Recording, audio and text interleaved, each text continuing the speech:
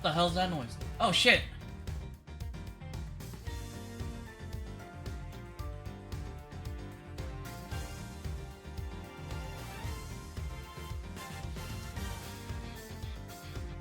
That was funny. What happened was I was downloading the last stream, right? And it played autoplayed as soon as I finished downloading. I mean, as soon as I finished getting ready to download. Also, my cat's sitting very weirdly. I want to take a picture of it. Let me take a picture and send it to y'all.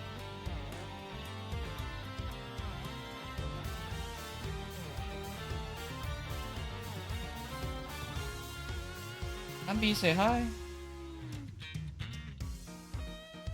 This is how you want to sit down? This is how you want to lie down? Are you comfortable like this? Buddy. Ambi. Good boy. There we go.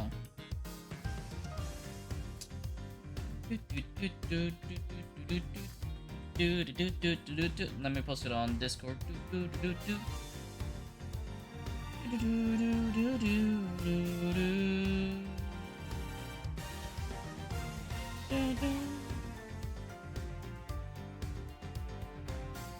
Alright, thanks.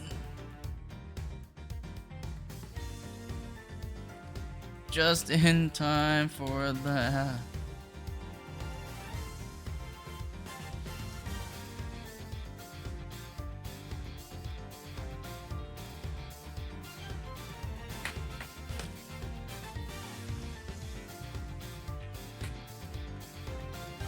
Oh, you can hear me? Excellent.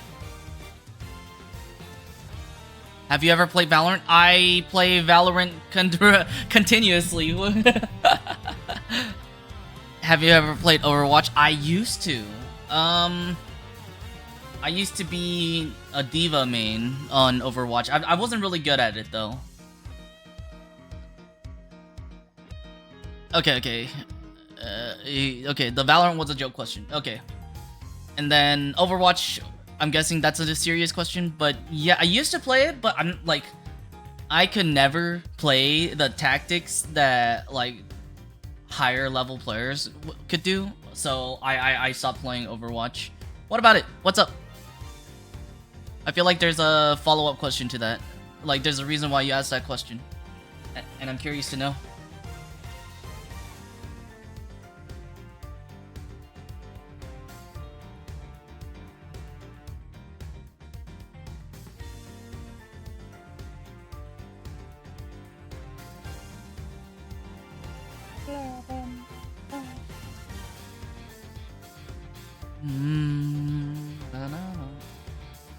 I hate ad breaks, man. I hate ad breaks. If I could choose to be unaffiliated, I would. I mean, I think that still gives chat ads, right? But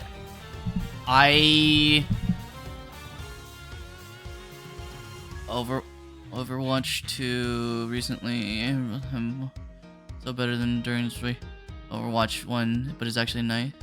I thought it'd be nice if you were ever play it again. Wait, question. Didn't Overwatch 2 become Overwatch 1 again? Didn't they change didn't they change how Overwatch is called now? They changed it back to Overwatch instead of Overwatch 2.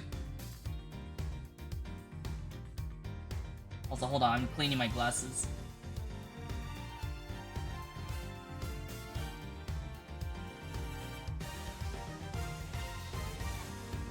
Yeah, they removed the 2 from the name, but I'll still call it Overwatch 2 because it's not the same as Overwatch 1. Then they wait, I thought they re-added 6v6. Doesn't that make it Overwatch 1 again?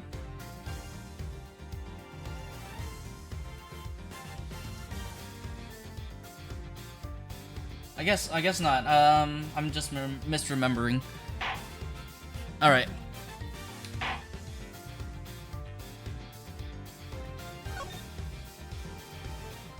Wait, so question, does that mean Overwatch the revert changes Bastion and Doomfist? Oh my god, the changes, okay. I mean, I feel like even if they didn't quote-unquote upgrade to Overwatch 2, I think they would have made the changes to Bastion regardless, right? If it was still in Overwatch 1. But that's just me. And thank you so much for the pats.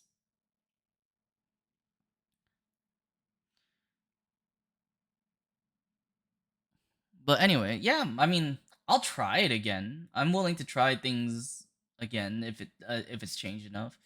But first, oh my god, I need to I need to upload these Ace Attorney streams, right? Because hold on, let me lower the volume in my headphones. Because it's hard for me to think anymore. Because like it wouldn't automatically upload to YouTube, so I'm trying to go around it by uploading it manually. But now that I have it downloaded in my files, I feel like I can do a little bit of editing, like nothing huge or anything, but like edit enough to remove parts that don't need, from stationary turret, moving tank to moving turret, stationary artillery with 3 shots. Cinematic still use the former. I miss old Bastion. You know what? I'll agree with you here. I miss old Bastion.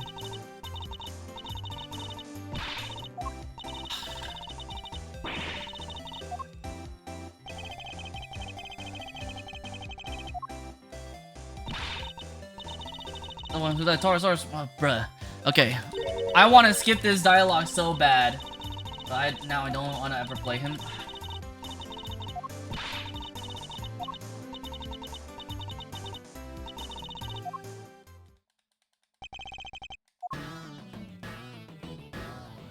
Damn, we have our own clown posse here.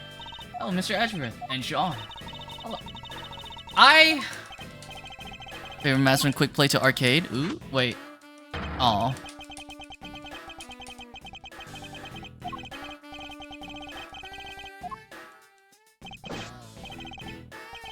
Chat, okay, I'll keep talking to me, because I want to skip this dialogue so bad. Anything with Lotta Hart and Tabby Lloyd in it, it annoys the shit out of me. And I refuse to talk more about this, like, on this game until they're gone. Ultra comp. I see. Wait, what did I miss? Oh, yeah. Why did the two of you arrange to meet? I'm sorry, but I can't say. Oh, give me 1 second. I need to answer this call.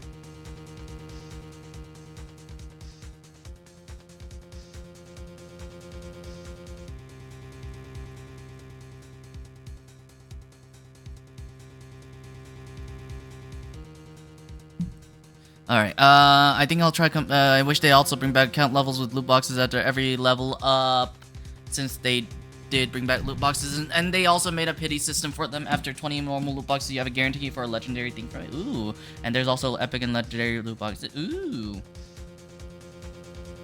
Yeah, I remember when their loot boxes were okay, and then they changed it to something really, really dog shit, and I was like, bruh, this is dog shit. And I was like, Overwatch really went down into the pits, man. Why can't you just tell us? Please, Judge Gambit, we're trying to...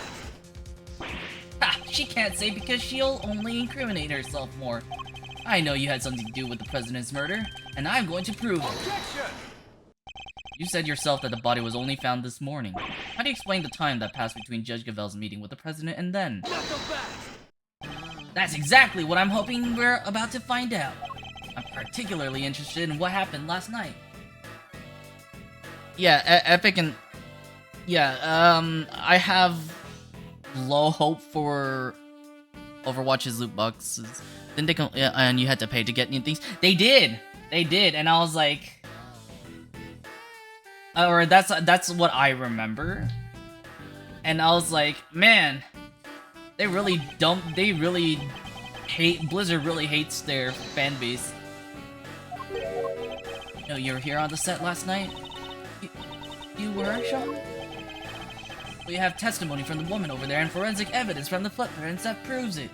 You came back to run your lines, right? What? You were spying on me? I'm sorry, I was just making sure you were okay.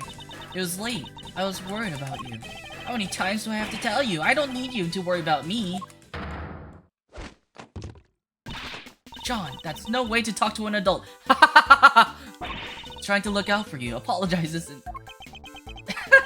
Sorry. I've told you before, I won't have you speaking to people that way. Wow, this is a whole new Judge Gavel. It seems she's just as strict with her son as she is with those who break the law.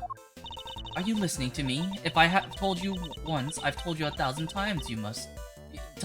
You must. Oh, she's going on a rampage. And I want you to remember that alright? Not so fast! Can we get on with the investigation now? Oh, of course. If you don't remember what happened last stream, aka yesterday, so we found, we closed the book on Excelsius Winter, and we got our redemption arc with,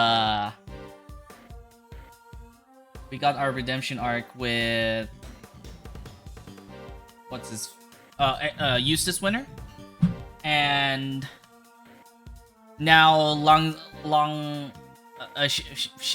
wait, what's his name?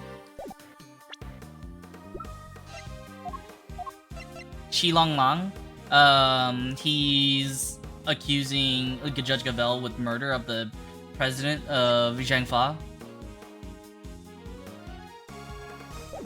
But my assumption is the president. I mean, this is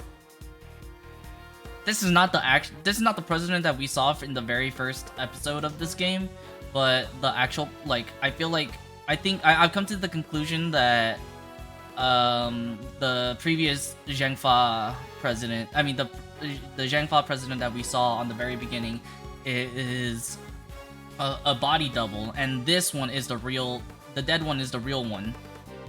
Because we saw the body double because he was like fat, man.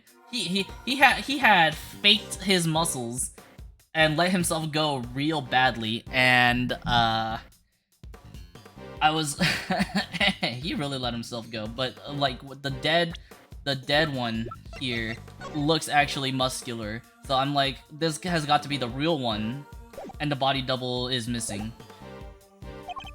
I guess Judge Gavel, the mother, will take a little getting used to. Are we to understand that you're accusing Sean of being involved somehow, Agent Lang? I just want the truth. I need to know why the president was killed, and by who. I don't care, and I don't care what it takes. I'm going to find out. I guess it makes sense for him to be so determined. The president was practically family to him. All right, Sean, perhaps you could tell us what happened last night. Fine by me. I've got nothing to hide. He looks like a I don't know, he looks like Sasuke Uchiha if Sasuke Uchiha had bull horns.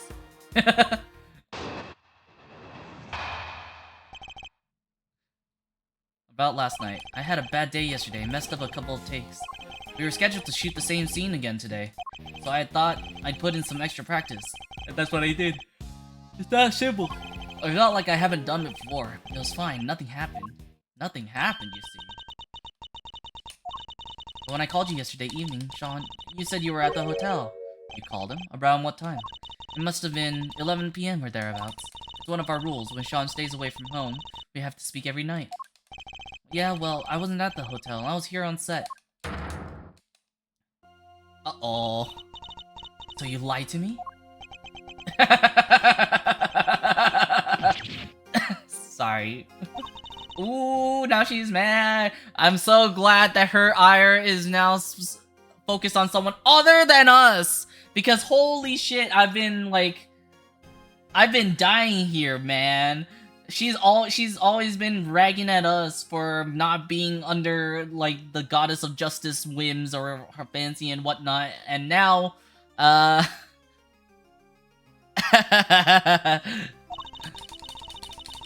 think it's kind of amazing how hard he wants to work on his acting, though. Nonetheless, a parent can't help but worry. Her child alone late at night. Anything could happen to him, and indeed,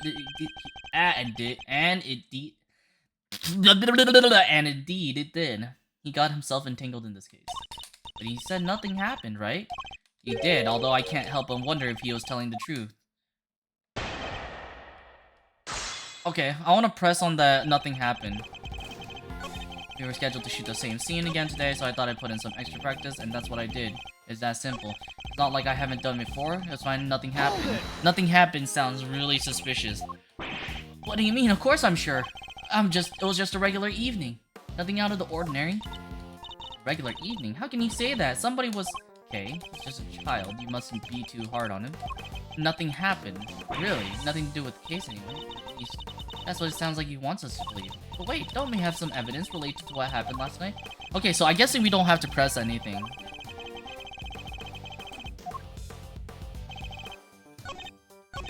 So I wonder if I present the monster footprints, right? Objection! Because there weren't monster footprints the day before, according to Penny Nichols. Nothing happened. I'm sorry, but you're lying. This proves it beyond a doubt. Wait, how did you... That's right, your rehearsal tape. God. What? You have video footage from last night? We do, and if you watch it, you'll see that it was no ordinary evening. There's a footprint there already. There is, and I'm not sure that's an everyday sight, even on a film set. Sean, why would you keep this from me? No reason. Not so fast! I agree, not so liar! That stuff might work on your mommy, kid, but it's not going to work on me. Why did you hide the tape? Sean, you have to tell us.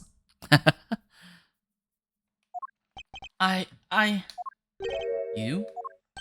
Look, I just didn't want anybody to see me rehearsing, okay? I don't like it. What a load of bullcrap! Pun not intended, but now that I think about it, such a great pun. I wish I had intended that pun. So you were embarrassed, is that it? Yeah, what's so weird about that? Not so fast! That's why you didn't have hand over vital evidence? Sean, how could you? God, oh my god, he has like 7 milk cartons in his backpack. What the fuck? Those will spoil, kiddo. Oh, give me a break. You know about it now, don't you? Sure, the footprint was there, but I just ran my lines and went home. That was it. What, and nothing about giant monster footprint struck you as weird? Hey, it's a giant monster footprint! On the set of a giant monster movie. It's not like there isn't all kinds of other weird stuff around here. I don't buy it for a second. Chief, there's something hinky about this kid, and I'm sure as I'm standing right here. Dang, Skippy, there is. He's hiding a scoop under them there horns, or my name ain't Lockhart. Ah, shut up, both of you. I'm done talking. Yeah, well, I'm not. No, you're not. What? The footprint isn't the only strange thing about last night. What other unusual occurrence happened yesterday evening? I mean...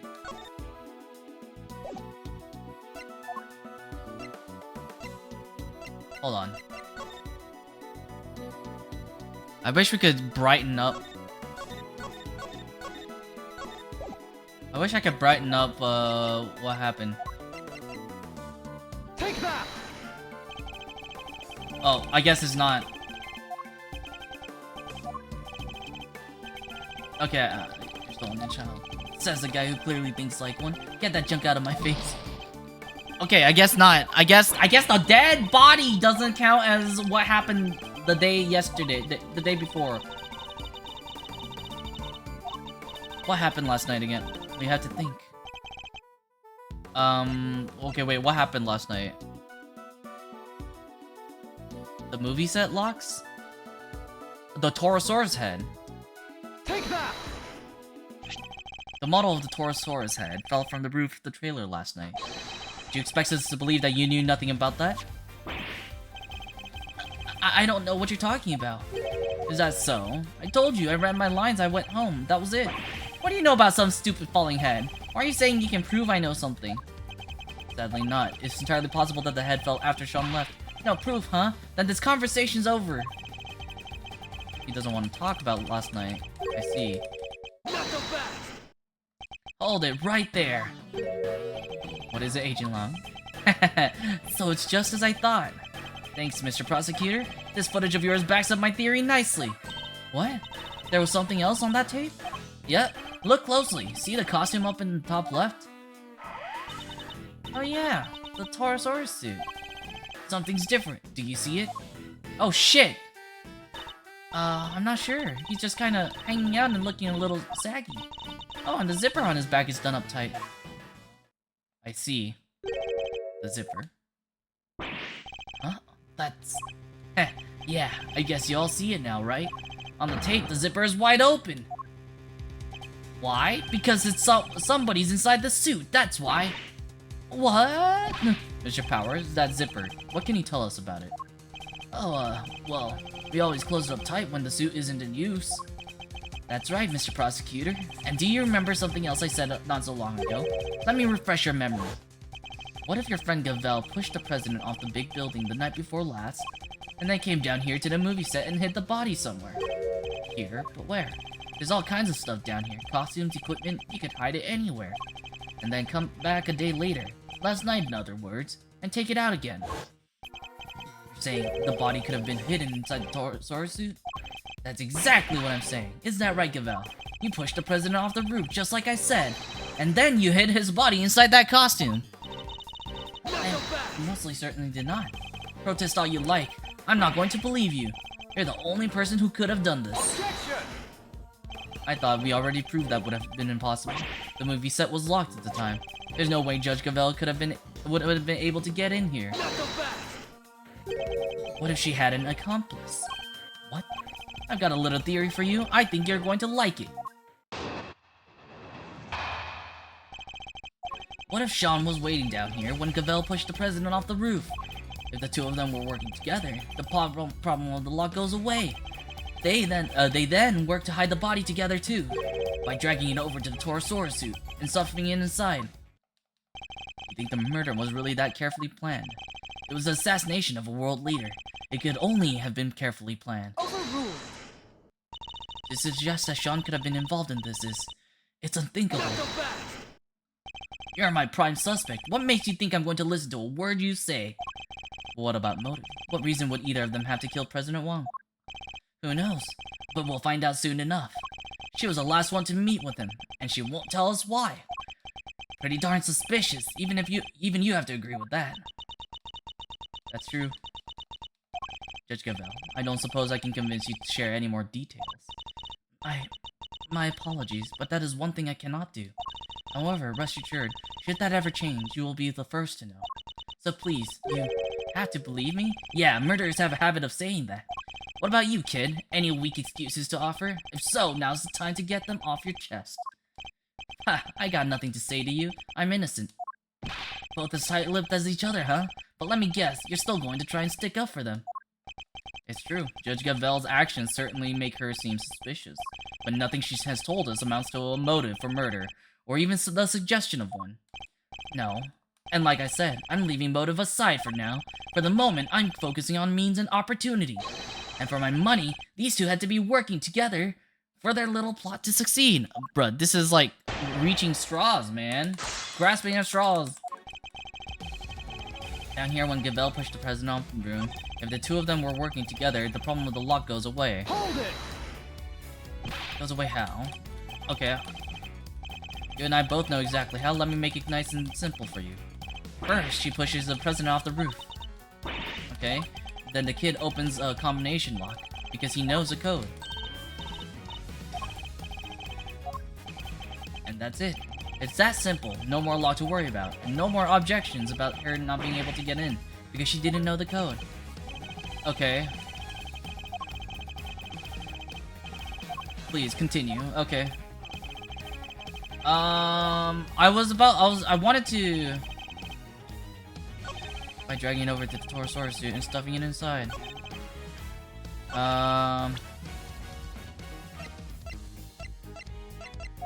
Wait, do we not have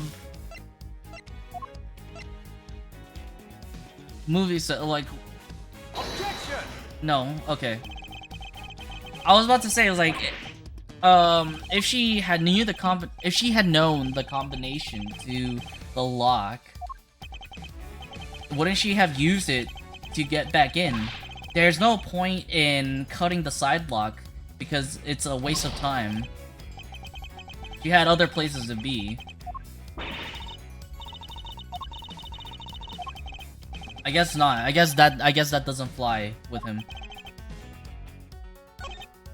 Hold it! Work to hide the body together. The two of them were working together. Why did they need to hide body for a full day? Well, look at the situation right in front of you. Thanks to that little ruse, we're still puzzling over what they were up to even now. But if you let I can clear this whole. Like I was saying, they worked together to hide the body. Okay, by dragging it over. Hold it! I feel like if I press everything, it'll. Not. But we can take a look right now. Let's open it up and see what's inside. I put money on us finding proof it was there. Alright though. Gets pretty sweaty in there. Huh. It's filthy. Yeah, that's weird. I always clean it out pretty good. If you don't, it can get kind of moldy. In other words, what we were looking at is proof that somebody other than you used a costume. That dirt in there must have come from the body. I guess the president was lying right in the middle of that foot. Probably would have gotten pretty dirty. Exactly. Well, everybody happy? Inside the suit is covered with dirt. It must be what's body hidden there.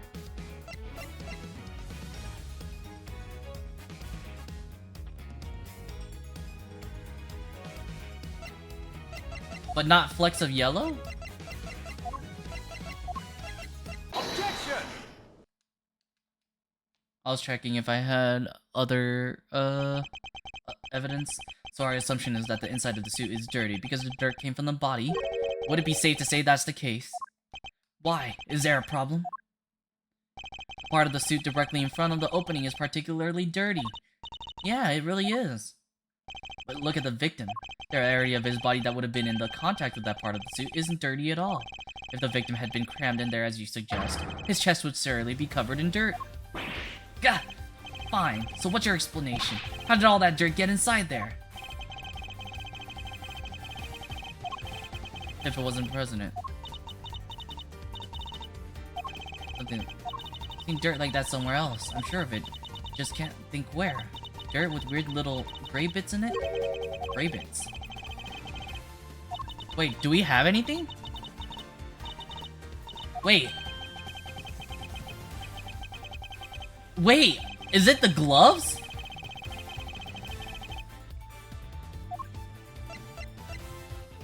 Take that!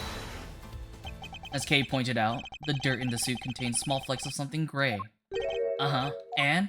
We discovered similar flecks stuck to an item belonging to somebody we had recently had dealings with. The item in question being these gloves. You're right, the dirt does look similar. But, so what? What are you saying this stuff is? What exactly are these gray flecks of yours? I believe the gray flecks are... concrete. Concrete. Surely they're flecks of concrete. Oh, like all the little broken up bits around the footprints, you mean? Exactly. And who did the gloves on which we found similar dirt and gray flecks belong to? Chairman Winter! We found them in his garage! That's right. We visited the garage at his home earlier today. And we found a pair of mechanics gloves covered in dirt. And if I recall correctly, a sledgehammer and a shovel too. Why would a pair of mechanic's gloves be covered in dirt? I'll tell you why. Because somebody wore them while they used that hammer. They used that hammer and shovel. They smashed through the concrete to the dirt below, staining the gloves with both substances. Wait, so you're saying... Yes, that we finally know what these footprints really are. It seems highly likely that they were dug by Chairman Winner. Highly likely? Ah, if that's so, then tell me this. Why the heck did he make them? What purpose could they possibly serve? I think he must have been burying something. So what was it? What did he bury? There's only one way to find out. Dig it up and see. You think the cops didn't check already? There was nothing buried under any of these footprints. Oh shit. He must have been digging something up. I imagine events unfolded somewhat like this. There was something on this lot that he needed to unearth. In order to do so, he cut the chain on the side entrance. I'm going to go to 7 because I need to wake up early. Good night, have fun. I appreciate it. Have a good sleep, Kano. Thank you so much for the head pads. Please, please, please have a good night and sleep well. He cut the chain on the side entrance and gained access from there. He then used a sledgehammer and shovel to dig up 3 footprints.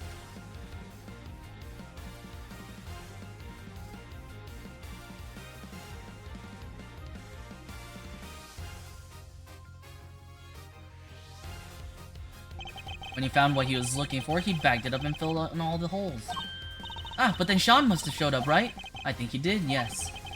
The Chairman Winner would have to find a hiding place, and the Torosaurus suit provided just that. Gah. So you got all that from a pair of dirty gloves? It's good, but it's all just speculation. We don't have any proof that he was inside that suit. He could have dug those holes and gotten out of there before the kid even showed up. But he didn't, and there's proof of that right there, in the footage. Shows that Chairman Winner was still present when this recording was made. What? Shame that Agent Lang didn't notice it himself. But if we compare the situation as you see it now, to the situation as it appears on Sean's rehearsal tape, and compare that in turn to what we saw in the Chairman Winner's garage, it soon becomes clear that the Chairman was present. And it shows us. I just saw it. It's just the bag here. Take that!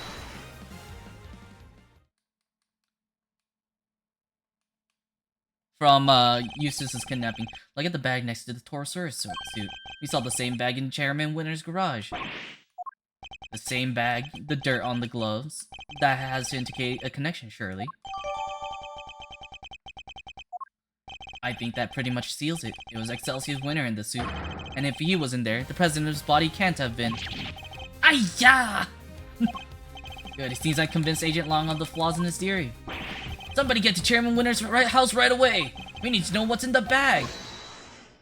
Hold it! Y'all done lost your minds? I can't believe what I'm hearing here! What is this Hawks? I think I've demonstrated more than adequately. That's exactly what they are. Don't matter to me, no, what you just done did. I don't believe it. That's that. Okay, well go fuck yourself. Leave!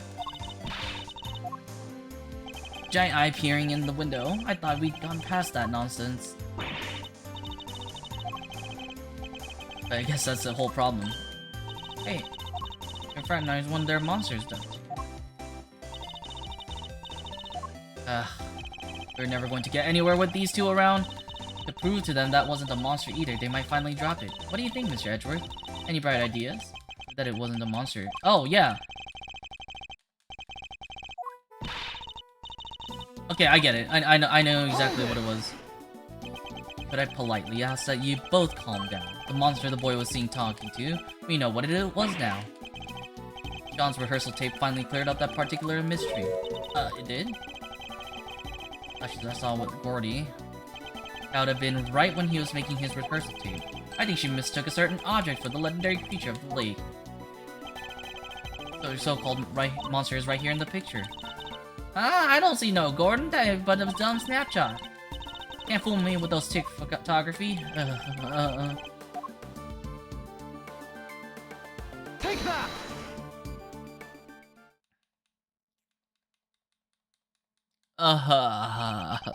That's right, it was a camera crane. That is what Miss Nicole saw, not Gordy. What? It's Sean's rehearsal tape was shot from a noticeably elevated viewpoint, a viewpoint that would only have been possible if the camera in question was attached to a crane. Bull! How the heck would she make a mistake like that, huh?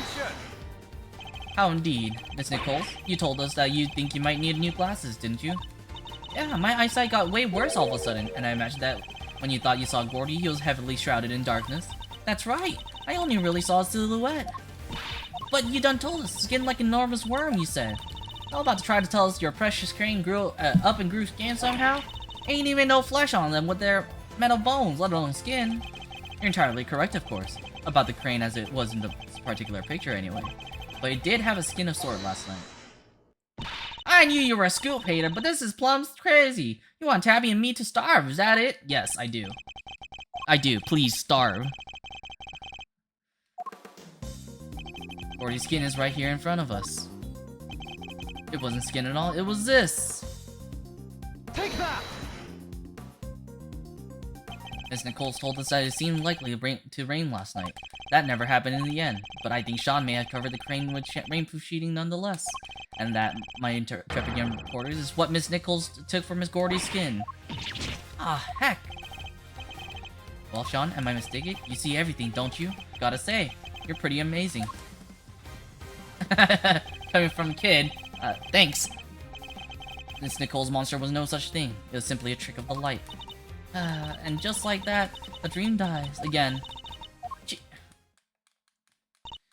I think that may have finally shut them up. I thought the kid was holding out on us. But it seems I might have been a little wrong, maybe? Alright, we know what the so-called monster was now. Everybody happy. Everybody except these two. Agent Long. Agent Long. The president's autopsy report is out, sir. Is it? Let me see it. Death was due to full-body contusions and bone breakages caused by extreme pressure from above. So we have our cause of death. He was crushed. Just as we thought.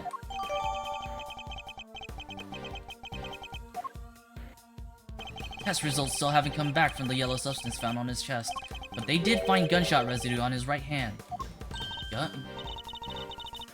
Gunshot residue, K. It was a substance left behind when a firearm is discharged. Its presence indicates that the president may have used a gun. We didn't find a gun anywhere, did we? Which makes the residue something of a riddle. We'll need to read that report carefully. Well, Agent Lang? That clears one thing up, at least. The president didn't die from a fall, which means he wasn't pushed from the roof of the big building. It was crushed by the falling Torosaurus head, just as we said it was. Guess I have to accept that now. Fine, you were right. Surely you must. Both the cause and time of death rule her out. She meant with the president. But now, wait, but now... But now the kid's under suspicion. Celebrate. Sure, I think we can accept that the falling head must have been what killed the president. But that begs the question of what could have caused it to fall. Or who. You know what happened late last night, so we have to think about who was here that time. What are you getting at exactly? You can't mean. I'm afraid I do. You did it, didn't you? Sean. The kid's hiding something. He was right here last night, right where the body was found. He saw the footprints, and yet he wants us to believe he knows nothing about what happened. That's a big ass surely. Objection! We haven't yet established the footprints had anything to do with the murder. So even if he did see them, that doesn't mean he was involved. Maybe not, but his face tells me different. As does the fact that he's shaking like a leaf. It does seem like Agent Long might be onto something, but I don't think Sean's going to talk. Fine, keep your mouth shut, kid. I have a better idea. Why don't we let your tape do the talking? What exactly are you planning, Agent Long? Police have some pretty sophisticated image analysis tools these days. You would go to such extreme lengths to see my son convicted? It's not ideal. But you have access to exactly such a device, do you not? Sure do, Lil V! Good. Then that should make this nice and quick. Mr. Edgewood, might I request that it be you who carries out the analysis in question? Why me? I fear that Agent Long might be inclined to believe the worst. Are there new clues to discover somewhere in it?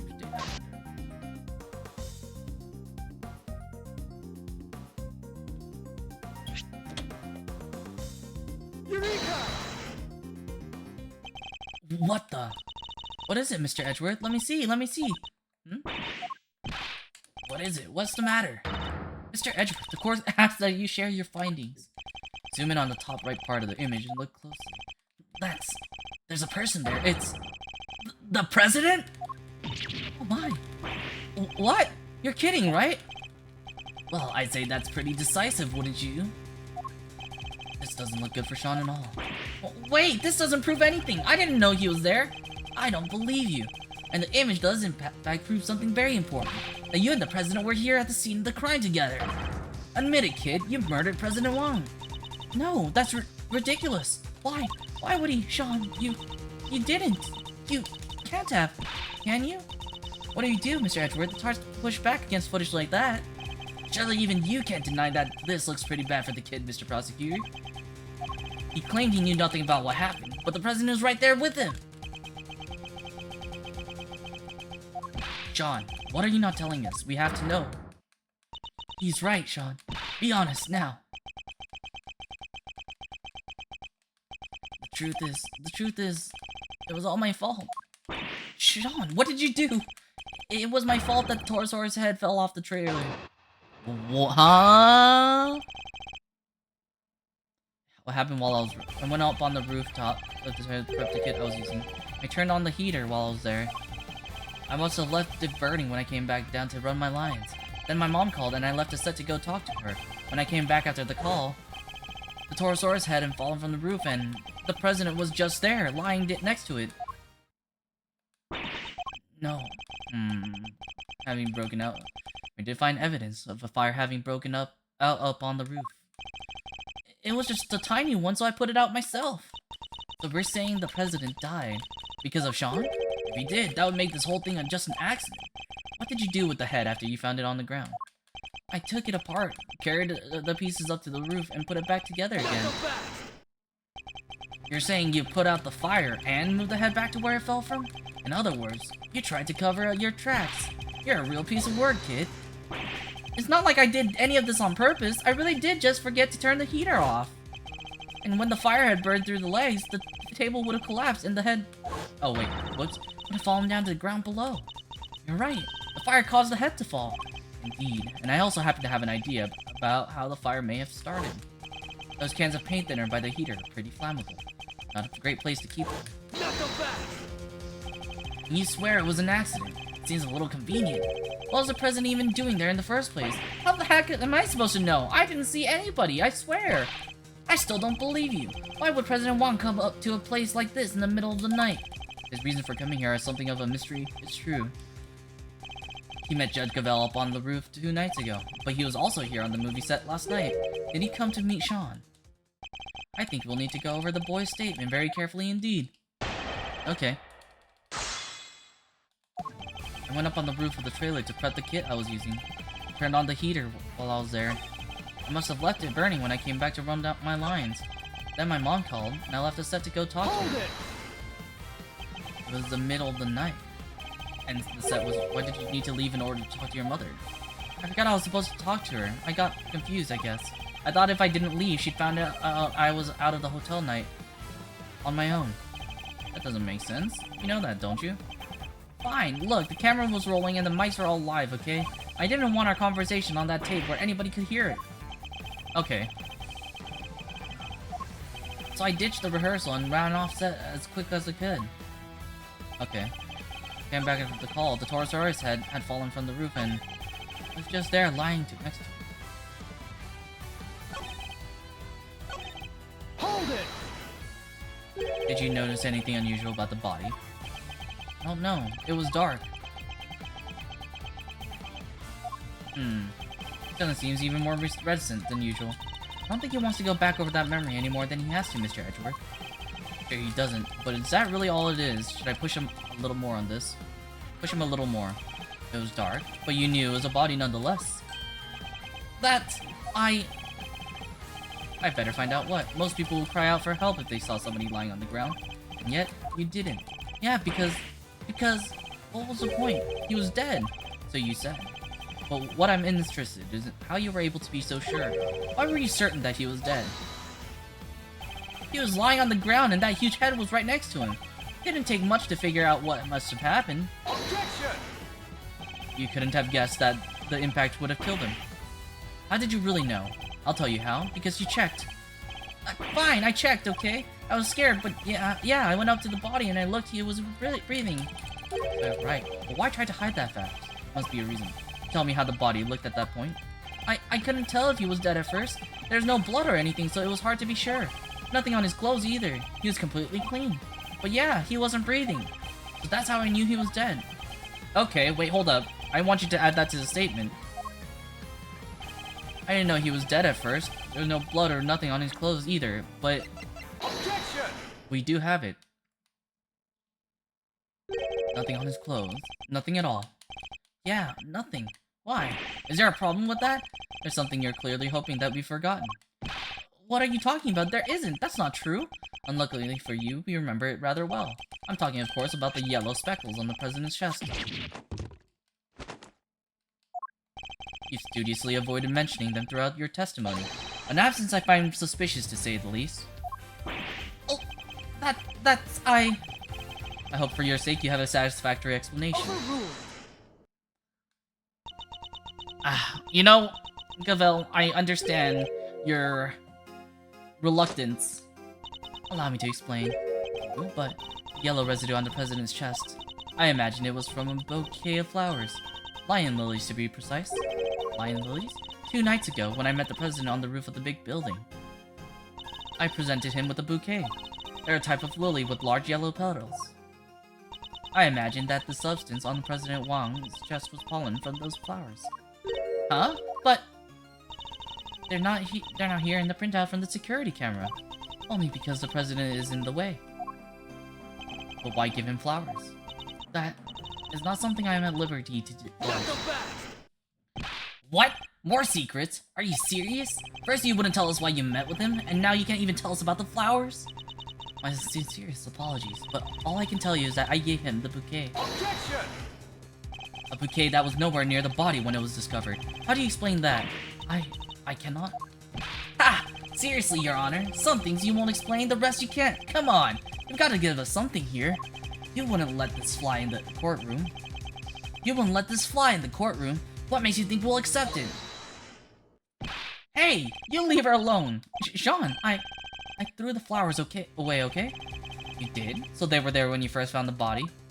Yeah, they were right there on his chest. And they were squashed, completely flat. Oh, I guess that makes sense, right? They would have gotten crushed along with the president. And the pollen would have been smeared across his jacket. That does explain things rather neatly. But why remove the bouquet and dispose of it? No reason. He's almost as evasive as his mother. More secrets? They're quite a pair. There's no secret. I know exactly why Sean disposed of the bouquet. You saw me leave the house with it, didn't you? Oh, I get it. When you saw the flowers on the president's body, you remember seeing your mom with them, and felt the need to prevent her from coming under suspicion. No, you got it all wrong! That's his least convincing lie yet. Okay, but if the bouquet was crushed with him, then we should also find residue on the Torosaurus's head. I often decorate our home with lion lilies. I imagine that's why he didn't remember. So the flowers his mother was carrying showed up on the president's body, and because of that he got rid of the bouquet and kept quiet about having discovered the corpse. Heh, well that ties everything else nicely, doesn't it? A little too nicely for my taste. Why? What's wrong with that? Guess you forgot, huh? The kid also told us he was responsible for the head falling in the first place. Yeah, he did, but he's still our only suspect. The finger of suspicion still seems to be pointing firmly in Sean's direction. However, wait, I can't think of a far more likely culprit than the boy. What? Who? The person who was holding Sean captive until only a short while ago. That's right. That's right. We had to rescue him from a warehouse refrigerator unit down by the harbor. A refrigerator unit in a depot? Yeah. Lucky it wasn't switched on. Poor kid might have frozen into a popsicle otherwise. He was doing his best to call out for help, which is how we found him. Sedatives has worn off by then, so he was wide awake and plenty loud. Sedatives. Isn't that what you were given too? Yep, we found the bottle on the floor of the unit. It was even the same brand. 3Z's. Apparently he's super strong. Well, Agent Long, surely that suggests that Sean is the victim, not a suspect. Somebody else was responsible, and I think they've been behind all of this. Oh yeah? And this secret mastermind of yours was here last night too? That I can't yet say. Ha! It's not like you to be so vague, Mr. Prosecutor. Sadly, we just don't have anything to tie our mysterious kidnapper to the murder of the president. So is there anybody else, somebody other than Sean, who could have committed the murder?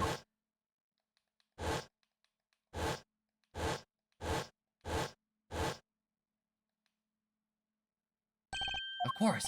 So I was right. The kid is still our only suspect. Objection! Not quite. I can think of another. Somebody who we just recently proved was right here on the movie set last night. Chairman Winner? You think he killed President Wang? Why not? We've proven that he was present, and if he was here, he's as viable suspect as anybody else, wouldn't you say? Winner? Could he really have? It's certainly another possibility to consider. 12 years ago, he was... that number again. Look, a lot happened, okay? This was all 12 years ago or more. My father and the president being friends. Our family being the ones who kept him safe. Lang. Like the Lang from 12 years ago. Yup, good to see that you're finally about to pay for your crimes. Even if it did take a while for you to get what was coming to you. Agent Lang, what happened 12 years ago? It's nothing to do with you. I think it has everything to do with me. It's clearly connected to this case. Heh. And you can prove that, can you? Go ahead, show me some proof that what happened 12 years ago has anything to do with this. If you can't prove it, this conversation's over.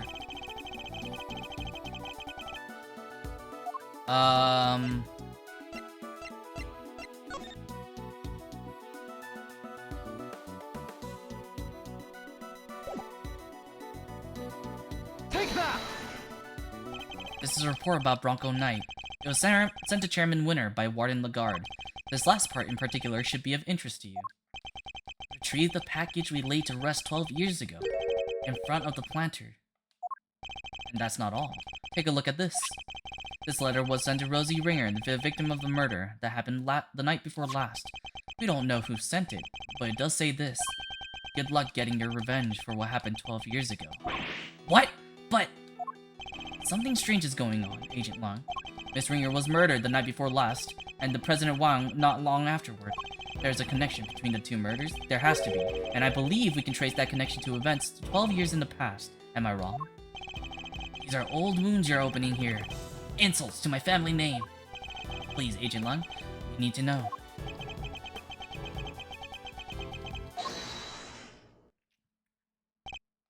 Who on earth was that? Shifu! Huh? What are you all doing here? We came to find you, sir. We heard you were looking into the incident from 12 years ago. Idiots! I'm not your boss anymore. Get back to your duties right now. We can't do that, sir. What? You're disobeying a direct order? Please, sir, I'm begging you. We all are. You have to reopen the investigation into the SS5 incident. We know you can't let go until you figured out what happened, and we can't either. What a loyal posse. I agree. Well, Agent Lang, it seems your former underlings want the events of the past explained too. You think it's that easy, that you can solve the case just like that? I think we can, together. Ha! Well, alright then. Offer accepted. Yes! Shifu! Nice. Then I guess it's my turn to step up. I'm sorry, Kate. You're looking into a case from the past, right? I just happen to have something that'll help with that. Ah, you mean Mr. Thief. Sure I do. If you can give me the details of the incident, I can rustle up a little simulation for you. Sadly, we don't have the files relating to the case. Huh? How come? Access to those files is restricted. They're top secret. Why? Beats me. Somebody must have something to hide. Even I've never seen them. Everything I know, I read in newspaper articles from the time. That's fine. Just tell us what you can. Just tell us what you can. Alright. The SS5 incident happened on a winter's day 12 years ago. February 10th, to be precise. Our police received a call directly from the kidnapper. I got the president of your call. So he was kidnapped. Yeah, SS5 was the official destination of the president's kidnapping case. Kidnapper wanted $100 million. $100 million? How much money even is that? More than you can imagine, it seems. The last person to see the president that night was my father. They were together at the embassy of Jiangfa until midnight on the 10th, and nobody knows what happened with the president after that until he was kidnapped. Our government did everything they could to scrape together the money. They were desperate to save him. And in the end, they succeeded. The money was handed over, and the president came home safely. So President Wang was head honcho, even back then? Wow! Go, Mr. President! The length of time he stayed in power isn't even close to the most impressive thing about him. Agent Long was clearly very fond of President Wang. I assumed the kidnapping was thoroughly investigated. It was, but the investigation was top secret, as was the trial. The trial? So a suspect was arrested. Yeah, none other than our friend, Fifi Lagarde. What? Is that why you visited the prison? It is. I was put on what you might call extended leave from Interpol, so I thought I'd use the time to look into what happened 12 years back. And I wanted to see who I was dealing with. She was found not guilty then, wasn't she? Yeah. My father was in charge of the president's security at the time, but they held him responsible for the kidnapping and stripped him of his duties as presidential bodyguard. He stayed on the force though, and he worked the case alone until eventually he found a suspect, Lagarde. And if he thought she did it, there's no way she was innocent. But they declared her not guilty, and the case went cold. My father couldn't take it. He was broken, mentally and physically. Finally, he quit the force altogether. So he had solid grounds to suspect Warden Lagarde. He must have had evidence. He wouldn't have charged her otherwise. But I've never been able to see the materials from the case. I'm sorry, but that's all I know. What do we do, Mr. Edgeworth? This is useful information, but I don't think it's enough for a little thief to recreate the scene. There's really nothing we can do.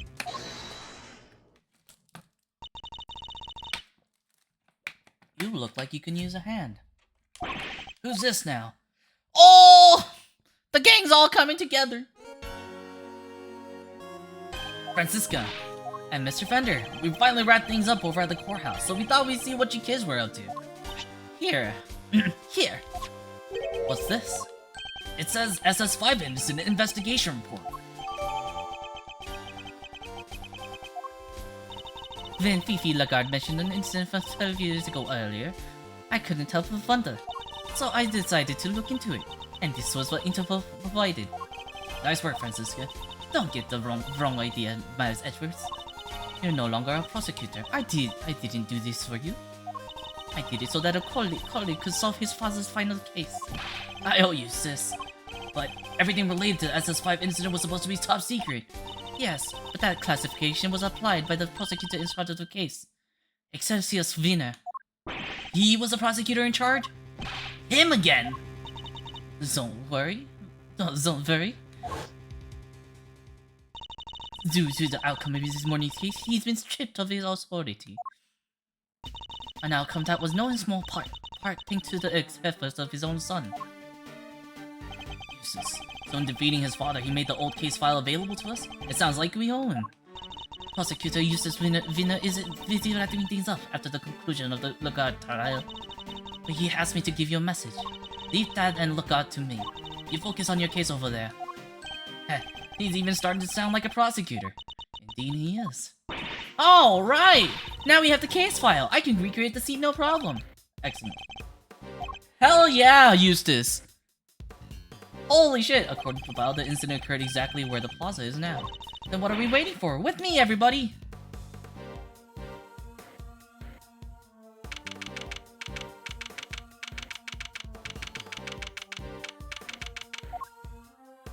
Alright, Kay. If you could set Mr. Thief in motion. Sure! Looks like there's more than enough here to work with. Where do you want to start? Good question. Let's see. It seems there was an eyewitness. A freelance journalist by the name of Alf Aldown. But apparently, he was killed by the culprit for witnessing the kidnapping.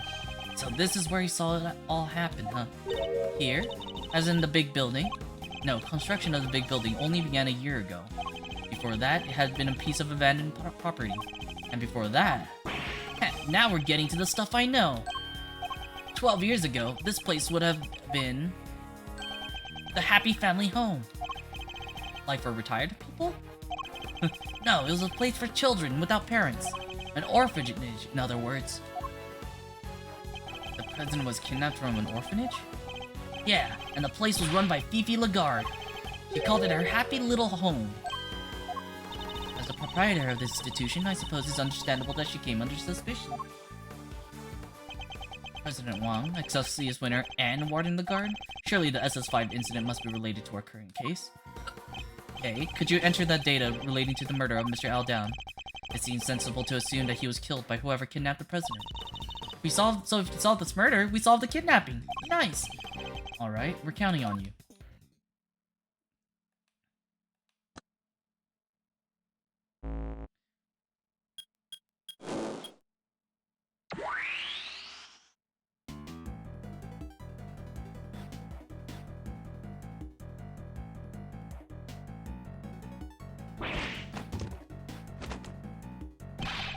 What the heck is this? When did I grow to become so blasé towards people's reaction to Mr. Thief? What we're seeing here is the front yard of the orphanage as it was 12 years ago. At least as far as a police report describe it. And we have an ad break. Quick ad break. Everyone take a 3-minute break. Stretch, stand up, stretch. Check your posture when you sit back down, drink some water, do all that good stuff. Hold on, I want to take like a minute break to drink some water and do some stretching myself.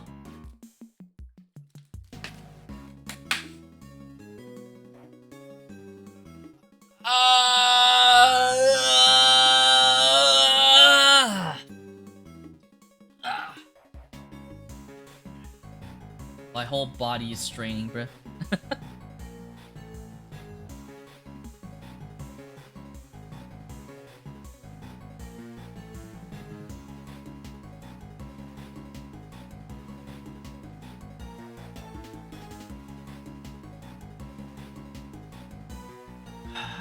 Hold on. Well, I guess while we're on ad break, I'm gonna go apply to this job real quick.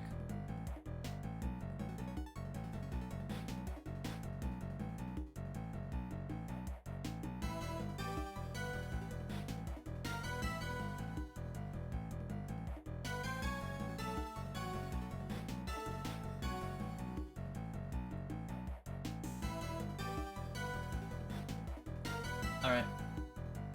Applied. Yeah, this is how it looked when they started investigating at 7 a.m. in the morning after the murder. And it seems it had been snowing. Yeah, from what I heard, the footprints wound up being pretty important evidence. Snow fell in the daytime the previous day. In other words, before the incident occurred. Meaning that none of the relevant footprints would have been obscured by new snow. I think we'll need to pay these footprints some special attention. Dude, it's been a while. The whole last episode didn't get to do it. I don't remember what happened the episode before last. Footprints stopped by the body. Guess that means they belong to Mr. Aldown. Aldown. Mr. Aldown? Alright. His feet were pretty big. That's what... What's that? About a size 12? According to the file, they were the same size as his shoes. It's a match. These footprints go towards the body and come back. According to the case file, they're thought to be the killers. They're about size 9. The average, in other words. Seems the police weren't able to track down who the murderer was from them, though. Okay, is that the lion lily? These planters. According to the case file, the yard stretched around 3 sides of the orphanage. And there were 3 planters on each side. Yes, planters arranged in a very particular pattern. One we've seen somewhere before. Have we? Shame there aren't many flowers, but I guess it was in the middle of the winter. Yes, but look at that one. It's bright yellow. Weird. How come there's only one? Wait, it looks like somebody dropped it. That's a lion lily, if I'm not very much mistaken. I'm a member of the family Liliaceae? Liliaceae? Lion lily, you say? Wait, didn't Judge Gavel give President Wang some lion lilies? What is the same flower doing here? This can't be a coincidence, can it? I believe this particular cultivar is from Asia. It is said to symbolize a bond between parent and child. I wasn't aware you were so knowledgeable when it came to flowers, Francisca. Ha! Well, but I just told you it's common knowledge. Perhaps you should just need to read a little more. Alpha down. The man who witnessed the president's kidnapping. But what exactly did he see? I based this part of the recreation on one of the crime scene photos. Seems he suffered a blow to the back of his head. Yeah, from that brick right there. I figured it must have been taken from here in the yard. Looks like the blood flowed from the head wound and spread over the surrounding. Here, a gift to you. This is Mr. Aldown's autopsy report. I must scour the scene. Okay. What about the cell phone? The victim. Yeah, it says here in the file that Mr. Aldown made a call while he was watching the kidnapping. A call to whom? His girlfriend. He says he called her when he saw that the president was there. But she didn't pick up, so he left a message. That's in here too. If you want to hear it? Yes, I do. Hey, Rosie. Rosie! I guess you're asleep already. Anyway, I'm here at the orphanage. Something weird's going on. President Wang is here for some reason. And there's another. Damn it, the light's out, so I can't quite see, but it looked like he was being kidnapped. Anyway, probably nothing, but I thought I should let you... Rosie? As in Rosie? What were those sounds at the end? He must have been attacked while he was still on the phone. Agent Long, can I ask you something? Mr. Aldown's girlfriend, what was her name? Ringer. Rosie Ringer. At least that's what I heard. Just as I thought. Wait, you mean her revenge for what happened 12 years ago? All Miss Ringer was left with were the memories and personal effects of her lover, and so seeking revenge on Chairman Winner, she made her appearance at the auction. So she really was out for revenge on Chairman Winner, wasn't she? Perhaps it was for his suppression of kidnapping, or perhaps it was she thought he was one of the kidnappers.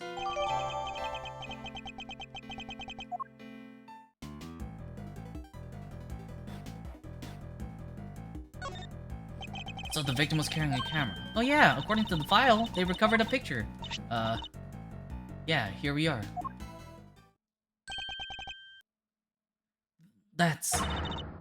It's the president, right? And somebody's pointing a gun at him. This must be what Mr. Aldown witnessed. So the person in the trench coat is the kidnapper? Yes, I imagine they were trying to conceal their identity. But if Agent Lang's father theory was correct, the person wearing that trench coat is Warden Lagarde. How come they only found the one picture? He probably wasn't able to take any more before he was attacked. Okay. Okay. This was a brick used in a murder. There's stuff made of bricks all around the yard here. They probably took it from somewhere nearby, huh? I'll fall down. I'll fall down. Oh my god. His name is I'll fall down. Or all fall down. Like Ash No! No! No, no, no! Rosie Ringer, all fall down? Ring around the rosies, pocket full of posies, ashes, ashes, we all fall down. God damn it, it's a fucking nursery rhyme. Even in the recreation, it's pretty gruesome, huh? It's even worse than the actual crime scene photos. That's a lot of blood. Seeds mostly have come from the back of his head. As you can see, that area is completely caked. Yeah, the autopsy report says that's where he was hit with the brick. Indeed. I imagine his attacker must have stuck up on him from behind. It looks like as if he's clutching something in his right hand. Oh yeah, they mentioned that in the file somewhere. Let's see. According to this, it was a button. A button? Torn from the attacker's clothing, perhaps? No! No, not from the from the snowman. Yellow flower here. It's a lion lily, right? According to Francisca, yes. They're originally... Whoops. And symbolizes, being painted or tiled, right? The parent and child, okay? Okay.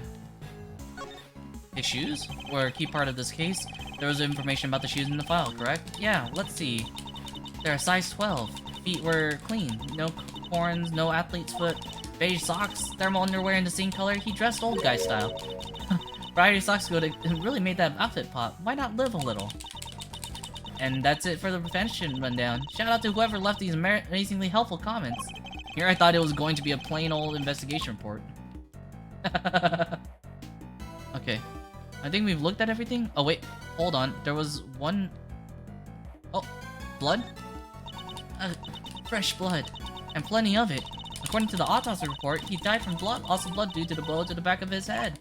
Yes, and that blood spread out over the entire area. I doubt anybody could have bled that much and survived.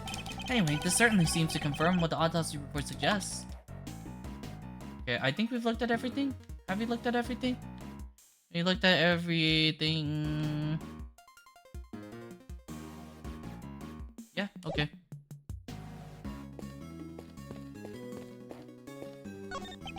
There are burn marks on this pillar here. People's report says there was a fire sometime in the evening of the incident. A fire? Let's see. Where was it again? Yeah, one of the orphans set a fire with kerosene. Kerosene. It's like a fire, probably. Sound like a lively bunch? Possibly too lively. Seems their antics spoiled our chances of finding any footprints near the entrance of the building. See. Hey, this arch. We've seen it somewhere before, right? Indeed we have. It's the same one that stands over the entrance of the big building today. This is supposed to be how things looked 12 years ago. Was it there the whole time? It seems architects worked the old archway into the structure of the new building. The future is simply the past reheated. I think I heard that somewhere. So for once, it seems you might have remembered it correctly. But 12 years is a long time to reheat something for... If it was your lunch, it'd be ruined. Yeah. An igloo shaped like a bear. The perfect balance of cuteness and scariness. I guess you call it a big glue. It's quite large. You could probably fit as many as 3 people inside it. Yeah, and they could live in there for 3 whole years. 3 years. And what about the summer? Wouldn't the big igloo melt? Again, say it again, Mr. Edward, please, one more time. Wouldn't the igloo melt? Ah, you're no fun. The big glue. A tortoise and a hare. Inspired the children's story, no doubt. The tortoise raised the speedy hare and wins. Alright, time for a Cape Verde pop quiz. Why did the hare lose a race? I'll give you 3 options. I don't need 3 options. Okay, he lost because he stopped to rest and fell asleep. The hare's favorite running shoes were stolen by the Yatagarasu. The tortoise trained with the Yatagarasu and got so fast he won. Number 3, Yatagarasu, the plot of secret surprise. Bruh. Too hard? Alright, I'll give you a hint. The option looking for starts with 3. Bruh. I wanna look at the snowman. This looks like a snowman, but it's mostly melted. Well, it's no wonder he's all slushy. He's wearing a hat and a scarf. He must have been all roasty toasty. Aw, and look at this cute little button eye just lying there. He probably would have frozen back up again at dawn, you know. That's when it's usually the coldest. I don't think that would have helped much, Mr. Edgeworth. A melted snowman froze again. It wouldn't turn back into a snowman. It would turn into an iceman. What? Is that what you... Okay, let's do some...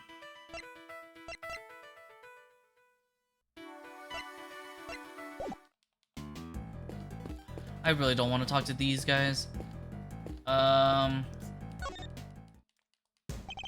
do you want?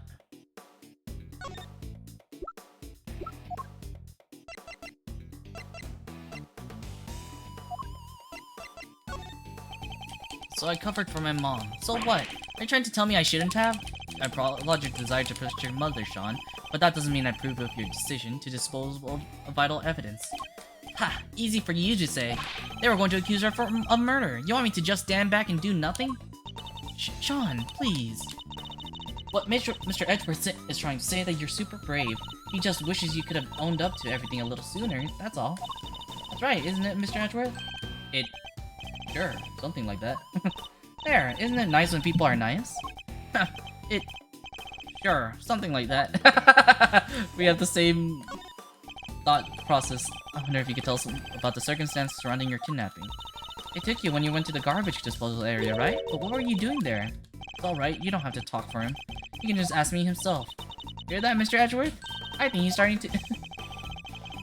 Oh, I think she said open up. Warm to you. Close enough. I went to garbage to throw away the flowers that were on that body.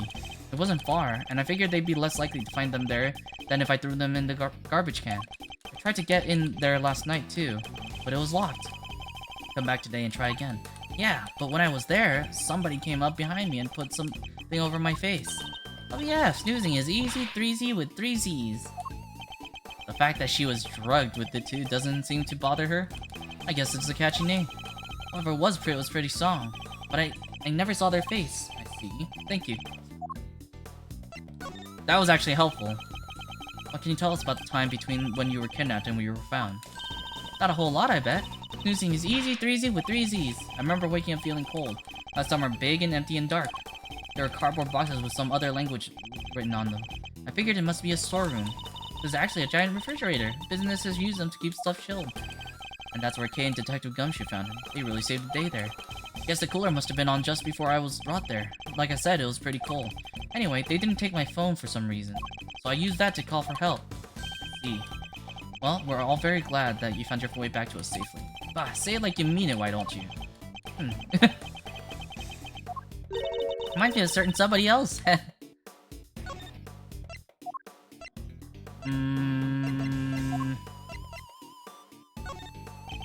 What's this? Oh, trying to bribe your way onto the movie is not going to work.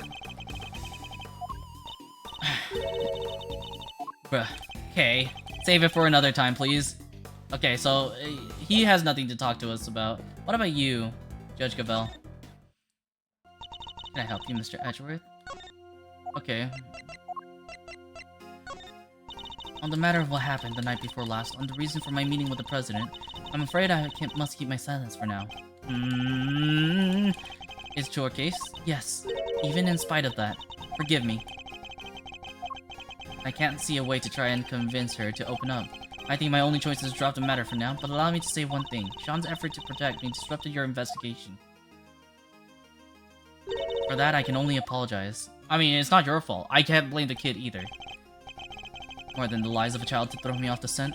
And besides, not even I'm thoughtless enough to criticize a child for wanting to protect his mother, and besides what? Oh, it's nothing. Ignore me. Ignore a mother wanting to protect her child. Can I thank you all enough for returning Sean safely to me? I can hardly bear to imagine how I would have felt if he had not come home. Hey, old guy, can't you see you're upsetting her? That was not my intent at all. Look at our little knight in shining armor defending his mom. Aww. I wouldn't have to if you didn't keep... Mr. Edgeworth, if you'll allow me, I would like to apologize again. I failed in my duty as a servant of justice. I will not ask you to forgive me. I only ask you to understand that Judge Gavelle, I don't presume to know the goddess of justice as well as you do. But she was a mother, was she not? Of other gods and goddesses. She was. Fair judgment requires personal circumstances to be taken into account. I'm sure she would understand. Perhaps your beloved goddess is more merciful than you give her credit for. Huh. What are they even talking about? Don't worry, Sean. I don't have a clue either. Things are finally settling down after Warden Lagarde's trial. It would seem so. Sentencing is still to come, but the guilty verdict should stand. And do not worry, Excelsius Winter's connection up to the case will be thoroughly investigated. Have faith, Mr. Edgeworth. Eustace is a changed man. Indeed, he simply has some growing to do. But then, don't we all? Kay included. Huh. Kinda feel for him now. I said some pretty mean things, but I'll make it up to him next time I get the chance. And I'm sure that chance will come. But for now... Indeed, we need to focus on the case at hand. Okay. Have we looked at everything? What about you? It's chillier than your chilliest look out here, Mazarino. Somebody might have to warm me up. Maybe take this a little more seriously, Mr. Fender? For UK Meister, anything. Can't believe this whole sorry tale began right here. Kinda crazy, right? Yes, it is a little.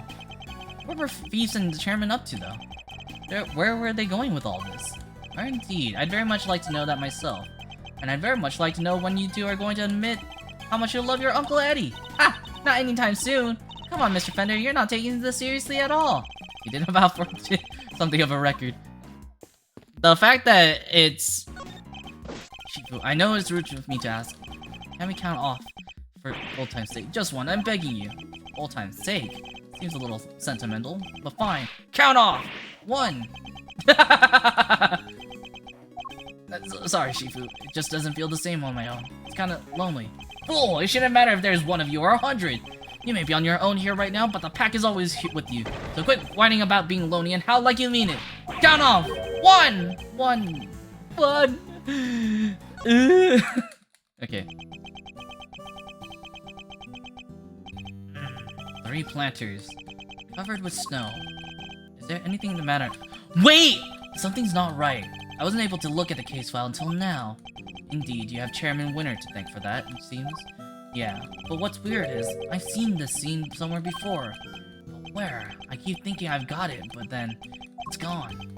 Oh my god! How could I not have figured it out immediately? Thank you. Thank you for telling me. 3 footprints and the planters.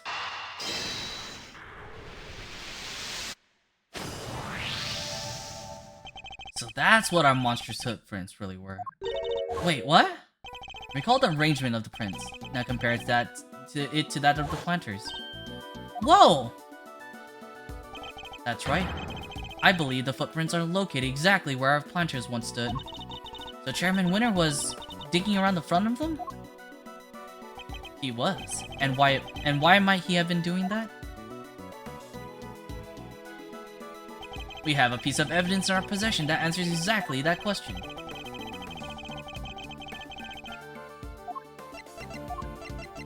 Take that! Recall, if you will, the report that Warden Lagarde sent to the Chairman Winter. In it, she mentioned something that had been laid to rest in front of a planter. You think she was telling him where to dig? Wait, but why 3 holes? Because the report didn't specify which of the planters she meant.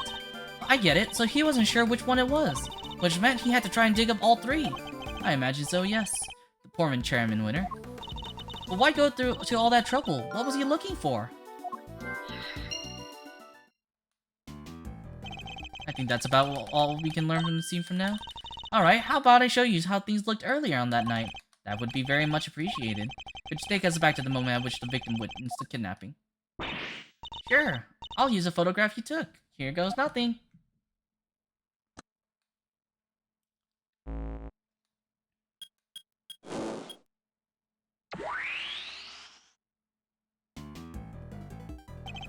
There's Mr. Owl down in the middle of the planters.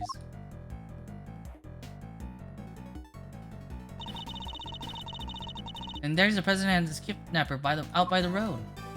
My father based his investigation on the evidence Aldown provided. That was why he thought the kidnapping and the orphanage were connected somehow. Now he wound up suspecting Fifi Lagarde. She was the one running the orphanage at the time. Exactly. But when the case went to trial, Excelsior's Winter put a big hole in that theory. He did.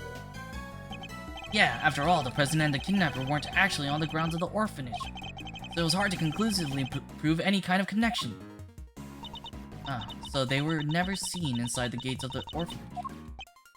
Detectives bust a gut to find evidence on the scene, and then prosecutors come along and twist it for their own ends. Winter and Lagarde were working together. They had some kind of deal, I'm sure of it. So you're saying that Chairman Winter was working with the kidnapper? Your father was convinced that Lagarde was the culprit, correct? You say he was gifted and thorough investigator. Then he must have more to support his theory than just Mr. Aldown's message. Surely. Yeah, he must have. I just don't know what it was. It wasn't exactly a case he liked talking about.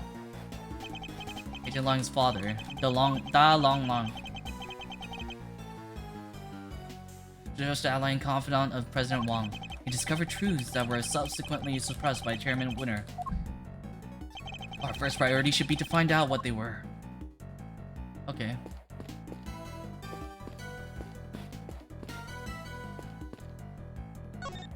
Mr. Aldown took this picture of the president's kidnapping from here, and then called Rosie Ringer.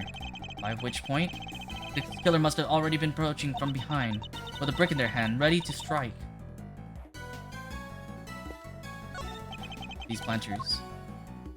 According to the case file, the yard stretched around 3 sides of the orphanage. And there were 3 planters on each side. Yes, planters arranged in a very particular pattern. One we've seen somewhere before. Oh, we already talked about this, man. Shame there aren't any flowers. Oh my god, we've already had this conversation. Looks like somebody dropped it. That's a lion lily. We already talked about this, man. Why can't I skip it? What's the same flower doing here? This can't be a coincidence, can it? Leave this particular cultivars from Asia, which symbolize the bond between parent and child. I wasn't aware you were so knowledgeable when it came to flowers, Franziska. Just holds with common knowledge. Perhaps you just need to read a little more. Also, wait, I'm still hung up on the fact that Judge Gavel is 26. Right? 36 I would understand, but 26? Also, there's no footprints here.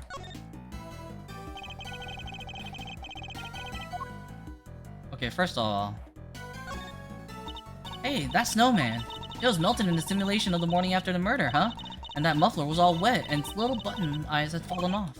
Indeed, it looked reasonably healthy at this point. Although not entirely. You can see one thing that's missing. Aw, poor guy. I bet some kid took it as a super prank. Not a bad piece of thinking, though. Maybe they had potential. You think one of the orphans took it? I'm not so sure. I think it was grabbed by somebody else entirely.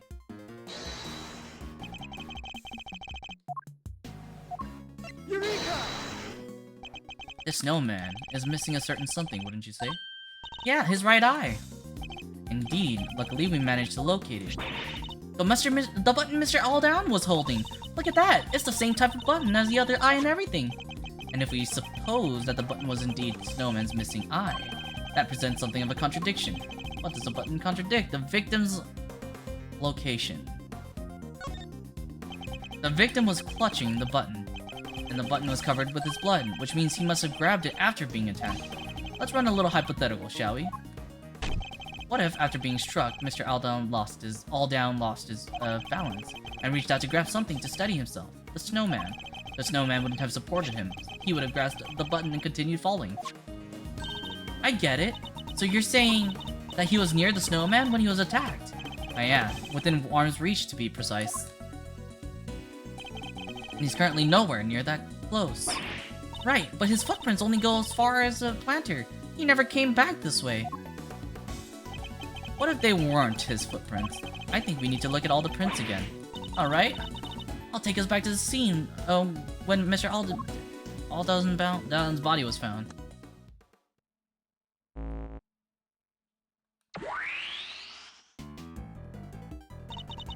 But the footprints on the left definitely matched up with Mr. Aldown's shoes, right? Well, so what's the deal? Let's take another look and see if we can figure it out.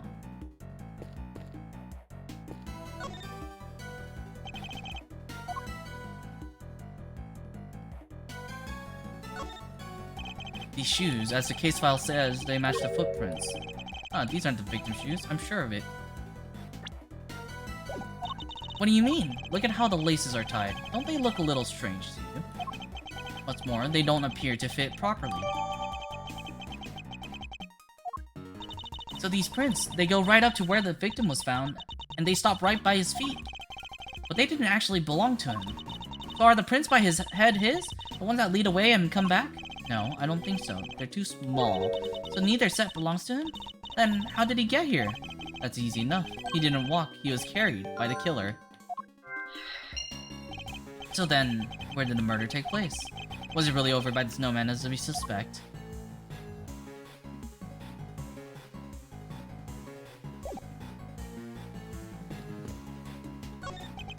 Can we really be sure that these are Mr. Aldown's footprints? Well, they're the same size, a 12, which is pretty big. And the prints match his shoes. They also go straight to the middle of the planters where his body was found. But as we established, when he was attacked, he fell and grabbed the button from the snowman. Well, being a great thief, I know a few contortionist tricks, but that would be way beyond even me. Some average Joe stretching his arms that far? Basically impossible. I think we can be reasonably certain that the prints were made by the shoes the victim was wearing. But can we be certain that they were actually the victim's shoes? Perhaps we should take another look at them. I did. I think Mr. Aldown's body was moved. How else do we explain the button clutched his hand?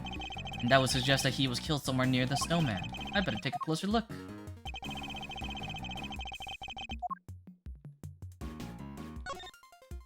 Poor snowman, he's not looking too good. Can't be helped, snow and ice eventually melt. That's just how it is. Also, I see the gap in the brick.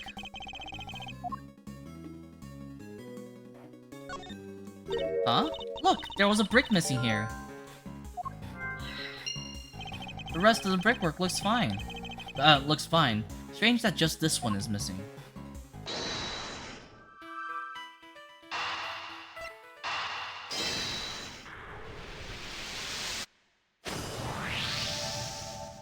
It seems quite likely that the missing brick was the one used in the murder, wouldn't you say?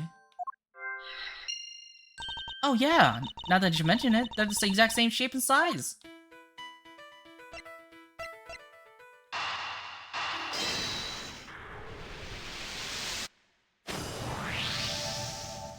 I think we have to conclude that the murder actually happened over by the snowman. Right, but the button came from there. And the brick too. Indeed.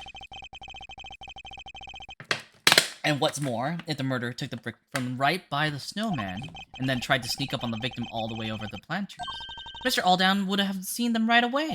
Exactly. I think we need to update the simulation, Kay. Mr. Aldown wasn't standing by the plant trees, he was next to the snowman.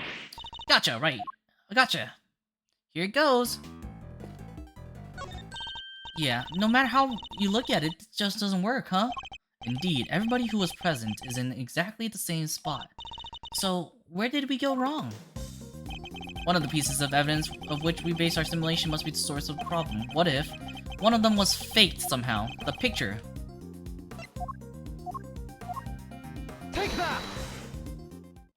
Can we really be certain that this picture was taken by Mr. Aldown? Huh? What do you mean? We know that whoever killed him moved his body. But why would they have done that? What if they wanted to make it seem like he saw something he didn't? And then they took the photo to help back up the lie? They had the president at gunpoint. They could have easily have forced him to pose for the picture. He would have no choice but to comply. Hey, now that you mention it, they only recovered one picture from Mr. Aldown's camera, right? Indeed, I imagine his killer probably removed the film that was already in there and replaced it with another, thereby ensuring that the only picture found was the one they staged. Yeah, that makes sense. So this picture was actually taken after Mr. Aldown was killed? No way. And there you have it. The picture doesn't show what Mr. Aldown saw at all. It seems highly likely that it was simply staged to make us believe that was the case. Wait, so where was the president when Mr. Aldown thought he saw him being kidnapped? Luckily, the photograph isn't the only piece of evidence we can use to try and figure that out. Oh yeah, he left that voicemail too. He did. I think we should listen back to it one more time, don't you?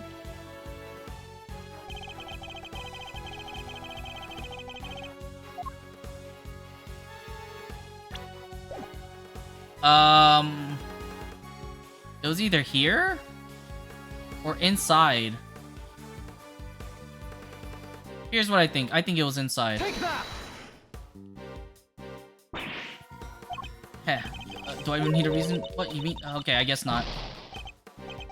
I guess it was at the planters. He can use that to help us figure out where they were standing. Okay. Take that! What?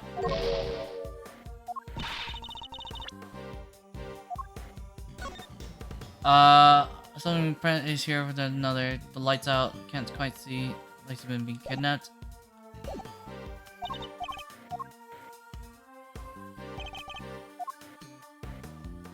It's gotta be here, right? Like, because he said the lights are out, so it has to be here.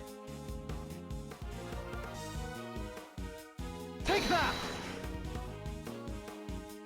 Recall this statement from Mr. Aldown's voicemail. Damn it, the light's out.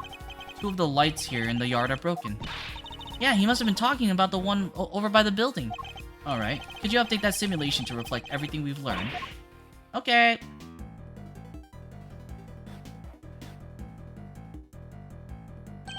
And there we have it.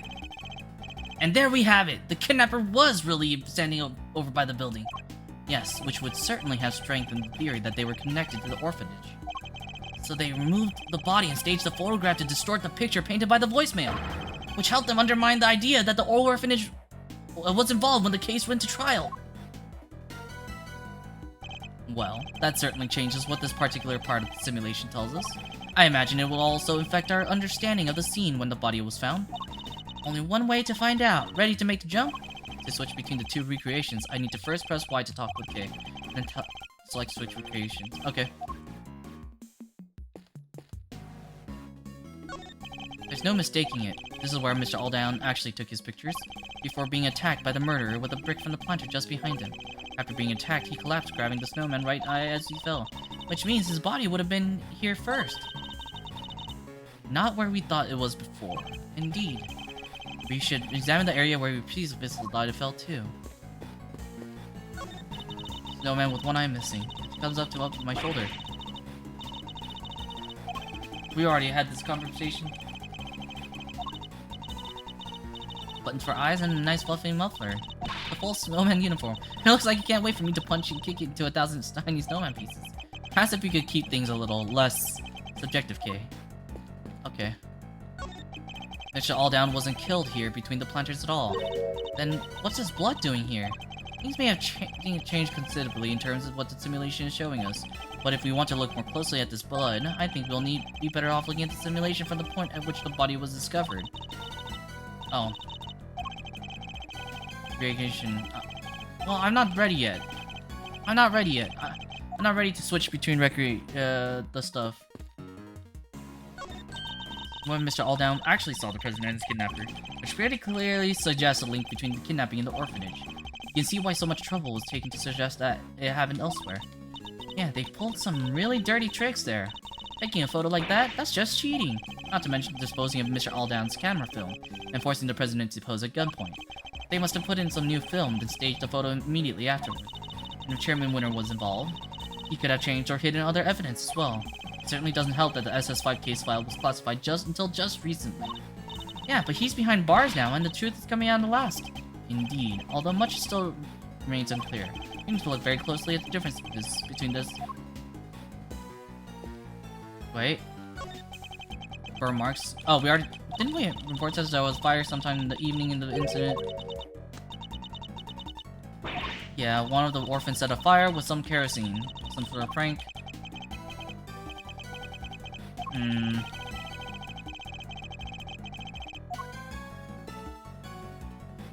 Okay.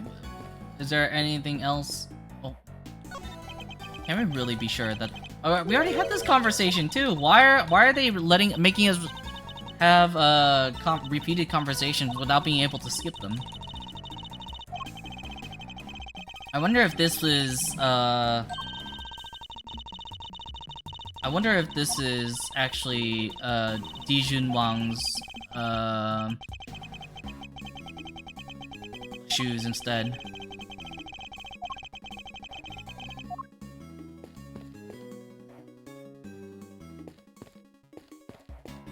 All right, it's time. I think it's time to switch.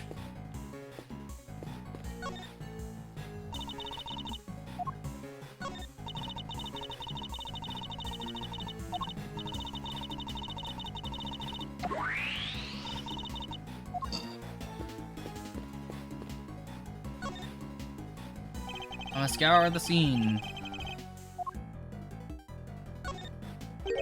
Blood on the snow.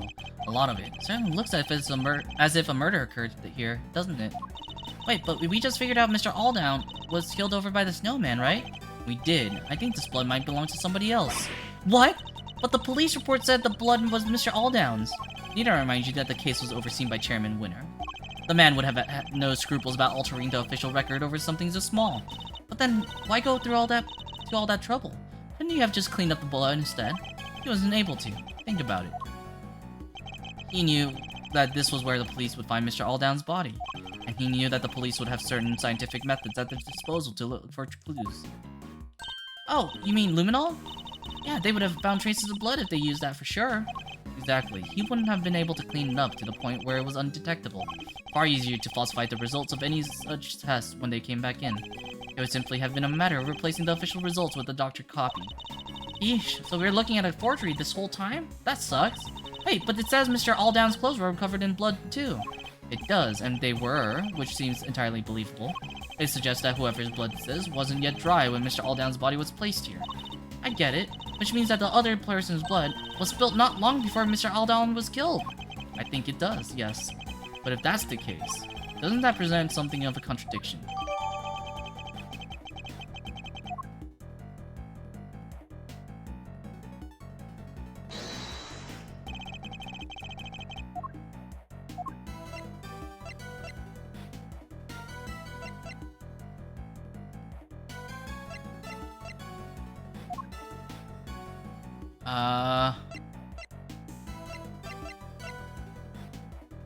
Do we use this? Do we do deuce with this? Eureka!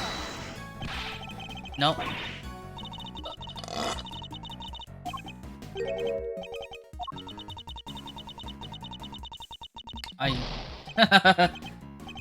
It says we could deduce, but I'm thinking, okay, so here's what I think, right? The president was actually shot. Right? Well, how do I...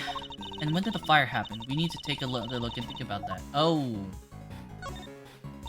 This is the only part where there is no snow, huh? Because of the fire, one of the kids said. I imagine snow... Wait! First a fire, then a murder. Talk about going from... Fire came first, but just because it caused snow to melt.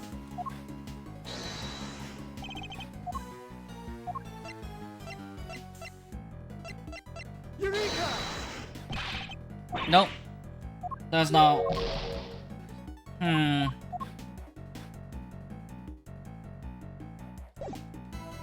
Wait, hold on. I wasn't done. I must deduce... Wait, hold on. Can I... click on the snow? The body's where it should be now, over by the snowman. Okay, not even the body's gone. There may be new clues for us to discover. Let's go for the scene with a fine-tuned code one more time. Here's what I'm trying to do, right? Yellow phone, yes.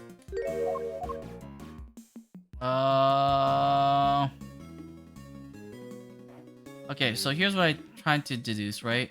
I'm trying to deduce that the blood was spilt before the fire.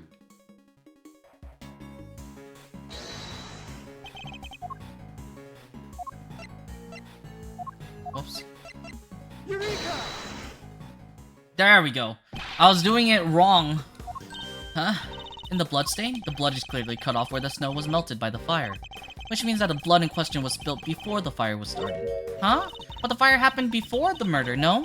If we choose to believe the case file, yes. But if the fire was actually set after what happened here, the kid who lit it might have seen something. Then why isn't there a witness statement? Because that would have challenged Harriman's winner's version of events. We need to know more about this fire. You! Yes, Shifu. The fire might have been reported to police, which means there might be a record of it. Go see if they have anything, and bring everything you find back here right away. Understood, Shifu. I'll get right on it. One more thing. What is it, Shifu? Contact my family back in Zhengfa. Tell them to search my father's office. There should be something there related to the case. There should? What kind of something exactly? I told you I seen this scene somewhere before, didn't I? Well, I remembered where. It was in my father's office. He had a picture of it. Or at least, of something very much like it. It looked like it was drawn by a child. Possibly a child from the orphanage. Possibly even the child who set the fire. It should still be there somewhere. Tell them to send it right away. Yes, Shifu.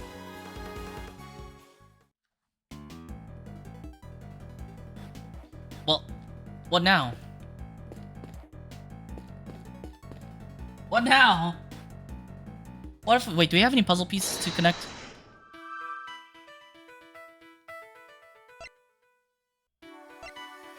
No.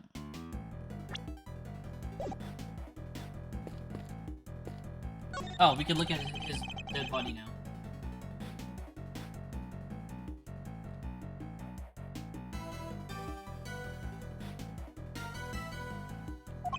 Please move in order to make the scene consistent with the stage photograph. What am I missing? Yes, I think that tells us something important. That they were left by whoever carried him over there. Don't you dare to... I'll just die. You gotta help me out here, sir. It's about the SS5 incident. What else? I know that Winner isn't in charge anymore and all, but top secret file being after something seems off. That got me to thinking I put in a call, and they told me that, that Ms. Von Karma went to some pretty extreme lengths to get that file released. Christ, I deny everything! Sounds like you went to a lot of trouble for our sake, Francisca. Don't worry, your efforts won't be for nothing. I'll solve this case, you'll see. Aww, aww, she has a heart. I don't want to talk to them. I refuse to talk to them.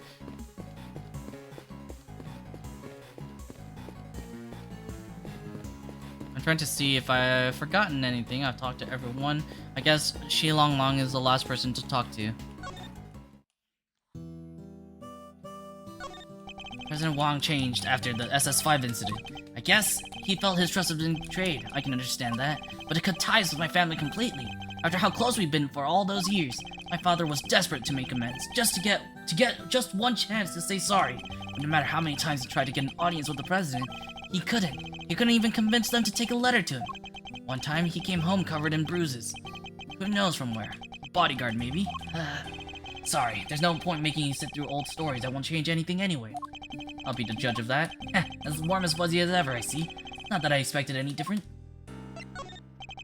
The case ruined my father, and my family too. People who failed to keep the president safe. That's all. We were after that. He threw himself heart and soul into that investigation. He became obsessed, in other words. Hardly the best state of mind to which undertake an inquiry. Wow, you really don't pull your punches, huh? Look, just don't go thinking I'm only doing this because of my dad, okay? That investigation was solid. His work was meticulous, and it was accurate. It always was. He interviewed every single one of those kids, and he made sure they told him everything. I wonder if he learned anything of value.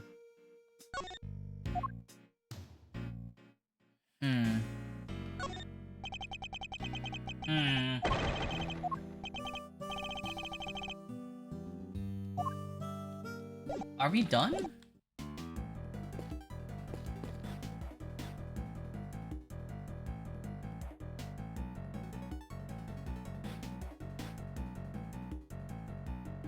I've done everything.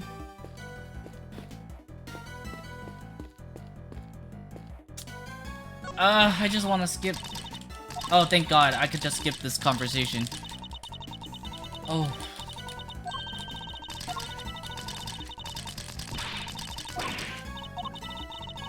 You know, we're in edgewise here.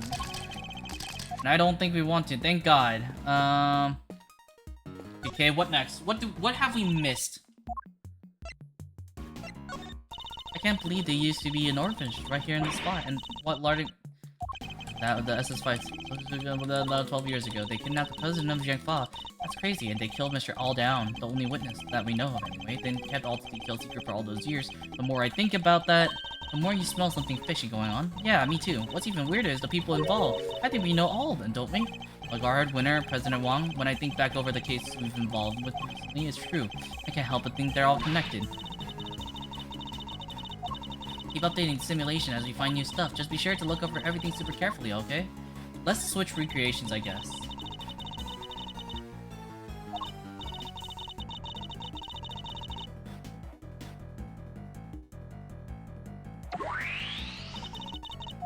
I wonder if I can connect these two. Oh my God. If Chairman Winner was involved in President Wang's abduction, then it seems likely that whatever he dug up yesterday had something to do with the kidnapping. Oh, I get it. You do? You bet I do. We're talking treasure, right? Loot! He must have been digging up the ransom money. Ransom money? $100 million is an awful lot of cash. Burying it would have been a good way to keep it hidden until the heat died down. It certainly seems like a possibility. Glad you agree.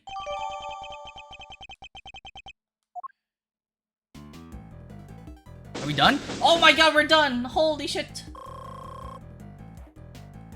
My God, we've earned so much life on this.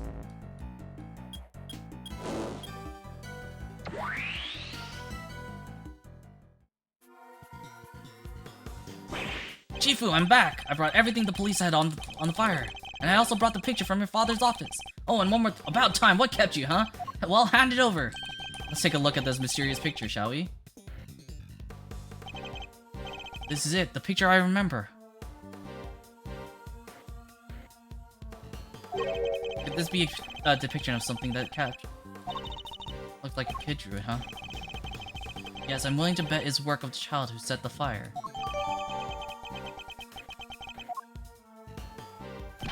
Shifu, there's... What now? Look, it'll have to wait, okay, Mr. Prosecutor? Why do you think my father kept this? I imagine he acquired it at some point during his investigation.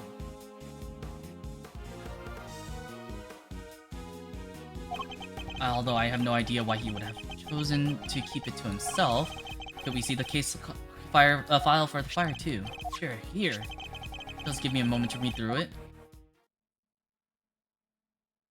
Seems the boy who started the fire snuck out of bed on the evening of the incident. And then disappeared several days later. What? Must have been because he saw something, right? No, a kid? Really? That's horrible. Sadly not unimaginable. Huh? Looks like the kid left something behind that was put into evidence. Huh? What's this? That's... What's it doing in that case file? What is it, Mr. Prosecutor? Have you seen this somewhere before? Something very much like it. Yes. You have a piece of evidence that could well be connected. Take that! I don't know what it was doing in the evidence for that case, but it looks like that might be the missing horn from this soft toy. Hey, that was President Wang's! Seen it before? Of course, he always kept it somewhere close by. I remember it because of the missing piece. I see, it has a special device inside it that plays recorded sound when you twist the horn. Hey, do you think maybe putting the horn back on might unlock some more recordings? You never know. The toy itself should be still up on the 51st floor. Hey, you heard the man? Yes, Shifu, I'll go fetch you right away. Okay. Here it is, Shifu, the Torosaurus doll, just like you asked. Well, does the horn found in the orphanage fit the president's plushie? It fits perfectly! And? Any more recordings on there? Hi, Dijin. Sorry, President Wang. It's me, Amelie. I know it's been a while. I saw in the news that you were visiting the country soon. And I didn't know whether I should get in touch at all, but in the end I decided I had to. Overruled! Turn it off, right now! What's gotten into Judge Gavel? Just turn it off, please! You see, I had a baby, a beautiful little boy. You're a beautiful little boy. I'm sorry, that's pretty much all I wanted to tell you.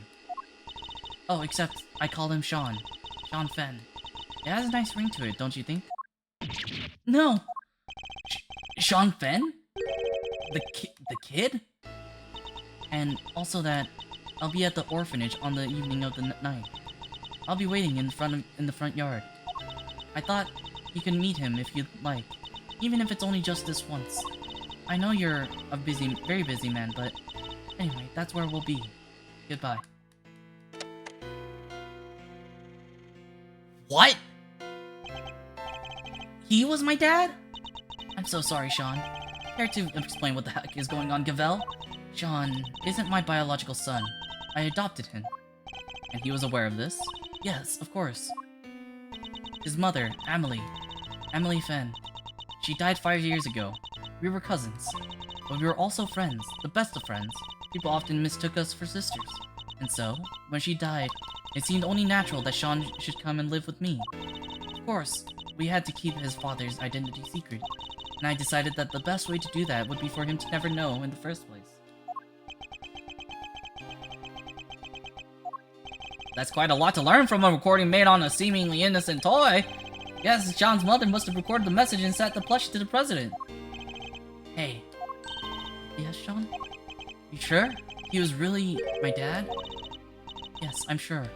Before you were born, your mother worked for a time as a diplomat in Jiangfa. Makes sense. That line of work might have well brought her into contact with the president.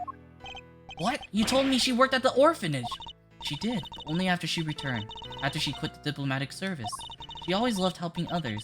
The orphanage was perfect for her. Not so fast! Sorry, Judge Gavel, but I have to ask. Amelie, the lady who asked the president to come, why didn't she show up herself? Why isn't she anywhere in the files related to the SS5 incident? She never made it to the rendezvous that night. Someone was tailing her. I'll bet that was Chairman Winter's doing. But sadly, we can't prove it. And because she couldn't make it, she never saw the president again. And she died 5 years ago. This can't be easy for Sean. Hey, Sean, are you thirsty? We could go get soda. My treat, okay? Come on, I think I saw a vending machine over... You think I can't buy myself a soda? This is important, and it's about me. I'm staying. Oh, that didn't work at all. Okay, you tried. That's all that matters. Sean, perhaps now you can guess why I met with the president 2 nights ago. So that's it. That was a big secret. I wanted to tell him face to face that Amelie was gone, but also that you were alive and well, more than well. But I makes sense now. No wonder Judge Gavel was so keen to avoid sharing the details of their meeting. Yeah, she would have had to share the truth about Sean too. That was why I took the lion lilies with me, so there would be no doubt that I knew Amelie and that I knew her well. These flowers bore a special significance for the two of them, you see.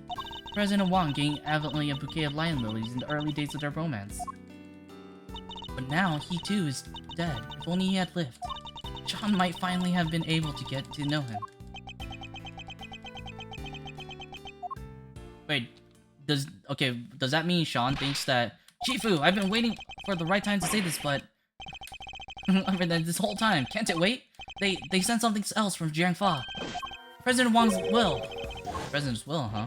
He gave my father medal after medal. They had to come up with new ones just for him. In the end, there were no medals left to give, so he made us the keepers of his last will and testament. Those medals, that duty, they're our greatest pride. Our family jewels. What? What is it, Agent Lam? Does it have anything to do with our current case? You could say that. It seems he was planning on publicly acknowledging Sean as his son. Sean's names appear in the president's will? We're certain that the document is authentic. That President Wang wrote it himself. We sure are. It's old, but it's real. My family took charge of it back before the SS5 incident happened. They'll want to analyze it back home to be sure, but I stake my name on it being the genuine article. Wang was a renowned world leader. A child nobody knew about would have been sure to cause a stir. And yet he chose to mention the child in his will nonetheless. Well, that's that, I guess. I still can't quite believe it, but the president confirmed it with his own hand. There's no denying it, Sean. You're President Wang's son.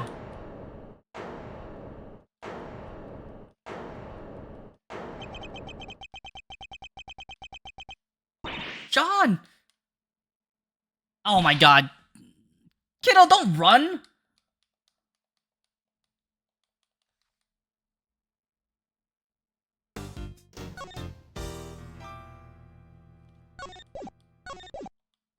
I keep accidentally hitting don't say.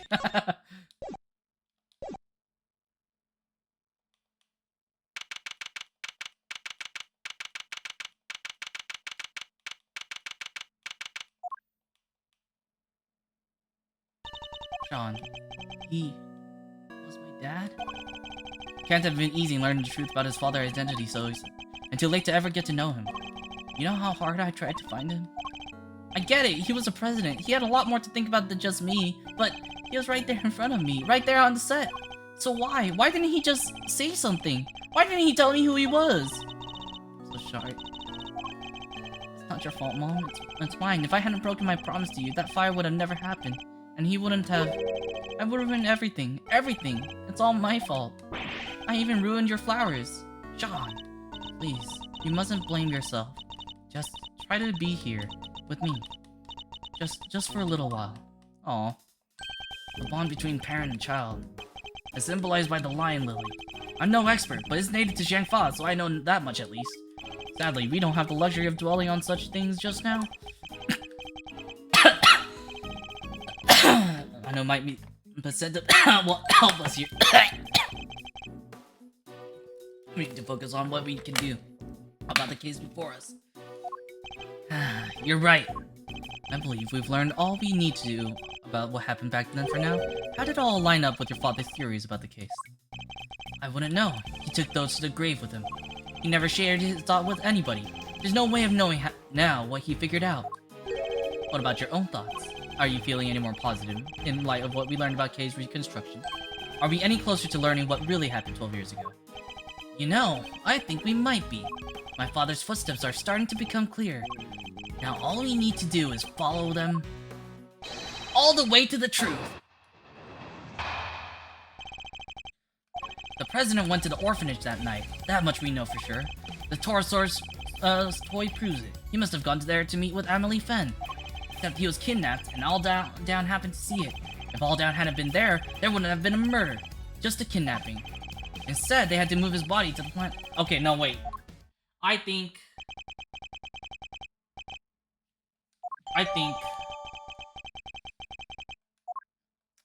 there had been 2 murders. I still don't understand. Why risk engaging the picture? They would have had to force the president to play along. What if he hadn't?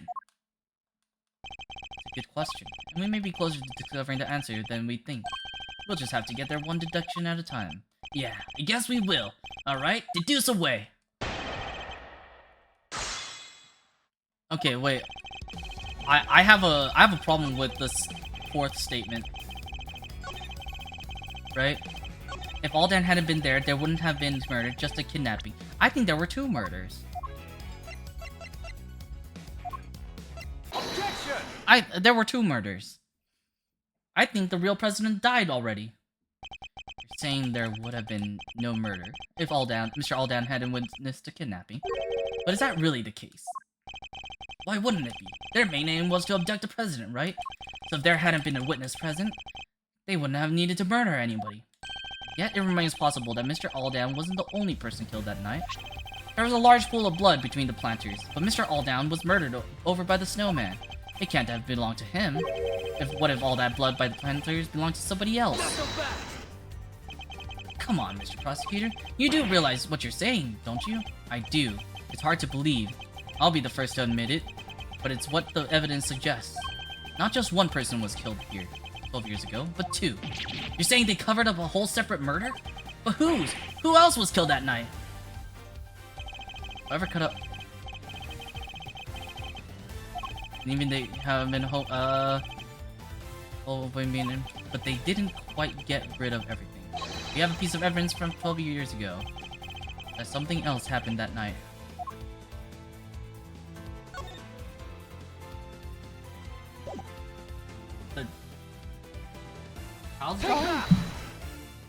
Excelsius Winter tried to shroud the existence of the other murder in darkness. There was one piece of evidence he wasn't able to suppress, thanks to the efforts of your father, Agent Lang. My father? Cast your mind back, if you will. Something else was hidden along with all the other evidence from the crime scene. The existence of the child who set the fire in front of the orphanage. But why would Chairman Winter wish to erase him from the record? Because he saw something he should not have, that's why. He did? What was it? That's right here in this picture. The picture my father kept. I think we can all agree that that's the president on the right hand side, and that's the Torosaurus in his hand. But who's that standing across from him? Take that! Eastern Rose and a black dog? That can only be Bodhidharma Ganis. What? The creepy assassin guy?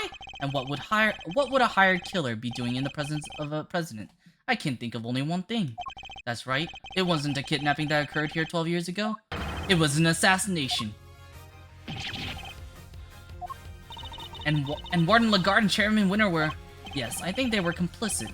More than complicit, in fact. One provided the venue for the killing, and the other suppressed the testimony of the child who witnessed it. Mr. Aldan was murdered because what he witnessed was actually an assassination, and not the kidnapping he thought it to be at all. Don't you think I'm an idiot? Do you think I'm an idiot? How could the president have died 12 years ago? We only found his body this morning. He was alive and well until just recently. Yeah, we even met him. Indeed, so we have a president killed 12 years ago, and a president killed in the last 48 hours. 2 presidents, in other words. Right, which is completely impossible. Or is it? I think it's entirely possible for there to be 2 presidents. In fact, that would explain a lot.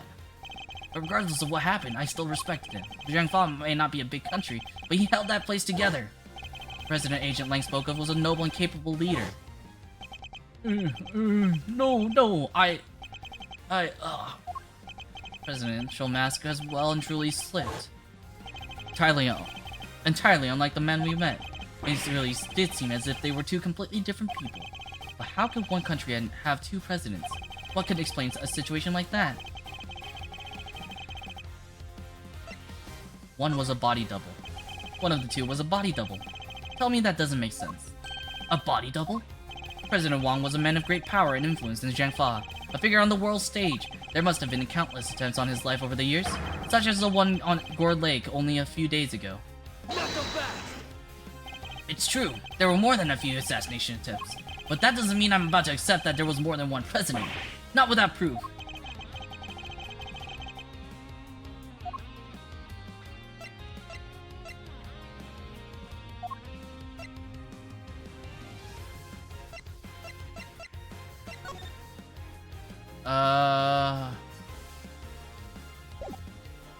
Report on night?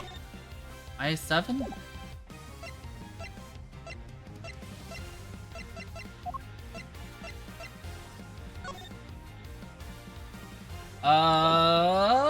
Question mark?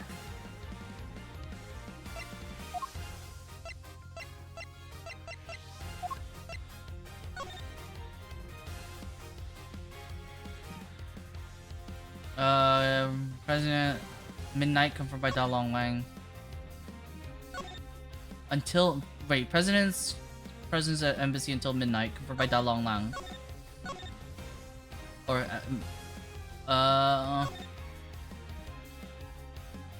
wait.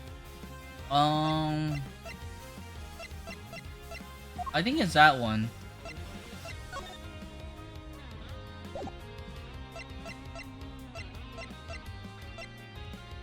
I think it's that one. Take that! I don't think he's noticed a contradiction staring. I didn't notice a contradiction staring in the face. What's the matter, Mr. Prosecutor? You're pretty quiet all of a sudden. In Emily Fenn's recording, she asked the president to be at the orphanage at midnight. Oh! But it shouldn't have been possible for him to be there at the time. Huh? How come? Because he was supposedly still at the embassy with your father, Agent Lang. So he had noticed. The only way he could have been in two places at once is if there were two of him. The real president, that was the one who died 12 years ago? I think it might have been. But why and who? Who would have hired Candace to murder the president? The fake evidence. What was it again? You mean this? Take that! The picture taken with Mr. Aldown's camera was staged sometime after his murder. And Mr. Aldown was murdered because he witnessed the president's assassination. In other words, the photograph too must have been taken after the real president's death. So who's the president in the staged photograph? The body double. Nothing else makes sense. I believe the president's double had him killed so that he could take his place permanently. And Excelsius winner and Fifi Lagarde helped him do it. Not so fast! Wait, you don't even have a body to support your theory. Are you telling me he magically disappeared? No, in fact, we know exactly where it wound up. The president was here the whole time. Do I present the monster footprints? It's either that or this report on night with the planter. I think I'll do this first. Take that! Chairman Winter dug something up last night. Something he couldn't trust anybody else to retrieve. We thought it might have been the ransom money, but it was actually something even more important. Wait, you mean... That's right, the real president's body. I think it's highly likely, anyway. What? The body may have decomposed in the intervening years, but the bones would surely have remained. Mr. Powers informed us that construction is due to start here sometime soon. Everything had to be wrapped up before then. The shooting of the movie, and the recovery of the president's remains. Yeah, I guess once they started digging the place up, they would have found them pretty quick, huh? Agent Lang, we need to have so-called monster footprints analyzed again. Yeah, I guess we do. There was a body under one of them. There should be trace evidence to confirm it. Hey, get me somebody from forensics. Sir, presenting the findings of our analysis, sir. Traces of human remains were found in the dirt, along with other signs of a body having been buried. So it really was him? Bones were also recovered from the home of Excelsius Winter. The physique looks to be about right, and the dental medical records are a match. It's him, no doubt about it. So it's suspected the real President Wang was killed 12 years ago, and the SS5 kidnapping was in fact a homicide. Wow, so it really was a murder, huh? This case has taken on so many twists and turns, I'm starting to lose track. Yes, perhaps we should summarize our findings just to confirm that we understand everything correctly.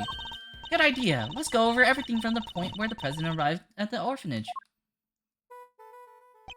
12 years ago, the real President Wang visited the orphanage. His aim? To meet with his infant son. The footprints we originally assumed to be those of Mr. Aldown seem likely to have been made by the president upon his arrival. But instead of being greeted by his child, he was met by the assassin, Bodhidharma Canis. That's so sad. He was hoping to see his baby for the first time, only to... Indeed, but at least with Mr. Canis, we can be sure that the job was swiftly and effectively completed. But then, after the assassination, another tragedy occurred. Mr. Aldown's murder. It seems he witnessed a key moment in the evening's proceedings. The moment when our culprits, the so-called kidnappers, took the president's body around to the side of the building. That was a sight that sealed his fate. We've now established that he was standing by the orphanage gates at the time, far enough away that he believed what he was seeing was the president's abduction. At which point...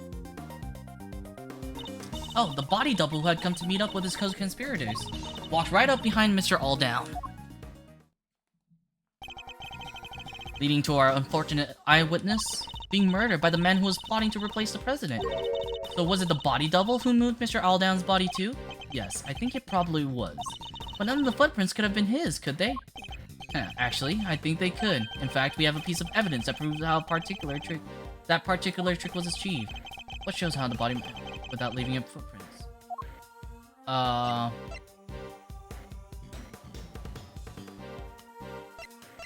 This? Take that! What if the president's double moved Mr. Aldown's body like this? After killing Mr. Aldown, he could have carried him to the other side of the entrance. Given that his job was to look just like the president, he would have been wearing the same shoes. Meaning that if he stepped exactly in the footprints left by the real president, of course, his would have been the same shape and size. It would have looked like a single set of footprints. So that's how it all went down. I'm so glad we finally figured it out. Wait, but there's one thing I still don't get. There is? What? Why did they need to pretend there was a kidnapping? Mr. Aldown has seen the president at the orphanage and left a message on Miss Ringer's phone describing what he thought he saw. It would have been impossible for the conspirators to erase that message, so they had to make it look as if the events described in the message were true.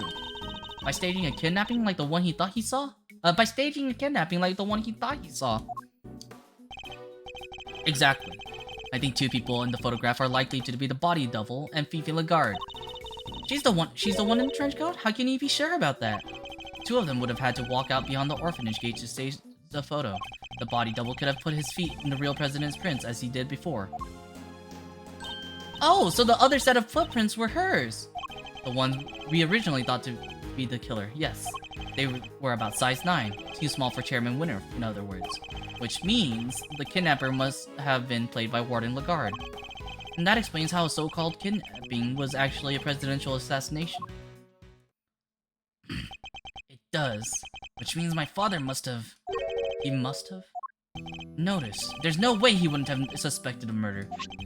Especially not with the kid's picture as proof. But the picture was never officially put into evidence, correct? No, he appears to have kept hold of it after taking the witness statement of a child who drew it. Yeah, because he knew. He knew President Wang was dead. And he knew what would happen if that news ever got out. Jianfao would have been plunged into chaos, no doubt. So he kept it a secret, and that secret died with him. Even though it meant taking the blame for the kidnapping, and our family name being ruined. So your father knew the truth about what happened 12 years ago, but he chose to hide it. Well, it's finally coming to light at last. Shit. Is it indeed intriguing? Is this? I'm thinking this is Shelly the killer. Who's there? Oh, it's Canis. That sound, is that a bell? Bodhidharma Canis. What the heck are you doing here? We're the law. Do you think you can just show up in front of us like that, like it ain't a problem? Forgive me, but I couldn't help overhearing the fascinating conversation you were having. The opportunity to gloat over your past crimes was just too good to miss, I expect. You killed President Wang! I did, but it's not something I'm inclined to glow over. I was more interested in something else you mentioned, or someone else I should say. Someone you're looking for, I suppose? Exactly, that's why I took a little sojourn from the penitentiary to find a certain young pup. A young pup in a rather eye-catching red raincoat. What? Wait, you know who they are? In a manner of speaking, what did you call them again? A secret mastermind? Your friend... It's your friend in the raincoat. Red raincoat, of course. The prosecutor looks a little surprised, doesn't he, Helmut? Yes, he does. The young pup I mentioned, he saved my life, you know. 12 long years ago. As you have surmised, it was I who killed the President Wang. But that meant that I too became an inconvenience in need of removal. The imposter president, Winner, Lagarde, all three were keen to guarantee my silence. And if I hadn't met my friend, the young pup again, they might even have succeeded. I wonder what he's doing now. So it was the president's body double who hired you. I remember his words almost as if it were yesterday. You know how many times I've nearly been killed? Not once, not twice, a bunch of times! Why do I have to take all the risks? Why am I the one they always put in danger? When I'm out there being him, people treat me like I was him. They worship me. So what's the difference? Who's to say I couldn't be just as good as him? There was a difference, of course. Even if he did look and sound exactly like him. Just because he walks and talks like a president just doesn't make it a president, does it, boy? No. Couldn't quite fill the president. Looks are not around. That means I'm number one. I wonder if you have what it takes to step into such capable shoes. Of course I do. I'm the leader now. Me. Seems like the king and his knight were much the same. The president double knew that his employer had a weakness, a young woman named Emily. But in order to find her, he needed to enlist the help of locals such as Sheriff and Winner. Once Miss Fan had been located, they simply needed to find the right time to lay their trap. Meaning she arranged so the president could meet his son. That would have been the perfect opportunity. Indeed, and with the head of the orphanage brought into the fold, their little conspiracy was complete. Now, quid pro quo, where might I find the pup? What makes you think the boy who helped you and our mysterious string puller are one and the same? He set a little fire that night, out there in the yard of the orphanage. Oh, yeah, we saw that. It was some kind of prank, right? A prank? It was nothing of the sort, my dear. No, as I understand it, we had taken refuge in the igloo by the entrance. From there, he happened to see Winner and Lagarde carrying away a dead body. He also overheard them hatching a certain sordid little plot. Plot to remove me, the only other person who knew what had really happened, from the picture. Thankfully, he was kind enough to come and inform me. I wasn't waiting inside the building, you see. He also happened to mention later on that he was wearing his favorite red raincoat. In any case, he escorted me from the premises. And being a very considerate boy, he thought to erase both of our footprints from the scene of the crime. It seems he had a little kerosene set aside in the igloo for just an occasion. So he spread it liberally around about the place and set himself a little fire. No way! So that's what the fire was for. It must have been ever so beautiful. Winner and Lagarde were positively enchanted. And while they were distracted by the show, he took the opportunity to usher me out of the side entrance. You never answered my question. You really think he's the one behind all this? I do indeed, don't I, Helmut? Yes, I do.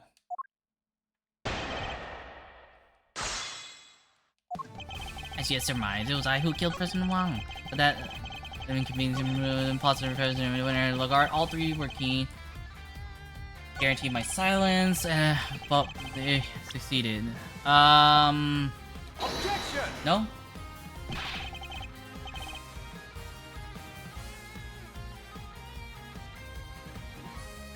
Nope.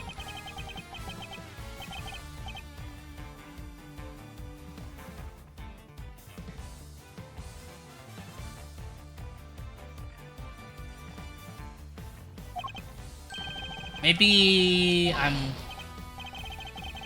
Even the dog is against me. Heck no, I'm nothing like that weird old man. Can worry about the dog later. And if I... Who is your little friend? Again. So the two of you had met before. Yes, on a cold and lonely Christmas Eve 18 years back. Wait a second. 18 years ago? That was around the time Artie Frost died.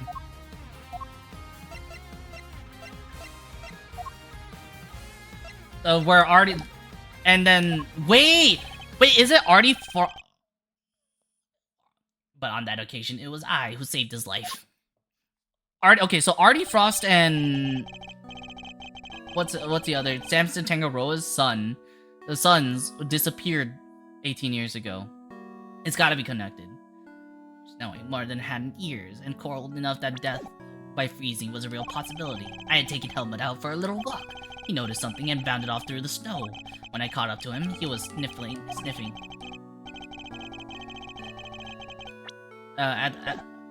He was sniffing at a car. The doors had frozen shut. It took all of the strength I had, but eventually I managed to open one. And inside I found two young boys, shivering and semi-conscious. Two? Yes, and had I found them even an hour later, the poor wretches would never have made it. I took them both to a nearby orphanage. There is... the... 8? On Christmas Eve? You're certain of that? I am. Holy smokes! Why that date is so significant? Which piece of it?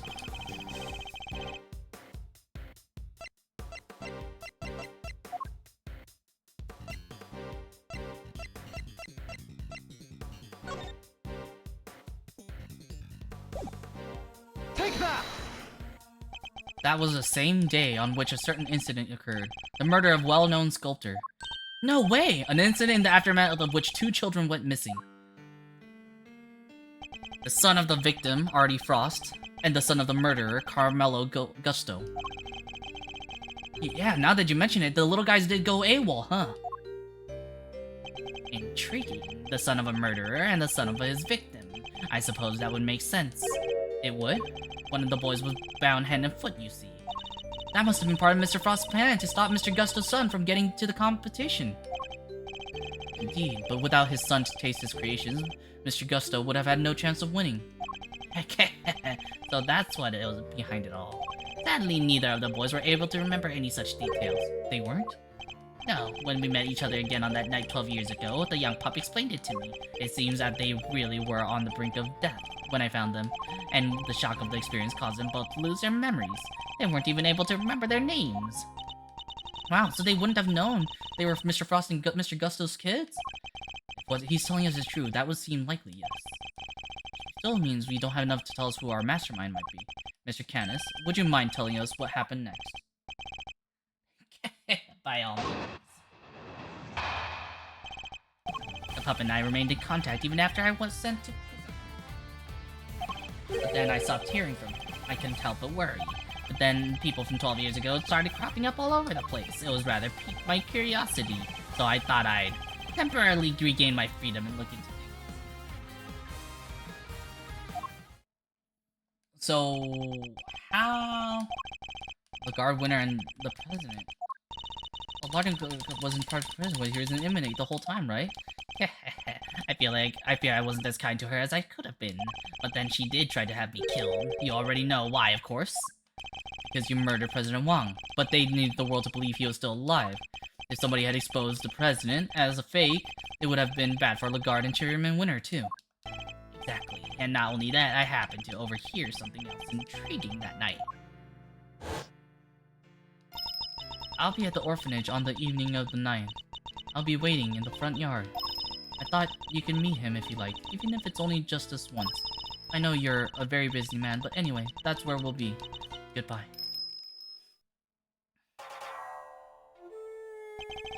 Who are you? Sorry, but I'm waiting for somebody. I know you are. President Wang. I couldn't help overhearing the news. Congratulations. Please don't worry about your son. I only kill those I am employed to kill, which is in this case means you. No. Wait, this is my first chance to meet him, and it might be my only chance. Please, give me just a few minutes longer. I thought he was going to beg for his life, but no. An interesting character. I told him I was not aware he had a child. No, he said, and shook his head. Neither was I, but the world will know that I have one now. I mean to make sure of it. I even prepared something in case the worst comes to worst.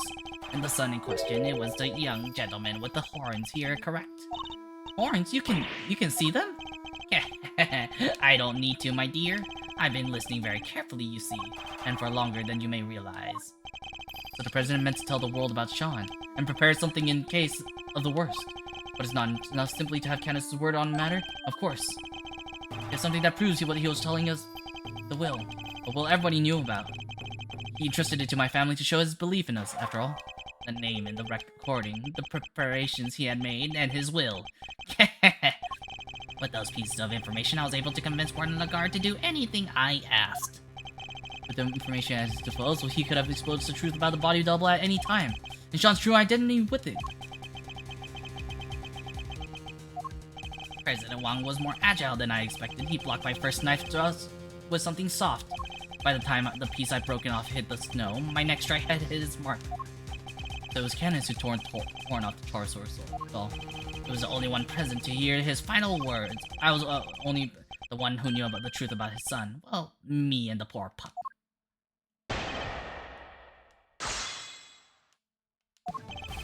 Pup and I remained in contact even when I sent him.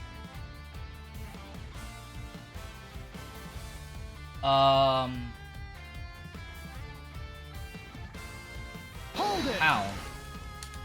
So you were able to continue communicating with him from prison. With a correspondence chest? Of course, off his box. Means of exchanging mail without revealing one's own. I never knew where he was, and I wasn't able to found and track him down. I was being kept under rather strict supervision, you see. By wording Lagarde, no doubt. What were the two of you even communicating about? We were playing correspondence chess, of course. That and grabbing about our respective lots in life. That with, unlikely as it may seem, Mr. Candace's chess opponent was Mr. Knight? Yeah, it was Mr. Knight! We found the diagram of the game. Hey, it's a Shin! Hey, it's a Shin! Hello! Welcome! Welcome, welcome! I saw that you were playing Slade of Spire 2. How was it?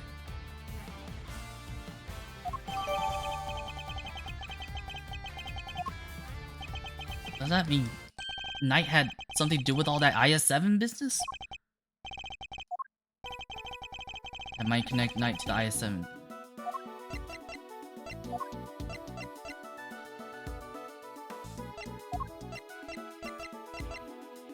What's up? I hope you're doing well, Shin. I know we talked the other day, but I just want to check in again. I hope you're doing well. Take that! Slay the Spire 2 is a blast. Let's go. Have you played co-op yet?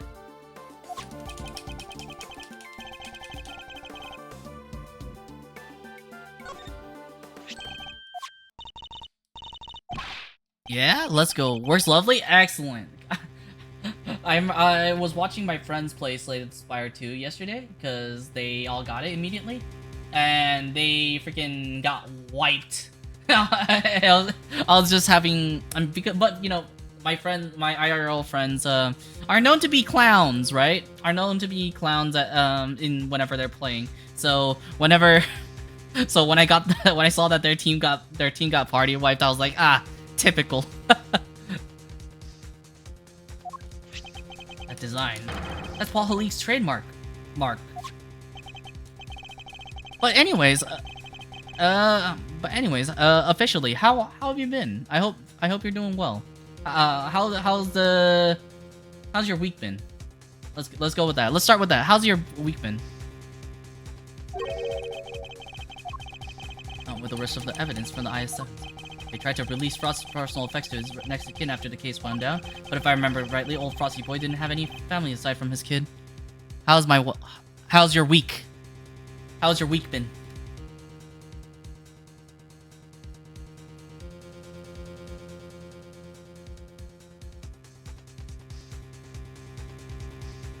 Very confusing.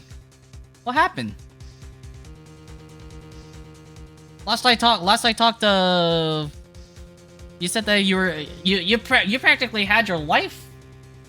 You practically had your life on track. Like, you had everything.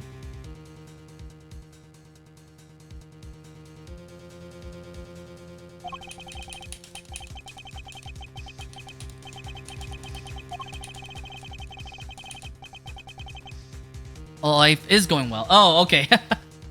That's good. That's good. That's good that your life is going well, Shin. I was worried for a second that like the time between me talking to you and now was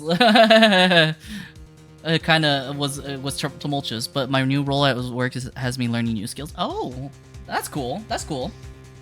It's all. I think it's always fun learning new skills in work. Call me old-fashioned, but like I feel like if you are doing the same thing every single time, every single day at your job, that just sounds like a slog.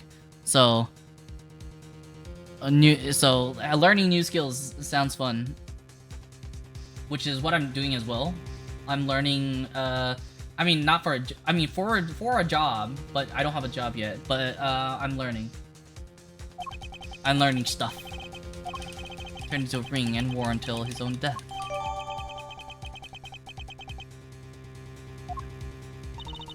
So we're saying Mr. Knight was Mr. Frost's son? The cops don't mess around with stuff like that. They would have made sure before handing it over. I believe in you. Thanks! I appreciate it. We're looking for somebody connected to IS-7 who play correspondence chess, right? Wait, so our secret steering puller is Bronco Knight? The Knight is dead. How could he possibly be involved in our current case? Far out. So our only candidate for Genius Mastermind is the guy who already kicked the bucket? How goes the Ace Attorney? This is the last episode. This is the last episode for the Ace Attorney investigations with Miles Edgeworth. And we're finding out that the past few cases, well, starting from the assassination attempt to the jailhouse assassination to the case from 18 years ago to the day before yesterday's case with the killing of Rosie Ringer is all connected. It's all intertwined, as Ace Attorney is always intertwined. Like, they always intertwine all their cases into one big story, which is crazy, right? Because okay, so currently the story that we have so far is that Kenneth Bodhidharma rescued 2 children from a from 18 years ago, who turned out to be the sons of the murderer and the victim of the case 18 years ago. Sent them to an orphanage, and then 6 years pass, and the Bodhidharma Canis, the assassin, kills the president Dijun Wang,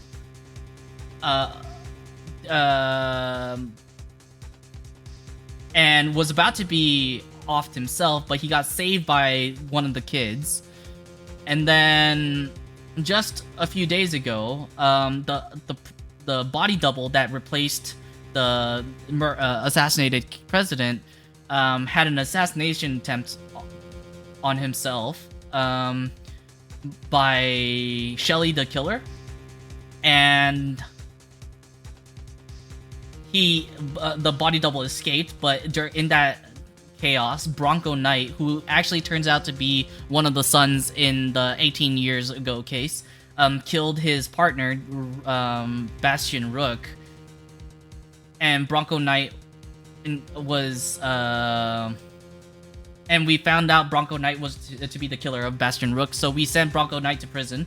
And during that prison time, Bronco Knight was murdered by Fifi Lagarde because Bronco Knight had connections to Canis Bodhidharma, the assassin. The first assassin. And then we find out that Fifi Lagarde was the killer, and then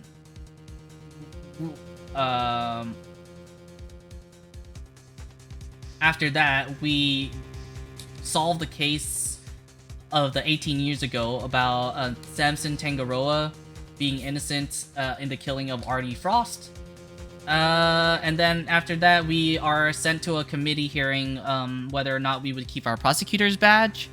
And during that time, we find Rosie Ringer to be murdered, who was killed by Eustace's winner's dad, Excelsius winner. And just a few, just a few moments ago in game time, Excelsius winner had attempted to kidnap Gavel's son, stepson, or I guess godson, Sean Fenn, and tried to blackmail Gavel into getting Fifi Lagarde to be acquitted. But it turns out there were two kidnappings. One was on Eustace Winner, and the other one was on Sean Fenn. And we rescue them both. And now Excelsius Winner is now officially incarcerated, right? As well as Fifi Lagarde. And now we're trying to figure out... right. During the time Rosie Ringer was murdered, the body double of the president was found murdered as well. So now we're trying to solve the body double's murder. And it turns out that one of the kids who was either Artie Frost's son or what's his name? Shoot, do I have his name? No, I don't. Wait, I think I have the case file. Not Carmelo Gusto. Carmelo Gusto's son, either him or Artie Frost, is the mastermind. Okay, I think one of them is the mastermind and one of them is Bronco Knight. Bronco Knight's dead, so we still have the mastermind out and about. And now we're trying to figure that out. It's very, very convoluted. It is a little perplexing, but then detailed synopsis for true. Thanks. Even though it's okay, like it makes sense in my head, right? I just suck at explaining. But then I stopped hearing from him. I couldn't help but worry. And then from people.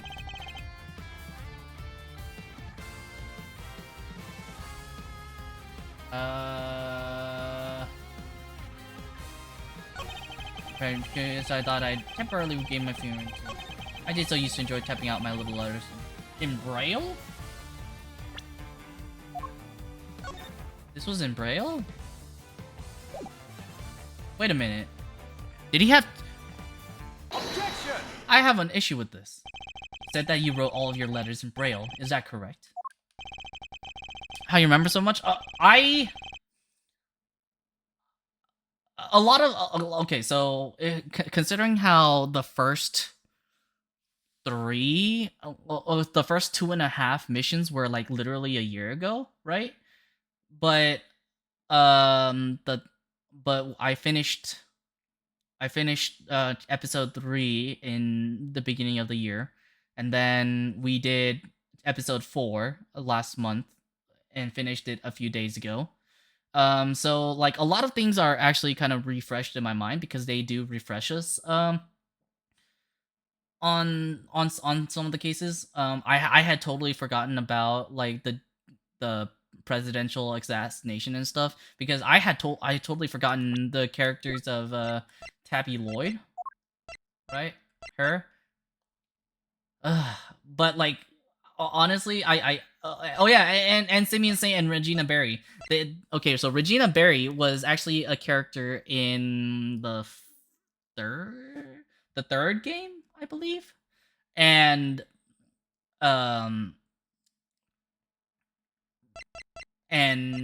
Simeon Saint, they were part of the second case, and then I had to reacquaint myself with a lot of stuff. I had to read back into like on my off time, I had to read back into the previous cases. I don't mean to be rude, Mr. Prosecutor, but you do know about my condition, don't you? That's odd. Because the chest diagram we found in Knight's cell didn't contain any braille at all. Really? But surely that's impossible. How so exactly? Maybe somebody typed Mr. Canis' letter out on purpose, meaning there may have been some sort of intermediary between the two of them. So then, Mr. Canis says he wrote his letters in braille, and yet the letters received by Mr. Knight contain no braille at all. This suggests that there must be a third party who typed Mr. Canis' letters out. Yes, it could have worked the same way on the flip side too, right? Whoever it was could have taken Knight's letters and turned them back into braille. They could indeed. So we do have an actual mastermind between Bronco and Canis. Bronco, we understand to be Artie Frost's son. So the other son must be the mastermind. My current working theory, not theory. I really can't say theory because like I have a lot of this is a wild shot in the dark, right? Simeon Saint. I think this guy is the killer. Wait, hold on. Let me check their ages. Hold on. Wait, I think I could tell. I think I'll be able to find out if I know the ages. 24, 18 years ago.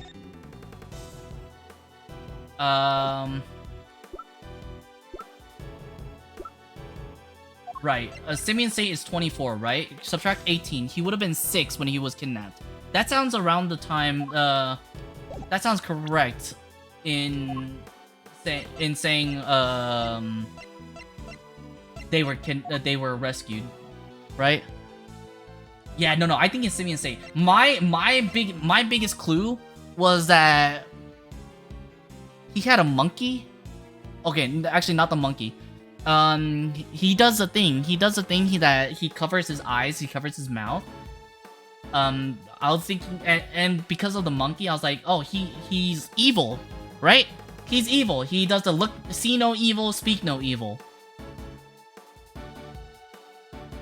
usually movies or games do the see no evil, speak no evil, hear no evil of the three wise monkeys as an indicator to the character being evil to be actually evil, right? And he had on a shirt a mask, and when we were looking at the mask in the previous case, the scientist friend, what's her name, Emma Sky, she points out to us that the character of the mask in that mask was actually like the big bad in an obscure TV show. So I was like, this guy has to be the big evil, right? All the signs, not signs, all the subtle hints, I guess, points to him. I think you and Mr. Knight were both communicating with this person, Mr. Canis. Mr. Canis, the answers you received, they were written in Braille too, yes. So some mysterious middle person really was retyping the Bronxter's missives. And that same person might well be our secret string puller. Wait, you're trying to say there's another hidden mastermind behind this? The whole thing? So who's this new one? Bronco Knight, son of Artie Frost, is already dead. But what if the other child from the incident 18 years ago was actually who we've been looking for? Carmelo Gusto's son. But who is he? And where is he? If Knight was Frost's son, Gusto's son would have to be... I've known him since we were kids, when both of us were all alone. He doesn't have any... Yeah! Okay, yeah, this was a flashback. This is a flashback, right? Simeon Saint was talking about talking about Bronco Knight about this. So it has to be him, but surely not. What's the matter, Mr. Edgeworth? You're white as a sheet. Of course, it all makes sense. I know exactly who our so-called mastermind is. What? Who? You have to tell us. Yeah, Bronco Knight and Simeon Saint were actually childhood friends. I can hardly believe it, but it's somebody we know rather well. Wait, I wonder if we have Bronco Knight's... Bronco Knight was also 24. Wait, they're the same age. So, yeah. That person we've been looking for is... Take that! the person behind all this. The person who forced Chairman Winner's hand by sending the letter to Rosie Ringer. The person who kidnapped Sean and bugged Kay and myself. The person who did the strangest thing of all.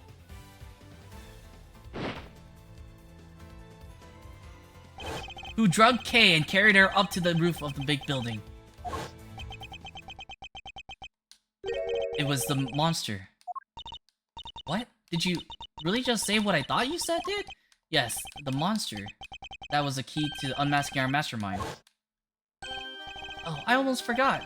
We're, doing a new show soon. I'd love it if you could come, Mr. Edgeworth. I'll be joining Regina on stage for this one. That's right, the Very Big Circus is the biggest, most fabulous event in town. You'll have oodles of fun. Miss Lloyd, could I ask a favor? Who, little me? What kind of favor? You told us you recorded the sound of Torosaurus breathing fire.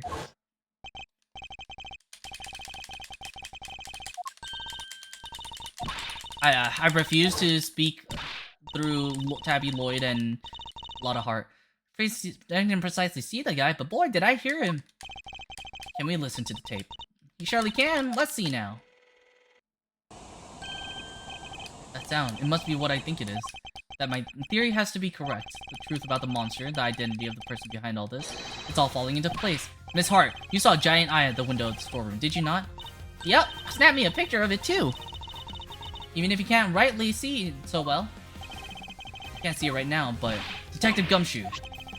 Your image analyzer, can we borrow it again? Sure, but... What do you want to look at, sir? This photograph right here. Clue we're looking for must be here. We just have to find it. Eureka! That's... See? I done told y'all. Torosaurus is his own dang self. Heh, yes, there it is at last. The monster commanded by the architect of this whole scheme.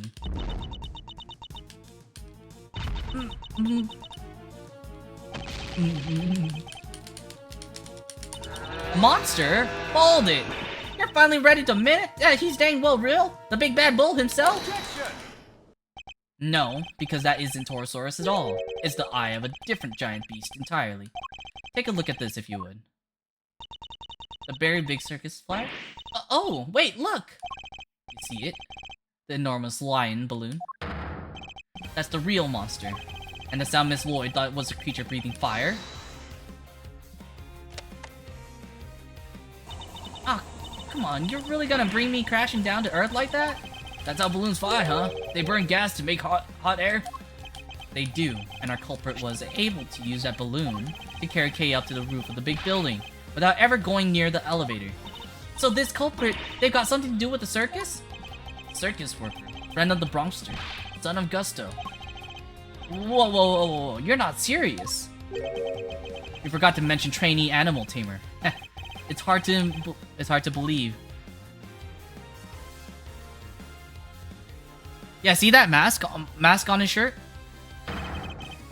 He's the one who pulling the strings his whole time. That was like the big bad, apparently, according to Emma Sky. That's right, Simeon Saint is the one behind all this. Simeon? But everything? Really? I don't believe you. We trusted him, and he trusted us. You can't tell me that was all lies. That would be too horrible. I'm sorry, Kay. Who was that? Hey, where do you think you're going, old man? Nothing escapes you, does it, young pup? My congratulations, Mr. Edgeworth. But now that I know the truth, my business here is done. What? No, Mr. Caddis, wait!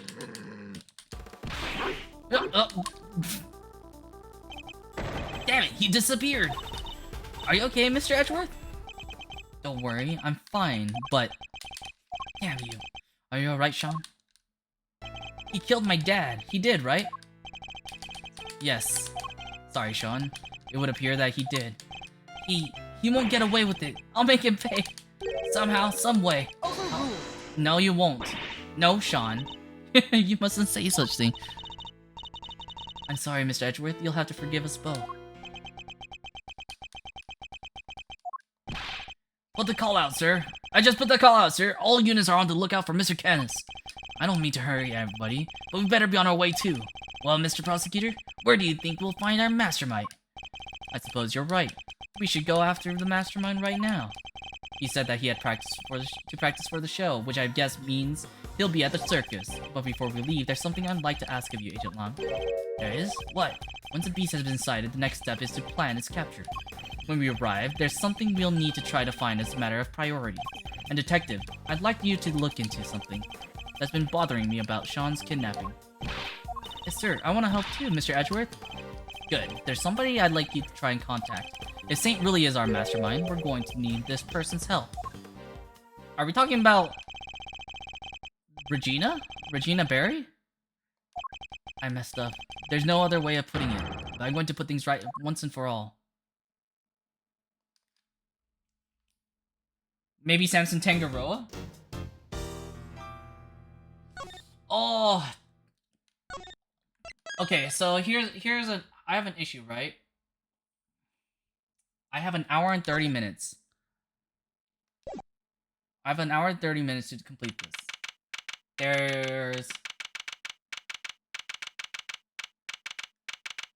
This is the last chapter. I know it. Like, the last chapter of the episode. Do I speedrun this to try to get this to 1 hour and 30 minutes? Or do I wait for it tomorrow? Okay, so it's not gonna be Regina.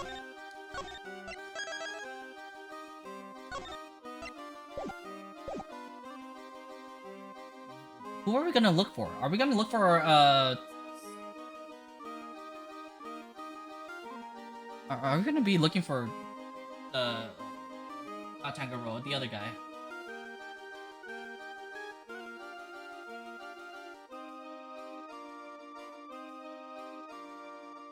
Okay, you know what? I think we have time. I think we have time to do it.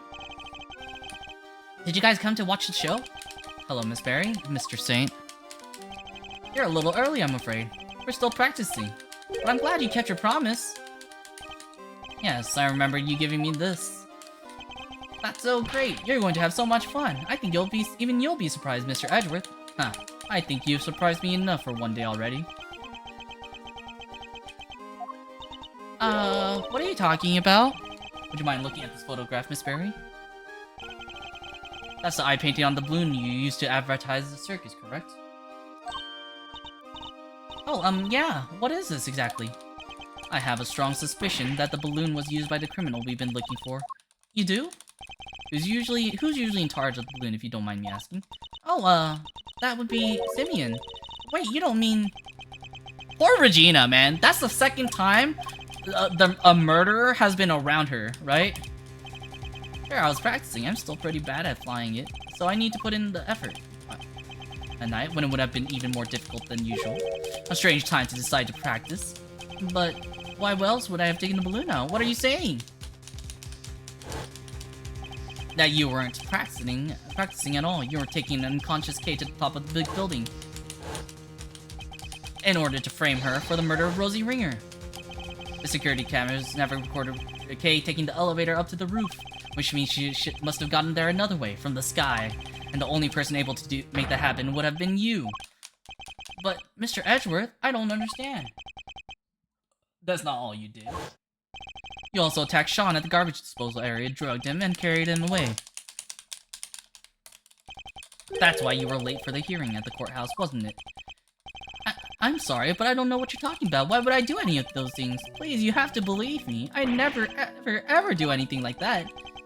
I wish I could believe you, but I can't. Any trust I had in you has been... Whoops. Completely destroyed. That's horrible. Why would you say that? You told me back at the jail you said you believed I was innocent. Don't have to worry about that. We're friends. We know what it's like to be in your shoes. We're all part of the same club after all. Right, Mr. Edgeworth? Unfortunately so, I'm afraid. Thank you for sharing such personal details with us. By the sound of it, you had little reason to kill Knight. If anything, you're the one most affected by his passing. And what's more, I simply don't believe a person as gentle as you is capable of murder. Rest assured, we believe you, and we will get you out of here.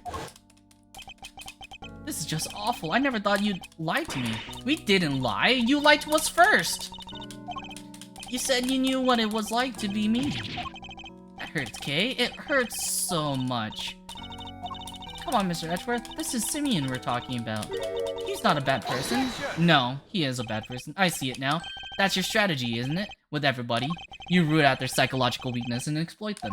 And without even realizing, they wind up doing exactly what you want them to. Exactly the behavior of one would expect from the manipulator behind our recent troubles. I was too blind to see it before. But you won't fool me again. Simeon Saint, you are guilty of crimes too numerous to entertain. Oh, so that's how you wanted to play it, huh? You always did have the courage of your convictions, I guess. Luckily, grinding people's self-belief into dust is kind of a hobby of mine.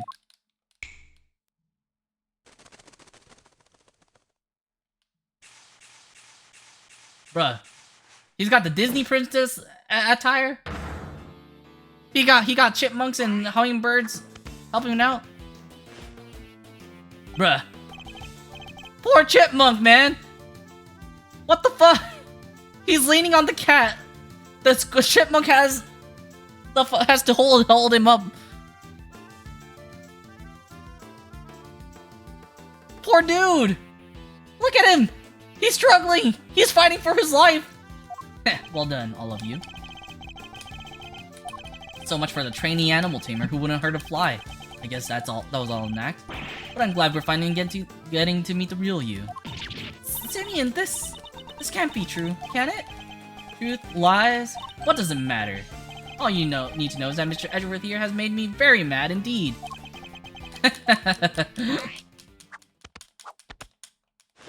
Super Monk! And now he's going to pay. Sure, I was up in the balloon a couple of nights ago, but I was just practicing. I guess somebody took that picture when I flew by the big building. I fly around the area doing promo stuff for the circus all the time. Nothing to see here, Miles. Nothing at all. So you go up in the balloon recently often? Yeah, promoting the circus, like I said. Is that true, Miss Berry? Well, it's true that it's Simeon's job to go up in the balloon and spread the word. Well, that same balloon was used in the commission of a crime. Nonsense! I just happened to be in the area when it happened. Somebody took a picture when I was floating past the big building, that's all. I'll be the judge of whether you just happen to be nearby, thank you very much.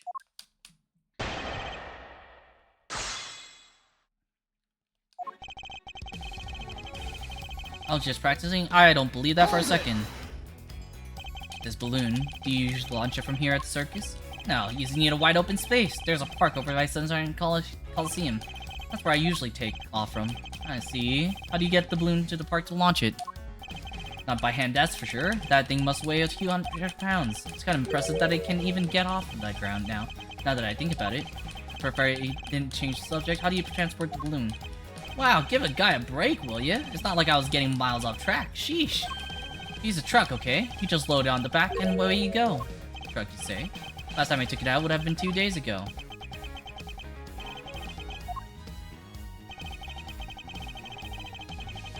The day before last? You mean this truck?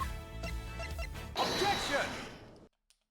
You mean this blue truck that you used to kidnap Sean? This truck. It wouldn't happen to be blue by any chance. Huh? So what if it is? We happened to see a blue truck ourselves just today. One with a large basket loaded on the back. If that was the truck you told us about, then your statement about it is not having moved in 2 days is a lie.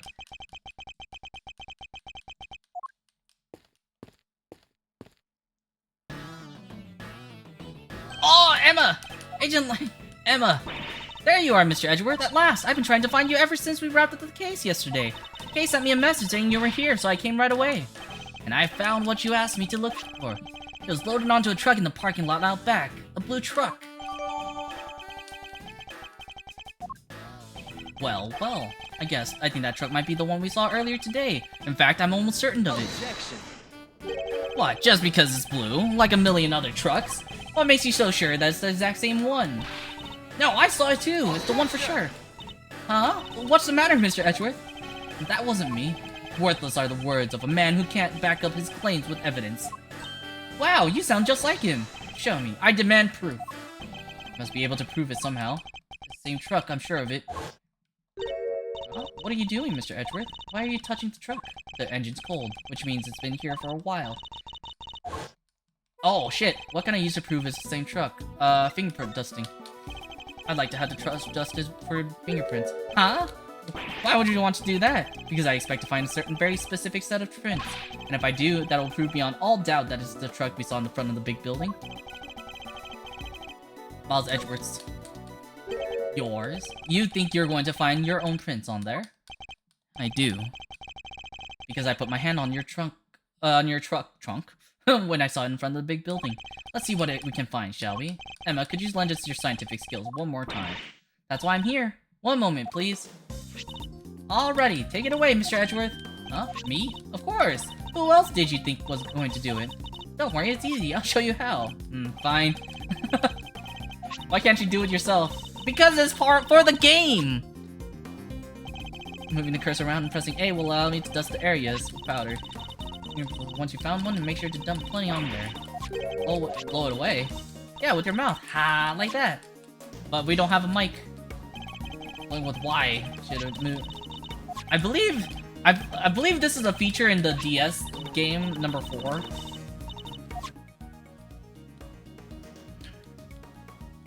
It should be around here, right? There we go.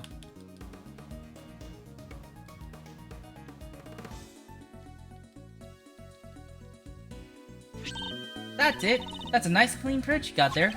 Can we compare it to my prints right away? Yup. Leave it to me. That confirms it. Is Mr. Edgeworth's print all right?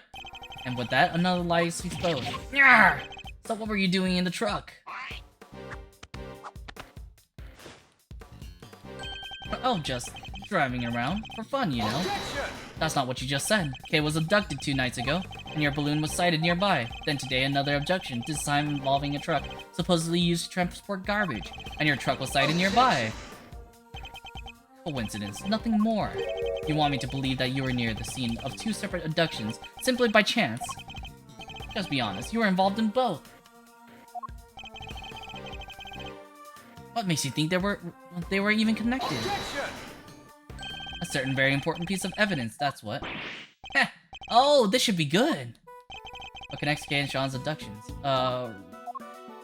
Red raincoat?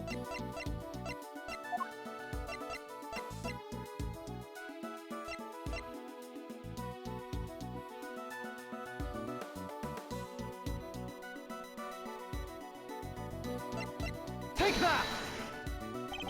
Kay was drugged with the dose of a powerful sedative, and a bottle of sedative was found right where Sean was being held captive. Same brand, no less. Objection! Ha, I knew you'd try something like this. So the same sedative was used, so what? Does that mean everything's connected? You know as well as I do, that doesn't prove anything for sure.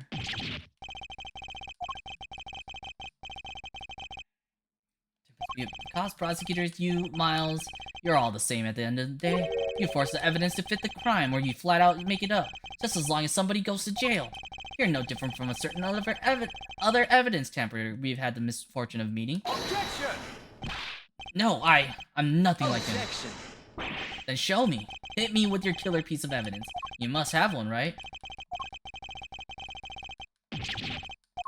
Okay, you're about done there, Miles. No more cheap shots left to the fire. Great, well, I have a show to be rehearsing for you, so if you don't mind... Objection! Hey, come on now, you two. There's no need to get all hot under the collar. Wouldn't want your good looks running down your face now, would we, Simeon, old pal? What are you sticking your nose in for? Hey, I just sensed the vibe getting a little harsh. Harsh and heavy, yeah? I thought I'd lighten the mood. Help me out here, Kay. Lift our spirits with a little dose of the old great thief magic. You don't have to tell me twice. Okay, let me see. Let me see if I can do Simeon's voice. Here goes.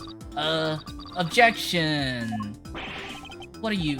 Take this seriously, will you? Thought you could do it with somebody running a little interference for you, Milester. Not the most ethical approach, I know, but again. Okay, again! You're worried about whether or not this is the right thing to do later. This is my last chance to try and prove a connection between Mr. Saint. Is there anything that he's a mastermind?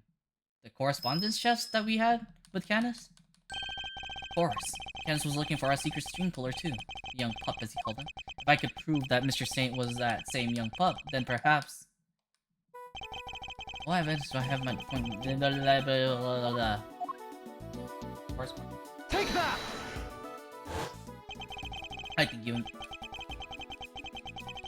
And that same person. might well be our secret string puller. Right, our mastermind was involved in Candace and Knight's correspondence chest. If I can prove that Mr. Saint was a hidden intermediary between the two of them.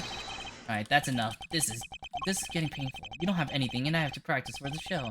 So if you don't mind... Objection! Thank you, Mr. Fender. I can take it from here. And I can't take any more of your interventions. Ooh, just look at that face. Yeah, I like it. Mazzarino's back. I'm Simeon the funny clown. Look at me, I'm juggling. Okay, you can stop now. Mr. Saint, you're a fan of chess, I take it? Huh?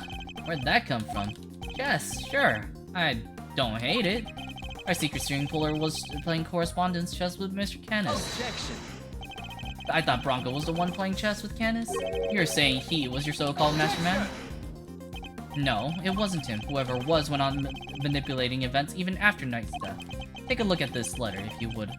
Who do you think could have written it? I believe it was a person who had inserted themselves between Mr. Canis and Knight. And you think that person was me? Why would I go through all that trouble? It could appear the two men were connecting and communicating directly with one another. The very fact that led Fifi Lagarde to murder him. What? You're saying he set that up to try and get Mr. Knight killed? Objection! Listen to yourself. What do you think I am? Some kind of evil puppet master?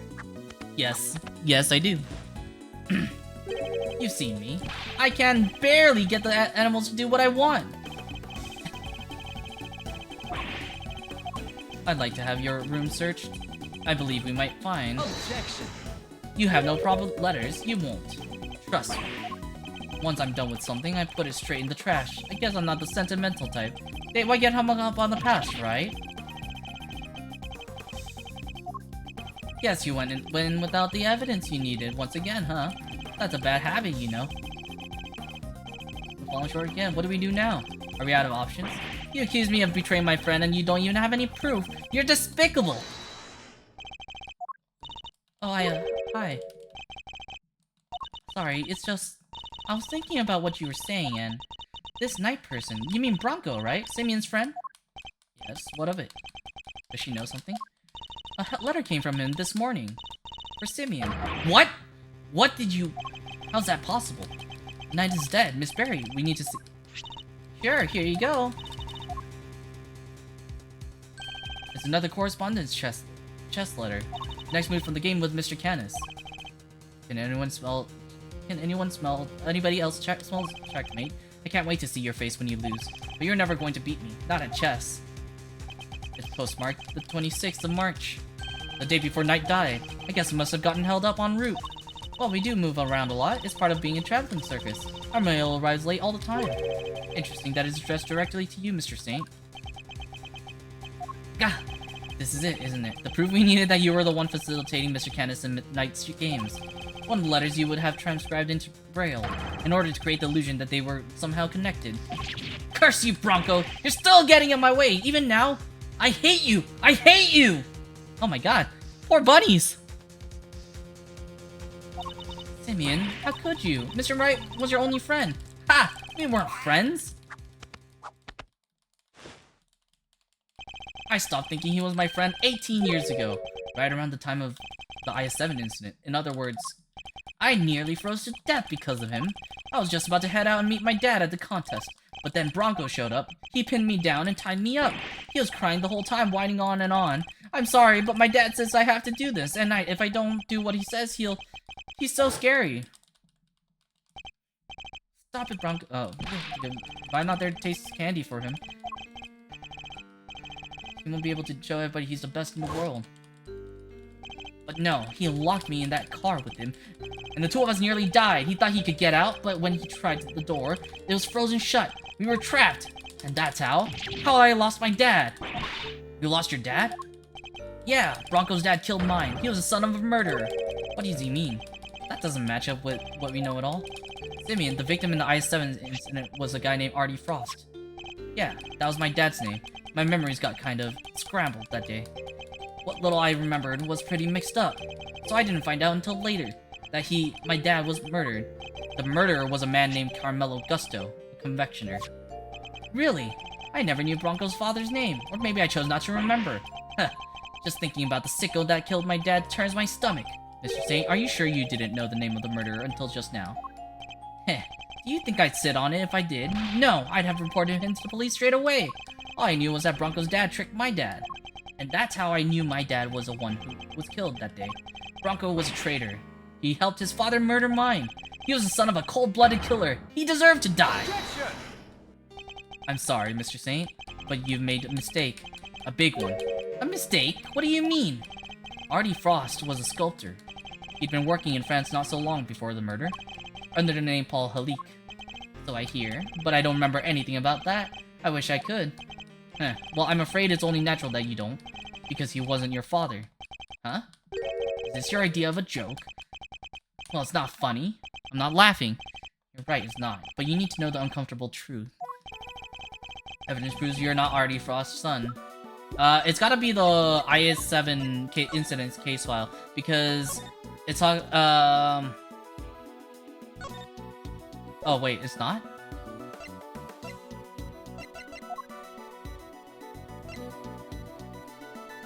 I guess this has to be it. Take that! Huh? Bronco's chess set and a ring. Yes, take a look at the ring for me if you would. What does the engraving on it tell you? It's 2 letters, right? It is. This is a seal with which Paul Halik used to mark his works, and it was found next to Artie Frost's body 18 years ago. But why would Bronco have a memento of my father? The police looked for Frost's son for a long time, and eventually they found him. The ring was handed over to the man they were able to prove was his child, Bronco Knight. But that's not... That would mean I was... Precisely, you are in fact the son of Carmelo Gusto. No, that can't be! I'm... My dad was... I remember, don't I?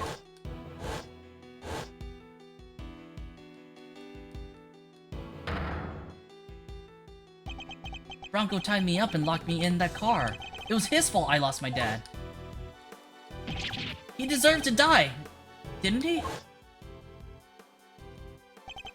No way. So I get to see your circus thing even though I'm in jail? Was looking forward to the next move in our little chess game. So the show is just the icing on top. Yeah, I think you'll enjoy it. I will. And hey, come back soon, okay? I'll be mulling over my next move in the meantime. Oh, speaking of which, I put a little something in your chess set. But you can take a look at it later. A little something. No idea what that might be, but thanks. If you hadn't detained me 18 years ago, it wouldn't have had to. And like this? Huh? Did you say something? Me? Oh, it was nothing. Goodbye, Bronco. And farewell. I did all that? And now you're telling me that it was my father who killed Broncos? Then what was all this for? I didn't want to wind up dead too. I didn't want to be weak and vulnerable. That's why. I tried to be like Canis. Why I stayed in touch with him all these years? Ooh. And there we have it. The truth at last. Mr. Saint, you were Mr. Canis' correspondent chess partner. You were the one manipulating events this whole time.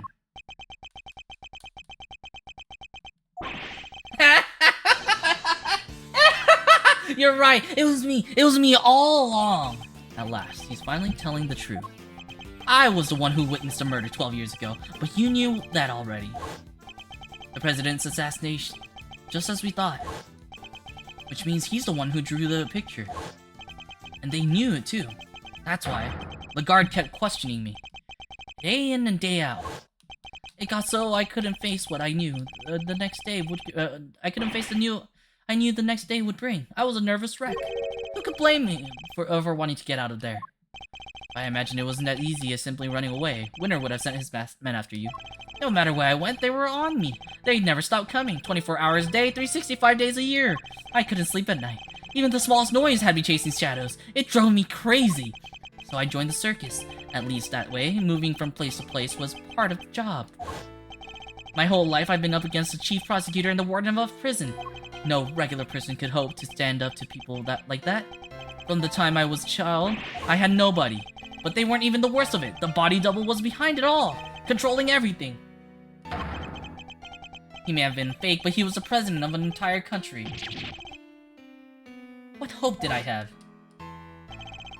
There was only one person I could turn to, Canis, the man who saved my life. He wasn't like Bronco, he really did want to help me. That's quite a claim. Strange to think of our famously ruthless assassin winning the admiration of the child he saved. He showed me how to stop being a victim, to stop being hunted, and become a hunter myself, and they all became my prey. But I doubt even you imagined that the body double would ever go so far as to co-opt our country's police. No, I sure didn't. As long as the winner was around, no evidence was ever going to stand. Also, we're finally getting the Hear No Evil. He even nearly managed to ruin things this morning. Lagarde almost got away with it again. But I know him now like the back of my hand. I can see exactly how it was all going to go down. How Chairman Winter would try to suppress the evidence in Warden Lagarde's trial.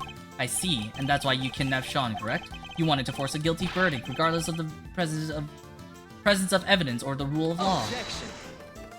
Maybe I did, but how else was I going to make them pay for what happened 12 years ago? Whatever helps you sleep at night. But Winter pulled one last prize, didn't he? He tried to kidnap Sean himself in the hope of influencing the verdict. In other words, he chose the exact same course of action as the man you so fervently claim to hate. Objection. That's only if I'd actually kidnapped anyone at all. But I never do anything so wicked. Never ever me commit a crime. No.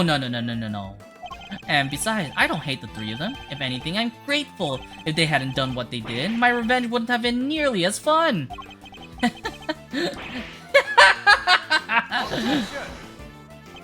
So you admit it. Your motive in all of this was nothing more than revenge. Sure, I admit it. So what? I despise every single one of them. But here's the kicker. I didn't kill anybody. The most you can blame me for is writing the odd letter here and there. A quick note to Ringer to tell her about Winner. Another to him so he knew about her. But the fact that they wanted to kill each other, then one of them succeeded, that was all on them. So you take no responsibility for the fact that your accidents resulted in multiple murders. Right, same thing at Gorod Lake. People are much easier to control than animals, you know? The whole fake assassination plot, I handed that to Bronco on a plate. That was part of his plan too. So Rook's murder was... Objection. No. That was all Bronco's idea. Nothing to do with me at all. Still, it moved things in the right direction, wouldn't you say? Isn't fate a crazy thing? You can't talk like that about a murder. Setting Lagarde up was easy too. I just made it seem like Knight and Canis were in contact with each other. And slipped the chisel inside the chest set. So it was you who put it in there. Yes, it was. I thought that might point everybody nicely in Canis's direction. Worked out pretty well, even if I do say so myself. I knew that it would all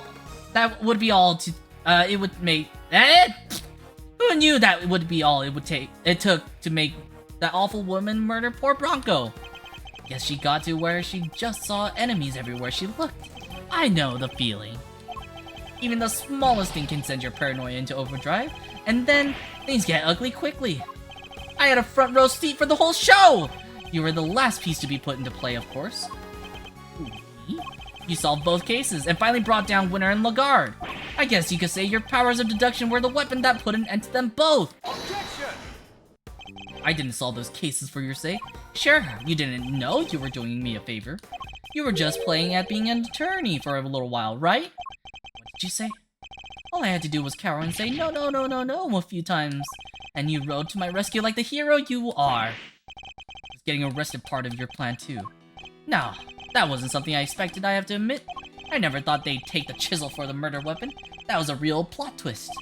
Made my blood run cold, for sure. But then who should come through with a turnabout to end all turnabouts? The greatest legal mind of his generation, my knight in shining armor. It felt pretty good saving me like that, huh? You ought to thank me, you know. I don't do that for many people. You're wrong. He wasn't playing at being an attorney. He was trying to help you, because helping people is what Mr. Edward does. He helped me right when I needed it most. Aw, did he? You're sure he wasn't just trying to on his dear departed daddy's shoes for his size? No, that's not what he was doing. Come on, K-Meister, don't let this clown get you down. He's projecting, plain and simple, painting other folks with his own grubby brush. It's not just that he doesn't trust other people, the poor kid doesn't even understand the concept. Doing something for somebody else's sake? Forget about it. He'll never understand. You think I care what you have to say about me? Consider this for a second. I've gotten my revenge on everybody I set out to get it from, and yet... Think about it. I never actually did anything. What's my crime exactly? Explain it to me. You think you can pin an incitement charge on me? Read my letters. I don't mention murder anywhere. If I did, maybe you have a case. Maybe you could say I encouraged them. But it's the same story always, I'm afraid. You can't prove I did anything at all.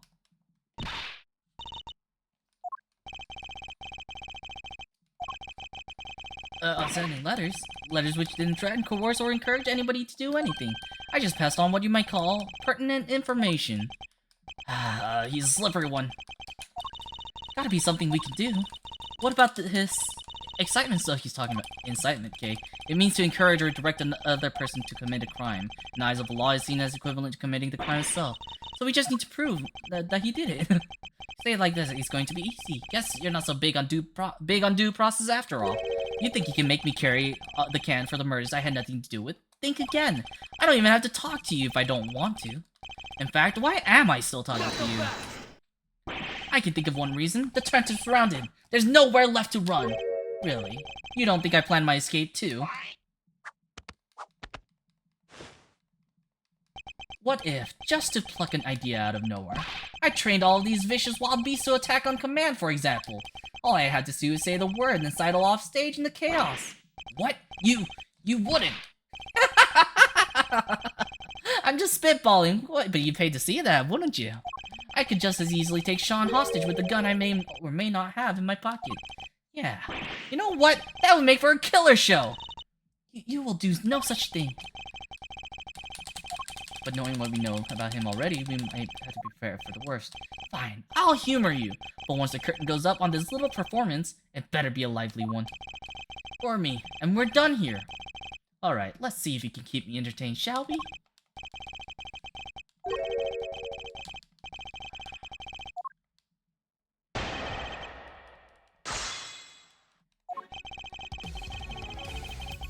Explain to me. You think you can pin an incitement charge on me? Read my letters. I don't mean to. If I did, maybe encourage them, but it's the same story as always. I'm afraid you can't prove I did anything at all. Yes, we can. We actually have something on our case files that I've been wanting to present. Objection!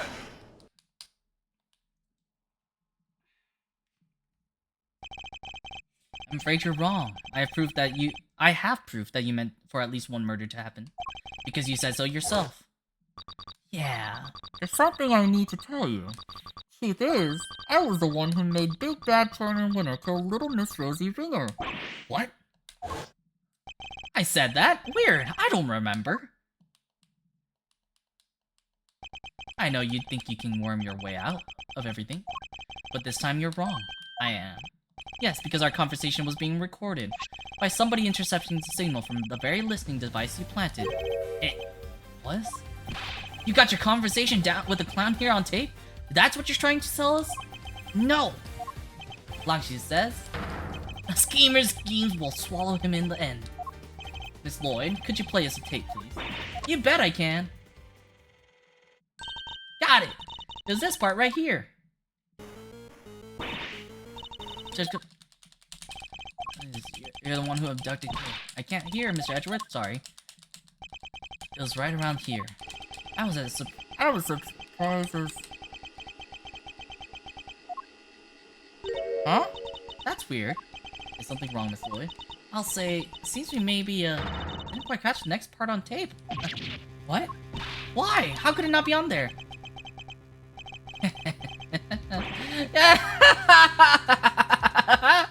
Oh, poor babies. You think I'd leave myself wide open like that? Well, think again. There's something a little special about that bug, you see? It can be turned on and off remotely. What? I never knew they make those. Remote control bugs. Sure, they exist, but... You switched off to avoid being recorded? Bingo! Objection! Well, how? You would have had to know you were being recorded in the first place. Objection! And I did. Of course I did. It was so obvious that someone was eavesdropping, and that's because Miss Lloyd, what was it? You knew about the prosecutor's kidnapping without any prompting.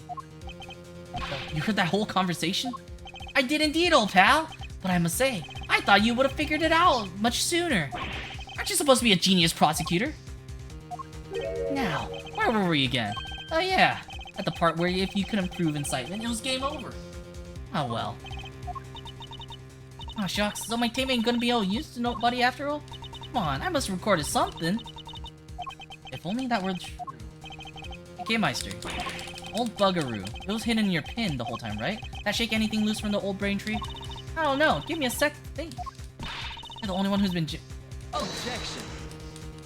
so sad, relying on flawed evidence, desperately trying to make it stick. Well, that's quite enough of that for now. Next topic, please. Huh? He's trying to steer us away from our current line of inquiry. The only one who... Kay had one-to-one encounter with him, only recently. What if the sound from that point in time had been recorded? Miss Lloyd, how long were you recording the intercept for the bug for? Started about, let's see now, 2 nights back? In which case, during which time frame would be likely to find Mr. Saint's voice on that tape?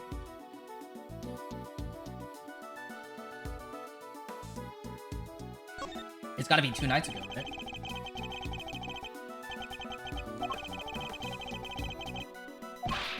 Miss Lloyd, quickly, play us any tape you have from the night before last.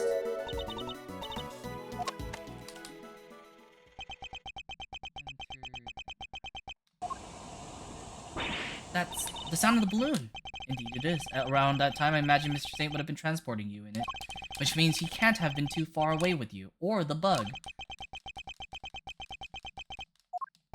there anything else on the recording, I wonder?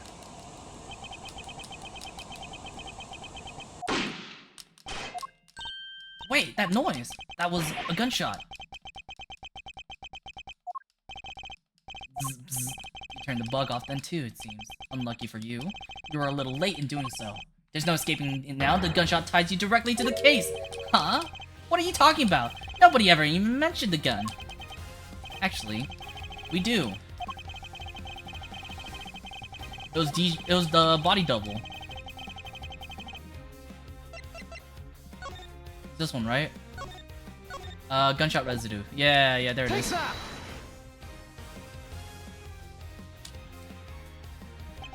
It's written right here in the president's autopsy report. Traces of gunshot residue were detected on his hand.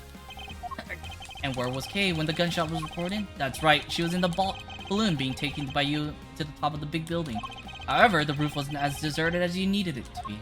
Yes, I was there with the president. Wait, not long after we started talking, he noticed something and told me to leave. And if a gunshot rang out shortly after that? Don't tell me you didn't hear it yourself, Mr. Saint. Not when it sounds crystal clear in this recording. You're just going to pretend to ignore me? What else do you expect me to do when you keep spouting your weird theories? We didn't just hear a gunshot on that tape. If you listen carefully, you can hear the bullet hit something too. The president have been aiming at Mr. Saint. What would the bullet have struck?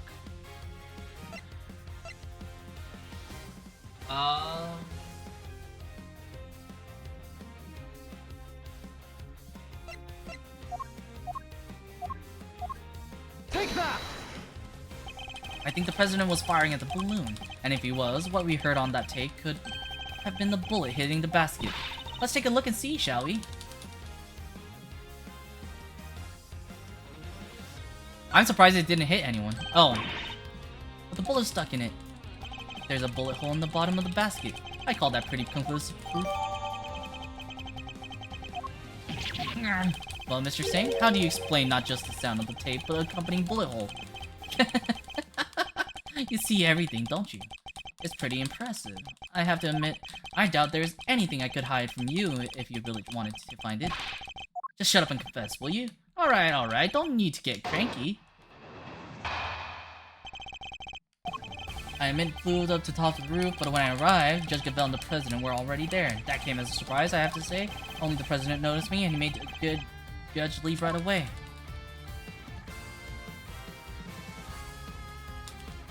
Then he pointed his gun at me and fired. Why is he trying to shoot down from the balloon? Oh, that's simple enough. When I arrived, he was just about to murder your friend, the judge here. Me? Yeah, you told him about Sean. What did you think would happen? Why do you think he met with you in the first place? He thought you were going to expose him as an imposter. Because she knew the truth about Sean's parentage. He was afraid. Ha! Afraid? Yeah, you could say that. The man was a total coward. His hands were shaking so much when he tried to get rid of me, he couldn't even shoot straight. So you see, I just happened to be in the wrong place at the wrong time. I was an innocent bystander.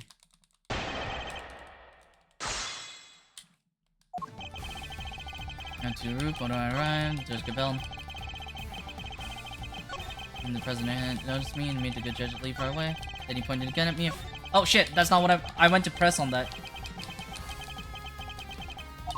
Maybe I had gone along. When he did, Judge Gambit might have been in serious trouble. I don't think it's quite that simple. After all, he was there to commit a crime too.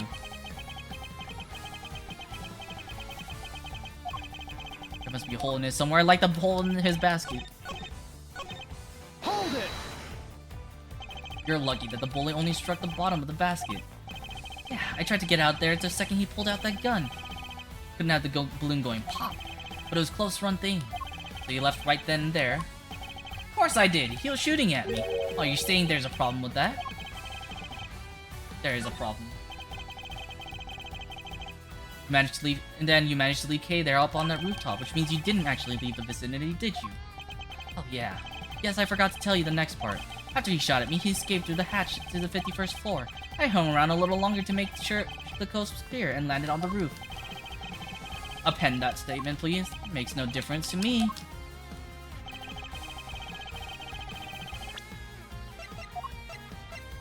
Objection! Gotcha, bitch.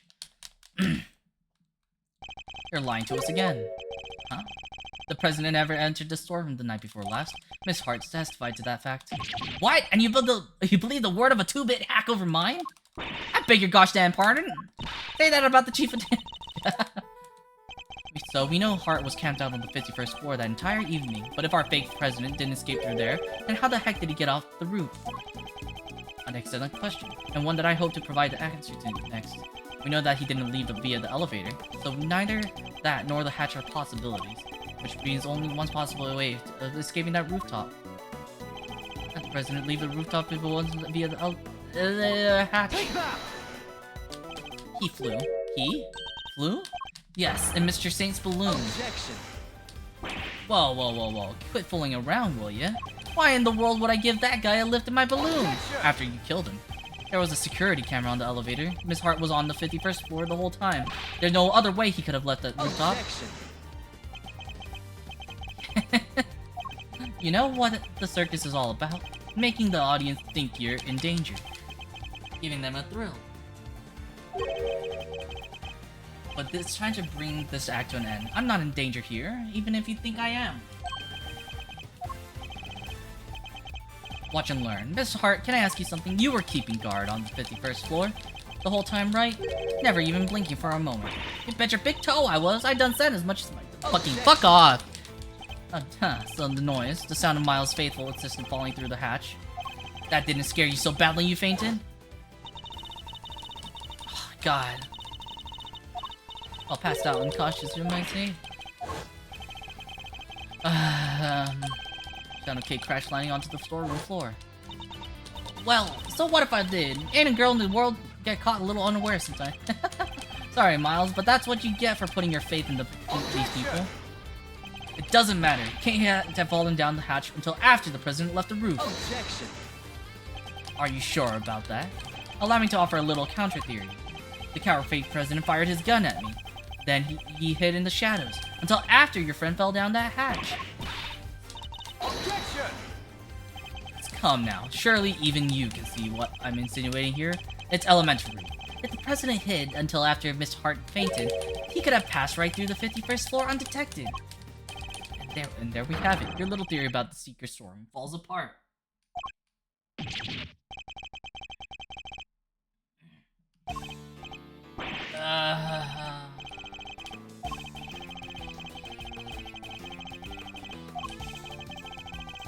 And murdered only by killing. Right, it was Sean who murdered. No. What could a boy have for doing so? Oh, a pretty good one. He already knew he was the president's son. And how did he discover that exactly? Because I told him. In one of my trademark letters. Oh, you bet I am. Or am I? Maybe I did tell him. And maybe I didn't. Well, Shawnee boy, which is it? It was my fault the Torosaurus head fell off that roof. I admitted that much already. But I didn't find out about my dad until today, I swear. Huh. Well, well, well. I knew about the falling head thanks to the bug. But who knew it was you who made it fall? The president died from being crushed, was it? Alright, well that's confirmed at least. You were the murderer. Congrats on getting your revenge. That ties everything up pretty neatly, wouldn't you say? Although I guess you would say something more like, so the pieces fall into place at last. Well, counter my unassailable logic.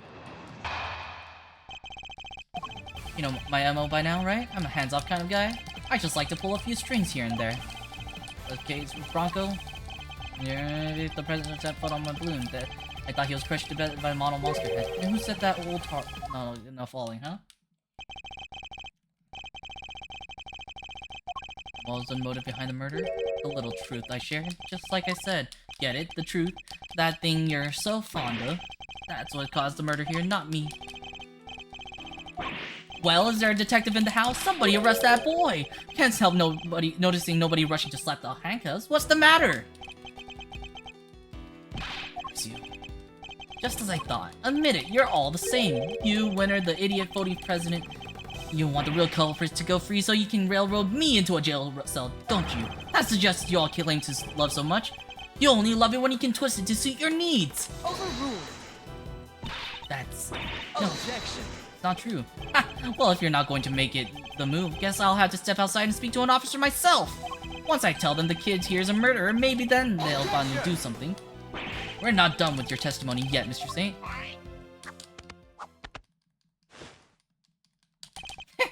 How did I know you'd make some excuse for stalling even longer? But you still don't have any proof, do you?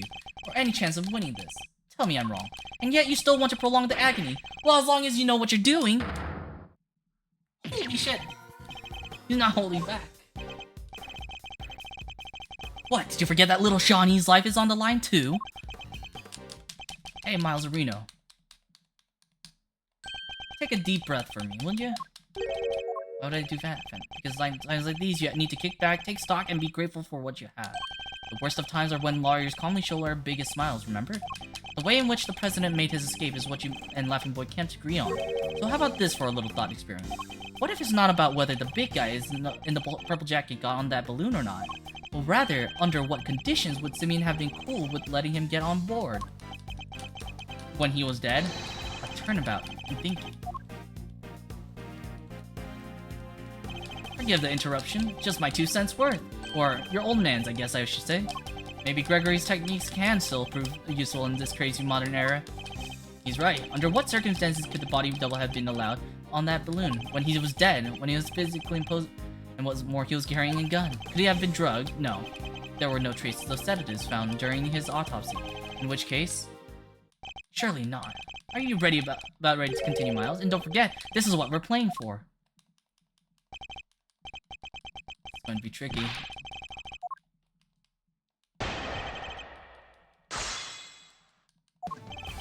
I've gone kind of there. Case Bronco with Chairman Winner, so what makes you think I'd let that fake president set foot on my balloon?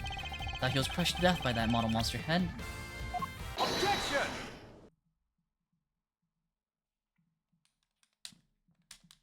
Sean didn't kill the president?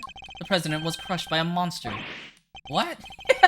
Did you really just say that? You? Oh, I get it. He's the kid who can communicate with giant beasts, right? Did he use his special powers? The only person in communion with monsters? It was you. Sorry, but you must have me mixed up with somebody else. No monster pals here, I'm afraid. Objection! Why the false modesty? You're very close with at least one such creature. In fact, you can make this particular monster do exactly as you command. It was you who killed the President, Mr. Saint, and I can prove it. What? You're talking about the lion balloon? Yes, a quivering mockery of a monster filled with hot air, but a monster nonetheless. Not entirely unlike Mr. Saint himself. Sorry, you lost me. What are you trying to say exactly? You seemed very keen to stick to your story about having manipulated Sean and the president, but no matter how true you may have wanted it to be, that was nothing more than a desperate lie. Even the most skilled animal tamer can't make the dead do his bidding. And the president was dead long before he left that roof, having been killed by your balloon. I get it, that thing may look lighter than air, but it weighs a few hundred pounds, right? When the president attacked you from the roof, you just had to think quickly in order to protect yourself. The method you chose, landing the balloon right on top of him. You didn't need to let him ride on that balloon, and he didn't need to coerce you into taking him, because what you took away was his dead body. Objection. Wait a minute now, Miles. If what you're saying is true, the president would have been killed 2 nights ago, which would mean the time of death recorded in the autopsy was wrong. It would? Wow, you're really losing your touch. Look again. It's written right there.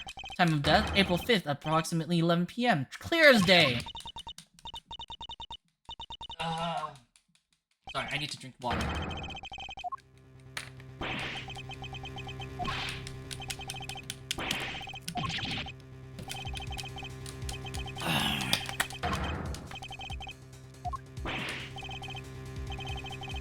I didn't know that he was, but you did know, because I told you myself.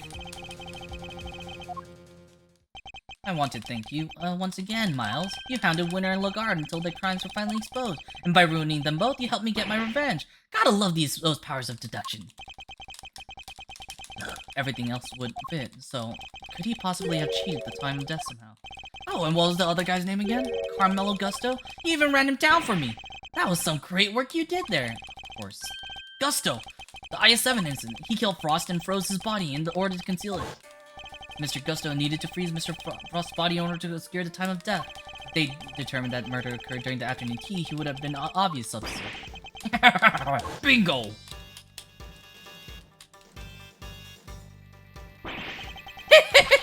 I only wish I could have been there to see his downfall too!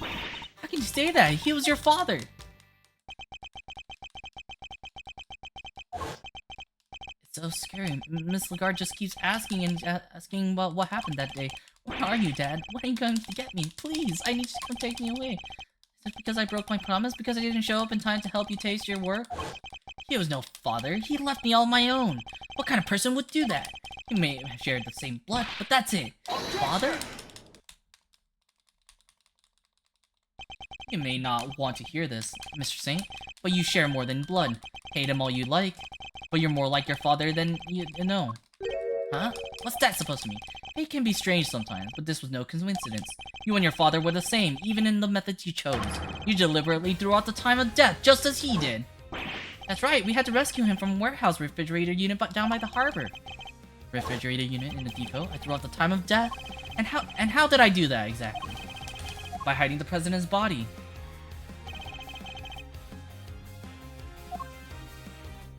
Take that! You needed to keep the body cool somewhere. And you also needed somewhere to keep Sean.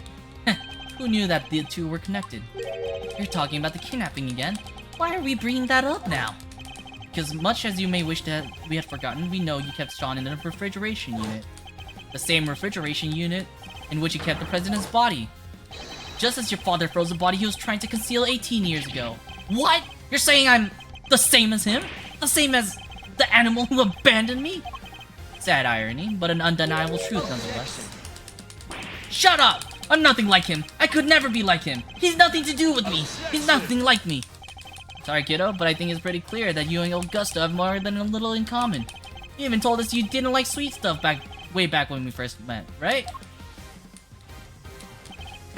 If that's not a product of your daddy's issues, I don't know what is. You don't understand. Hey, have tried to disown your father, but he lives on in everything you do. You think the same way. And you're every bit as prepared as he was to sacrifice others in order to protect yourself. Your crimes were even exposed in the same manner. You couldn't be more similar.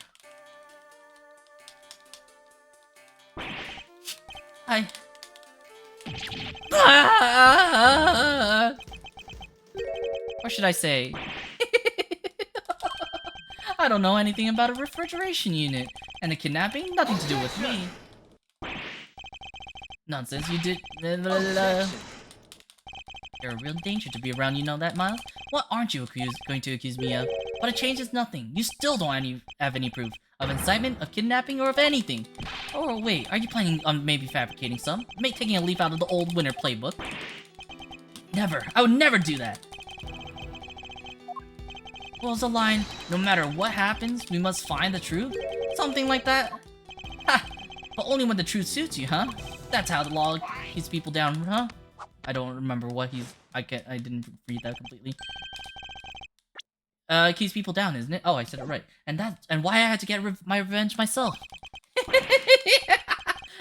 I got away with it! I got away with it all! Lagarde winner! And now you! None of you can touch me. This is bad, Mr. Edgeworth. Isn't there anything we can do? Ah, come on.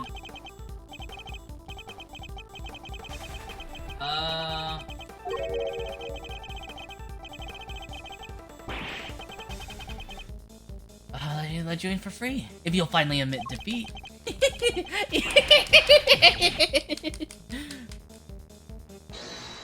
Wait, hold it. Please tell me it's Eustace. Who was that? Oh, Gumshoe!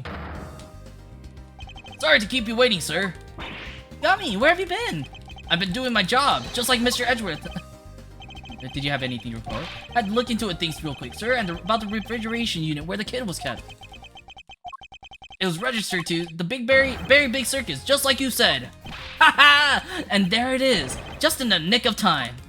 Excellent work, detective. Well, Mr. Saint? Must be some kind of mistake. Why would a circus need a refrigeration unit? A valid question, I suppose. But we're no experts on the circus trade. Perhaps we could ask your department manager for her thoughts on the matter. Well, Miss Berry? We do hire a unit to store all the food for the animals, but I don't know where it is. I leave all that to Simeon. He's so good at that kind of thing. Ah, you fool! Simeon, you're scaring me. Such a shame, but rushing to find a solution after the fact so often leads to mistakes. You knew that if the body was found in the unit, the suspicion would fall on you. So you panicked and moved it to the grounds of the big building instead. But you weren't counting on Sean being found in the unit when you kidnapped him. If only you'd known you were up against a great thief and an even greater detective. Is everything alright? You're looking a little pale. I don't think you've won just yet, Miles. You're missing proof for the most important part of your little theory. I am. Perhaps you can enlighten us. You don't have any evidence that I crushed the presidential figure with that balloon. And I know you don't, because there isn't any. I'm afraid there is. What? If Mr. Saint murdered the victim as we think he did, there should be traces of your misdeed on this piece of evidence. Take that! Analysis of the balloon basket should turn up the evidence we need. The balloon again? You already have your bullet hole. What else do you expect to find? We expect to find plenty, actually. Isn't that right, Mr. Edgeworth?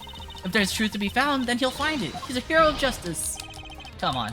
Mr. Edgeworth has gotten out of the way tighter spots in this one. What they said.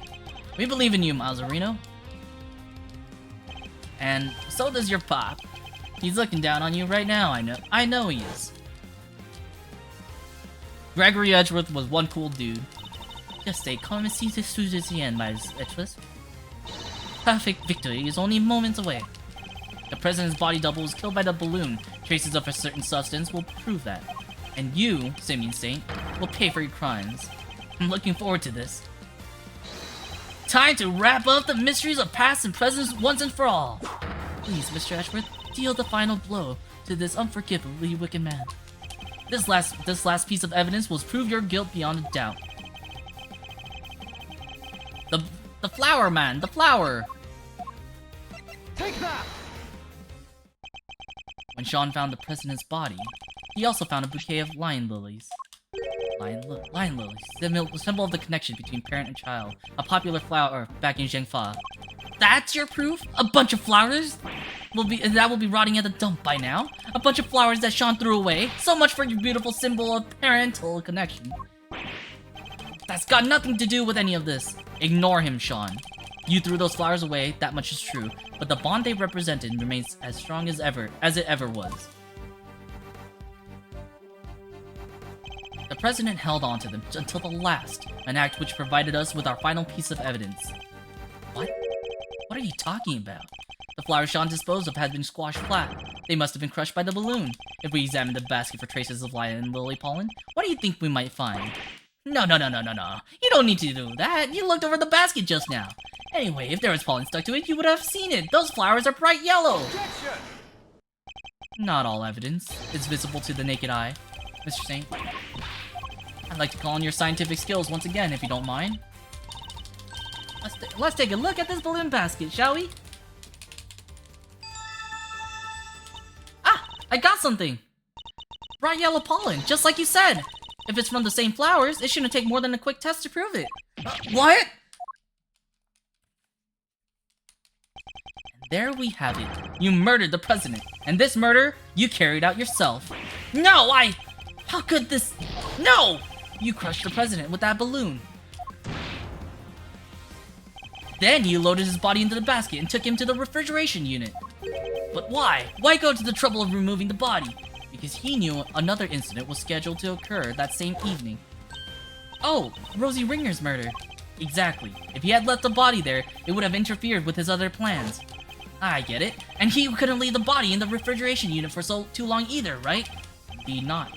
So while returning to the big building to drop the body off again the following night, he must have observed the fire Sean caused, and the Torosaurus head falling as a result. That's what gave you the idea, wasn't it? To frame Sean for the murder. You made it seem as if the falling head was what killed him so that my son would take the blame. Despicable coward. In order to achieve your aim, you lowered the president's body from the balloon to the lot below, and while he was dangling from the rope, he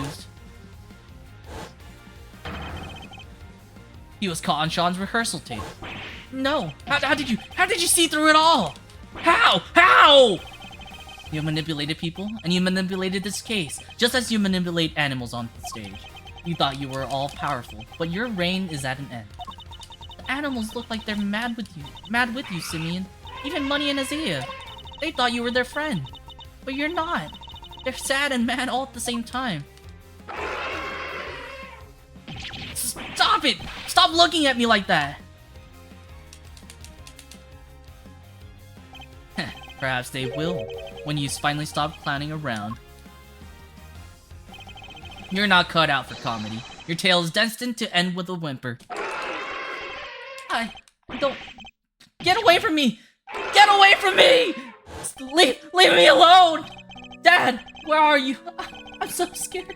I don't know what you're talking about. I've done nothing wrong. Nothing. I'm not the bad one. They are. Why, Bronco? Why did you stop me from going to see my dad? If only none of them did what they did, I wouldn't have had to. I couldn't trust the police. I couldn't trust anybody. I was all alone with nobody to help me.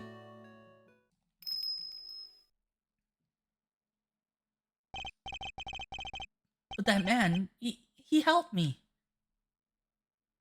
Dennis was the only one who ever helped me. So what if I use people? I had to. Is that so wrong? No, leave me alone. Leave me alone. Oh my god. Oh my god. Oh my god. Dude, he got beat up by the fucking circus animals, man. He got punched by the gorilla. Seems the game is up at last. The killer!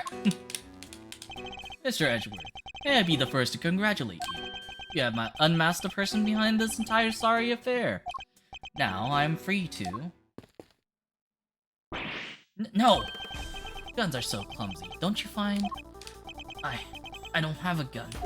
Please, not only are you carrying one, you were just about to draw it. You must have stolen it from the president after murdering him. This gentleman betrayed a bond of trust. He knew the so-called president was an imposter, and yet he employed me to kill him nonetheless. There is nothing more dangerous for an assassin than to be lied to about the nature of one's target. If one does not know what cards one's opponent is holding, one can be very unpleasantly surprised. But that was not your true crime. No, thinking you could deceive me, manipulate me, that is the crime for which you are about to pay. No!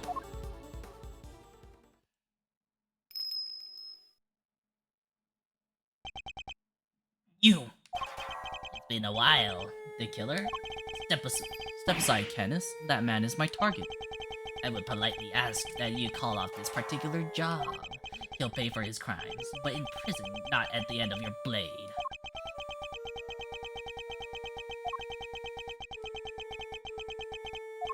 And if I refuse, let us just say that I might not take the loss of the one life that I ever saved too well. You save a life, Bodhidharma Karnas, the blind butcher himself. Preposterous, I know. But yes, I, who have taken so many lives, once chose to preserve one, that of an innocent young pup. And he, in his turn, saved mine, something of a bond formed between us. I like how his name is, his shirt, his prison garb is B055, or boss. Laugh all you like, I know I would. But I would respectfully request that you spare him. As one professional to another, I ask that you let this particular target live. Very well. The boy must mean a lot to you. Consider it a professional courtesy. Thank you. I am in your debt. You need not thank me. I simply see little point in the two of us killing one another. Now then, I bid you all good day. No, get back here! You have my thanks, Mr. Edgeworth. This young pup needed to be shown the error of his ways, and you have done just that. Alright, I suppose we'd better be getting back. Our ironclad enclosure awaits. Doesn't it, Helmut? Yes, it does. Oh, hello. You killed my dad, didn't you, old man? I will not lie, I did. My victims deserve to be remembered at the very least. But I sense a great hatred for me from you, Horned Pup, in that case. Sean, no! You must not falter, little one. Here, you may use my knife. Take it, and cut my throat. One sure slice is all it takes. I was growing rather tired of carving my little statues anyway. I want revenge. I want it so badly. Sean, don't do it! Please, Sean. I beg of you. At least, I did until just now. I would have done anything to make you pay, no matter how long it took. Oh, but you shouldn't. Oh, but you should make those who have wronged you pay. It'll make you feel good. Trust me. All the pain, all the suffering, it all goes away. It drowns it all out. Numbs it. Maybe it does. Listening to you, I thought maybe that's what I wanted. Sean! But it's not just about me. Say I get my revenge. How does that help anybody else? If I become a murderer, my mom suffers 10 times more than I ever would. And so would all the people I work with. They're counting on me, and they worry about me. Thoughtful words indeed, little one. Yeah? Well, I get it now. I won't ever forgive you. But I shouldn't be the one who gets to punish you. That's what these guys are for. My mom, the prosecutor, people like that. Sean. Wow. You may be young, Sean, but you're way wiser than I'll ever be. You could at least consider trying to better yourself, okay? Very well. Then I suppose we'll be on our way. With me, young pup. On our way? To where? Where else? To the prison. Our home. Our home?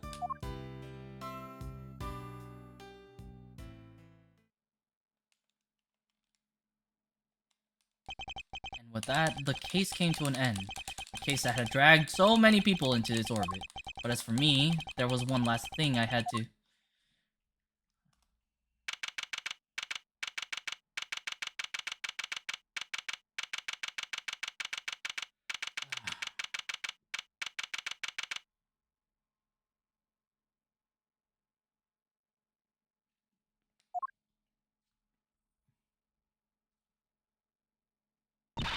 Sorry to keep you waiting, Mr. Edgeworth.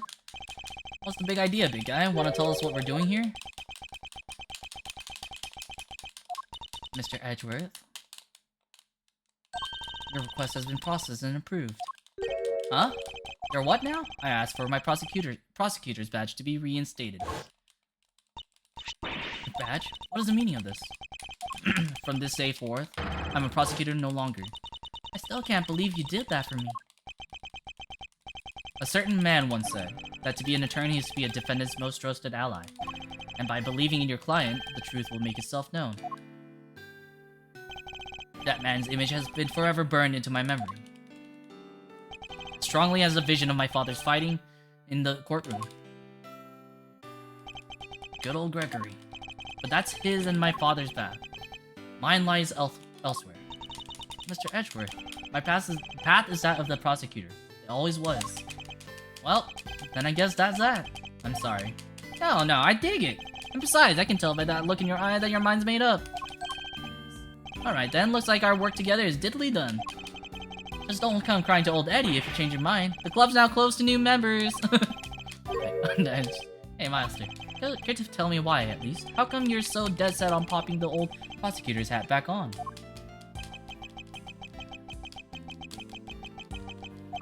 You once asked me something, Fender. Are you going to keep fighting crime as a prosecutor, or help people as an attorney? Something tells me you got a big decision ahead of you. Only one only you can answer. And I've been thinking about that question ever since, and about how I mean to live my life. And now that this case is over, I think I finally know the answer. I'm going to help people as a prosecutor. But can't you also do that as an attorney? Look at it this way. Simeon State was also a victim of sorts.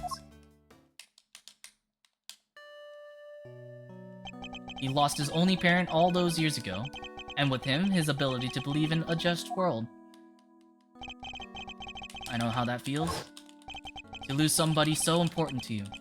Lose faith in everything, faith in everything. Doubt everything, and be utterly alone. To fight and fight and fight.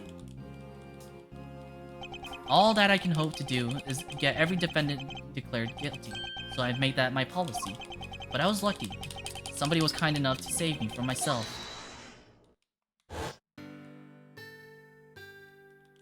Mr. Saint had nobody. He had no faith in the law.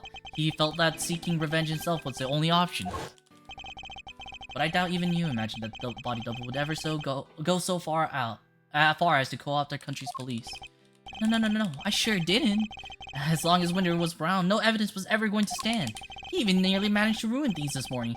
The guard almost got away with it again. I want to help people like him. How do you plan to do that? If he had been able to rely upon the law, none of this would have happened. Chairman Winter made a mockery of justice, and in so doing, drove Mr. Sade away from seeking it. The law is only as good as its practitioners. It can be a shield that keeps the people safe from harm, or a sword to wield to wound them. Just one among many of the law's great contradictions. You could say that again. Yep, it's what we folk in the trade like to call legal contradiction. The law is far from perfect, but one cannot solve such contradictions in the law without engaging with it. So I don't think an attorney could have saved Mr. Saint, but a prosecutor? A custodian of the law. I think perhaps they could have. I plan to take up my badge again, and confront those contradictions at every turn.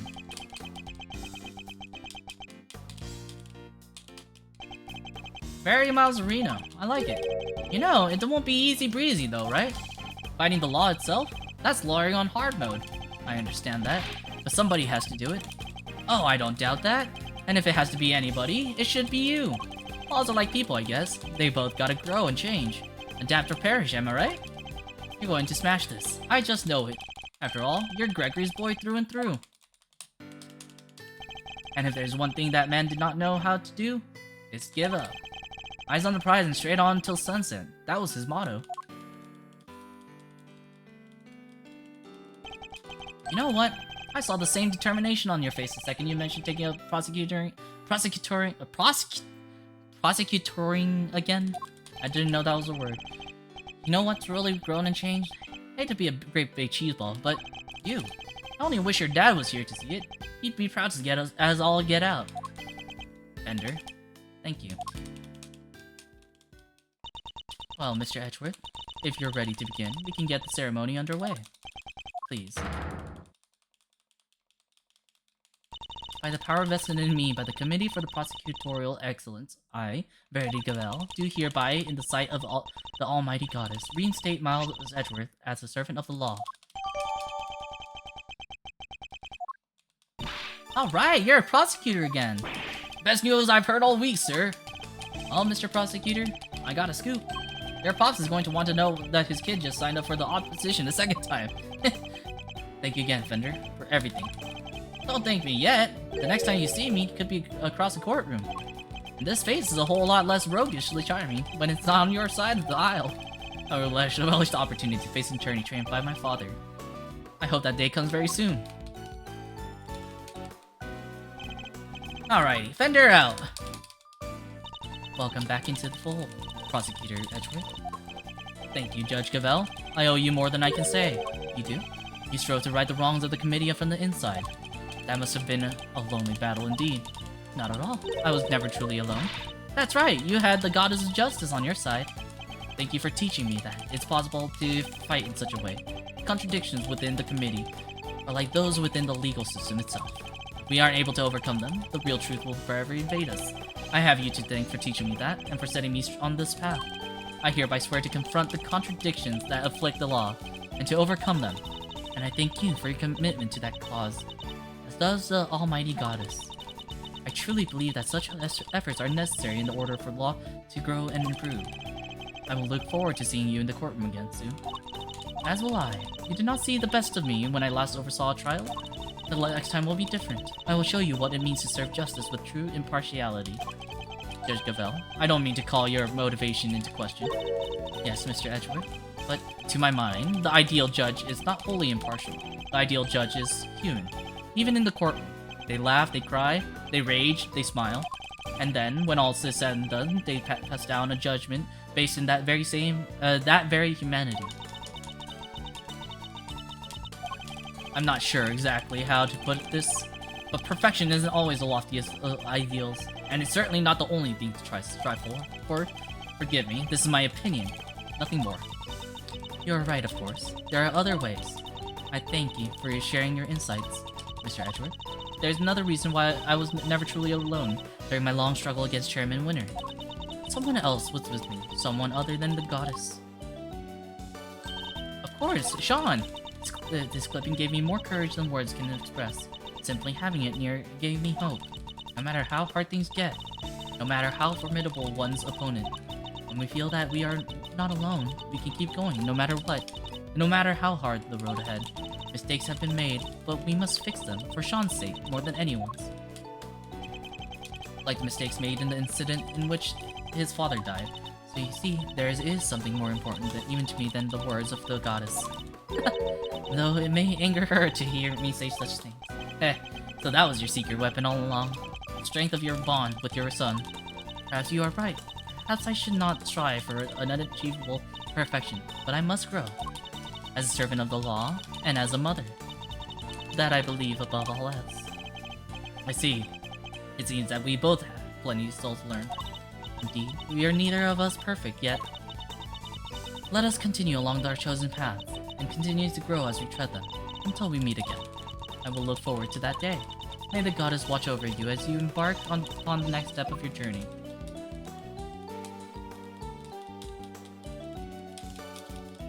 How sweet and sentimental. I lost the title of Prosecutor, but now I have regained it. In so doing, I've seen a new way forward, a new path of justice. And I am determined to follow that path until it finally leads me to truth. No matter how hard it might be, no matter what obstacles they might say, I will lift up my voice to shout, objection! Alright, that is the end of it. What can I say about this?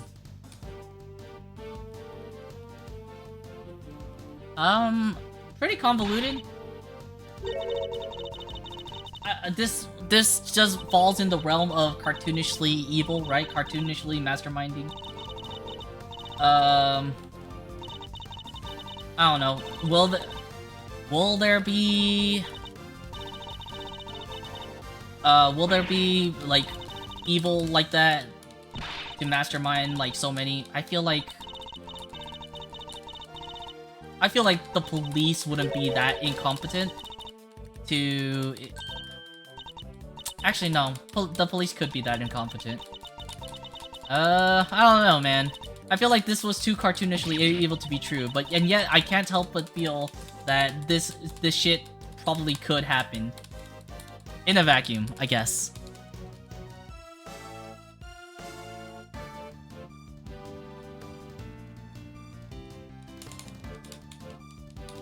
Oh, shit. I totally forgot Shelly the Killer was injured.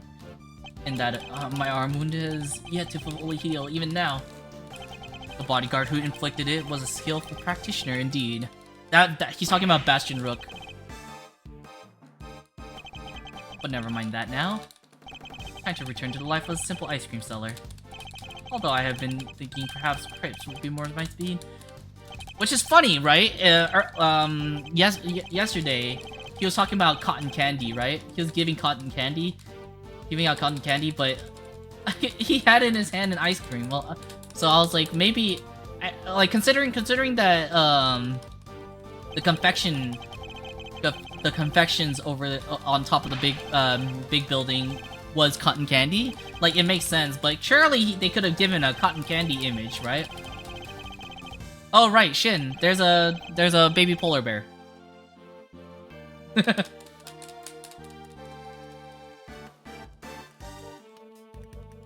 But this but this was case number 2, right? Like, and we did it last year. So I don't know if you were there for that, but that was there. Also, this is Saw It. Mr. Saw It from the very first case of the very first game.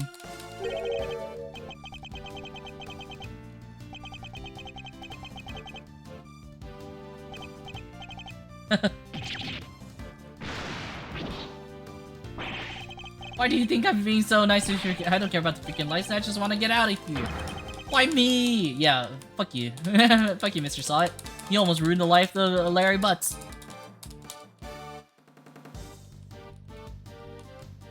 But yeah, pretty good game overall.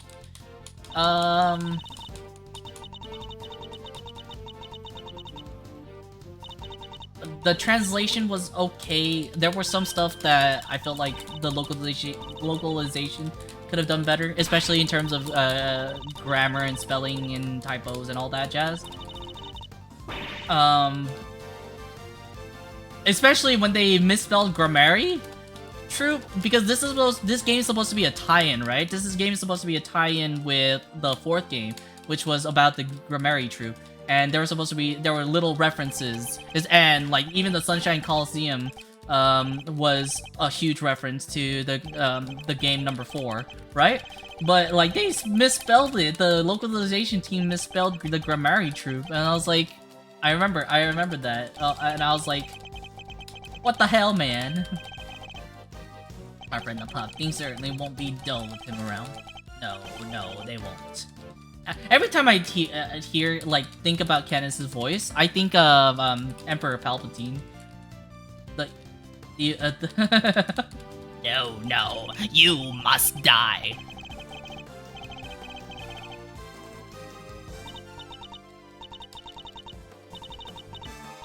Alright, Bound is in jail right now because she attempted to kill, she poisoned, what's his face, Carmelo Gusto, because she knew that he was the killer. Well, she wanted to, lure out the killer by attempting to poison him, but,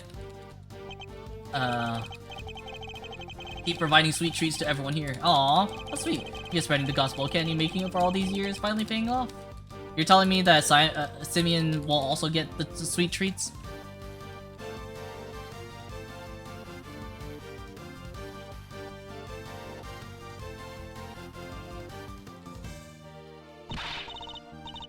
Alright.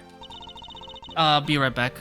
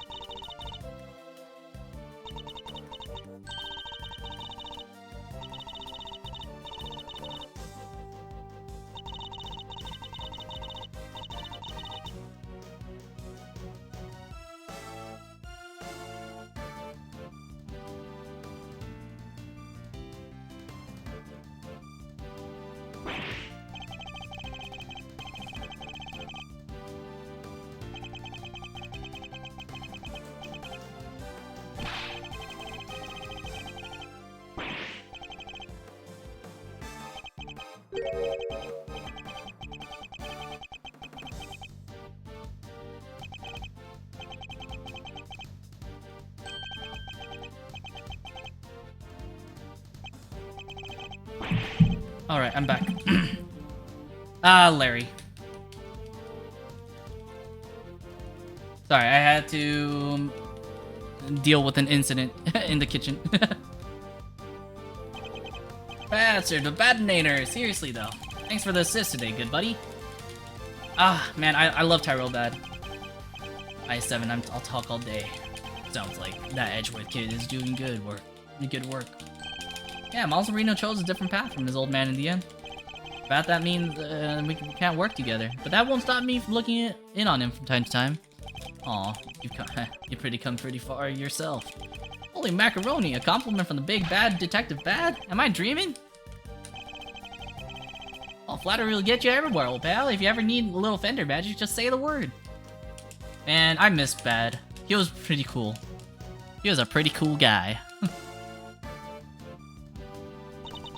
Looks like they'll be letting me off a little easier than I thought for what I did. Oh, right, she was an accomplice. Well, she didn't kill them, but she did hide the body under coercion. Ain't no such thing as easy when it comes to crime, dang fool child. Sorry, Grandma. I still feel awful about it, of course. But I'm just so glad I get to stay out here with you. What's that? You think we should be getting back to work? I guess you're right. Can't keep the dead waiting. Bruh. Right, they're coroners, by the way. Well, actually, the grandma's the head coroner, and the nurse is just the assistant. Alright. I have to be around, right? Even if I do have to jump right back on the plane again and go back to Europe. All this flying around is gonna get tiring. That sounds like me.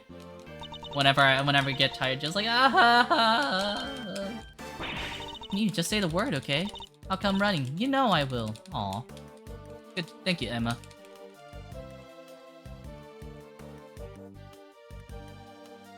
I'm just looking at if I forgot to look at the translation team.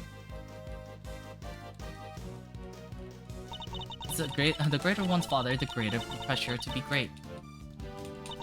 But Eustace Vina, was it? He has chosen his own path now, and he will be tested. Oh, I want to hear from Eustace Winter. He chose to live as a prosecutor over how his own father lived. That too is a valid answer to the question we've all had to wrestle with. Yeah. It really had to do a lot with... The whole theme of the story was, like, your father. Right? Sean Fenn had to deal with his father's death. Well, Shilong Lang had to deal with his father's, secret investigation and shame. Right? Miles had to deal with his father's case. His father being a defense attorney about how he turned out.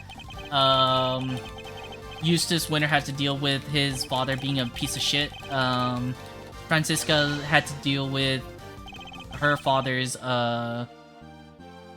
again, this was also her father's case, right? Because it was Gregory versus Manfred, and they had a case where they had the winner thing. Told everybody to stop calling me that. Because I didn't win. My dad did it all for me. Aw. I'm going to start again from scratch. I won't let what he did ruin everything. Pretty soon I'll be better than him, and better than Edgeworth, so watch out. Now, first order of business, get a new nickname. Aw. I like him. I like him. I used to hate him, right? Because he was an annoying little brat. But he had a really good character arc. So yeah, he had to deal with his father. Eustace has to deal with his father being a criminal. The whole Tangaroa and Artie Frost case was dealt with.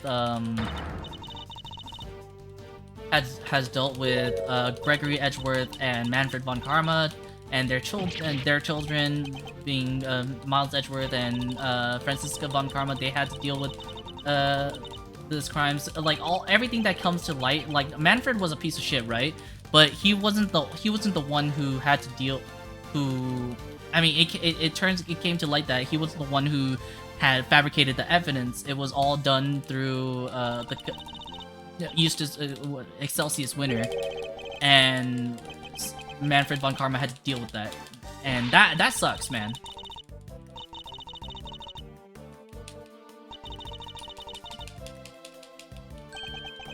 Aw.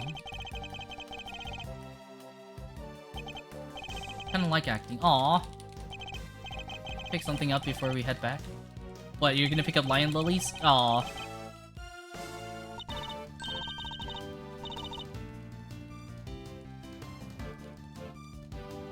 But my least favorite one was how, okay, the two victims, right? In this case, the first victim in the case, Rosie Ringer, well, that's actually the last case. Rosie Ringer and the witness photographer that perished, that was killed 12 years ago. His name was Alf All Down, right? And I made the connection that Rosie Ringer and freaking Alf All Down is a play on the fucking nursery rhyme, the Ring Around the Rosies, right? Ring Around the Rosies. Ashes, they all fall down, and I was, I suffered, man. I suffered this game, especially when I had to. Okay, I suffered especially when I had to deal with Lotta Hart and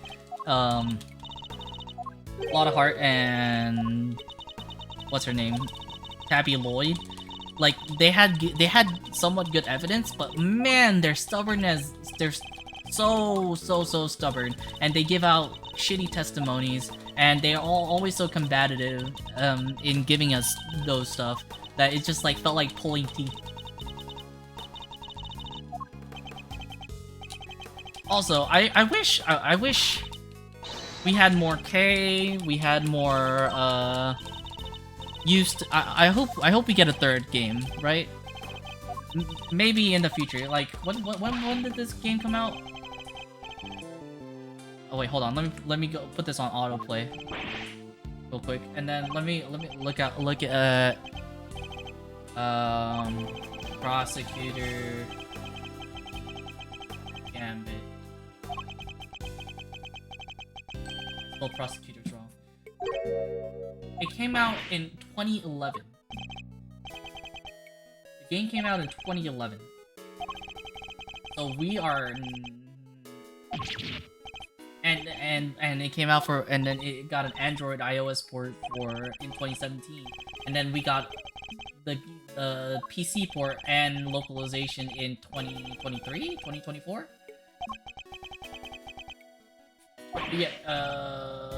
Yeah, 2024, and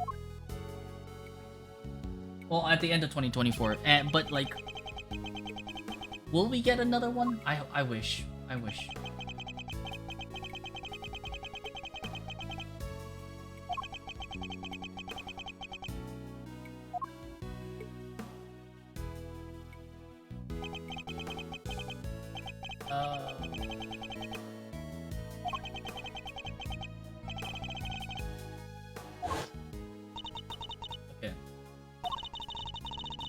Sorry, I was making sure that this game takes place in the correct time. Like, I was right in the timeline. Between the third and fourth games.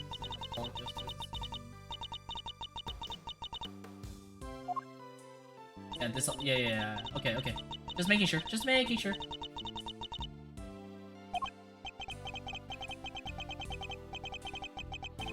We also are waiting for the Layton versus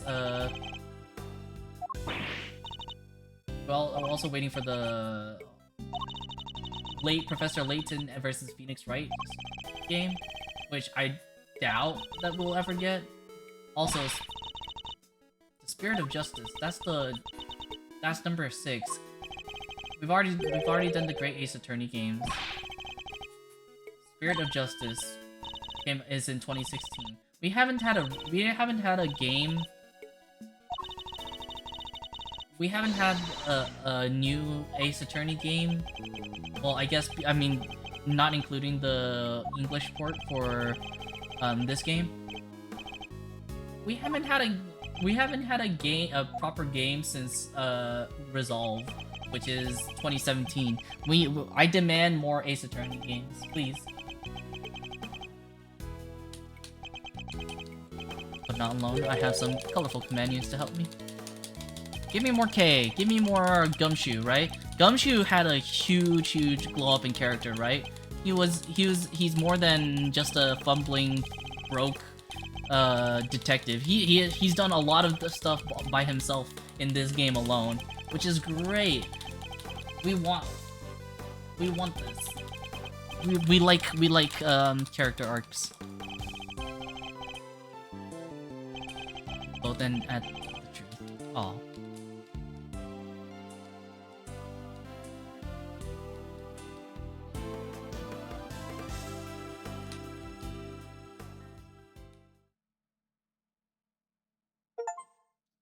Alright, we're done. We're finally done with this game. So yeah, overall, good game. I wish we had more of the story, right? I wish we had more Ace Attorney investigations with more Eustace, Winner, with more I wish they tied in more of these characters into the mainstay games, right? Because we had Franziska von Karma, we've had her since game number 2. Miles Edgeworth has always been deeply entangled with the mainstay games. But, you know, if we had some more crossover, right? It's like, give us more K, give us more Judge Gavel, maybe. I don't know, I actually don't know about Judge Gavel. Maybe. But if we had more Eustace Winner, that would've been nice. Anyways, that's all for today. I'm tired. Extra tired.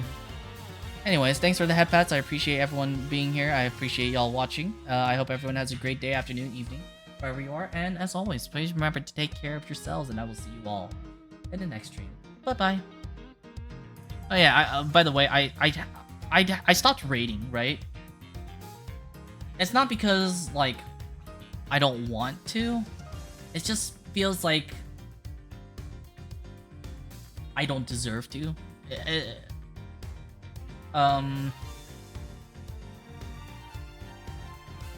I mean that's just some of the brainworms, right? But I don't want to be seen as a clout chaser. I don't want to be viewed as a clout chaser. I just want to, and since this is now just more, I've relegated this down to more of a hobby than a job. I don't care about the growth of the channel, right?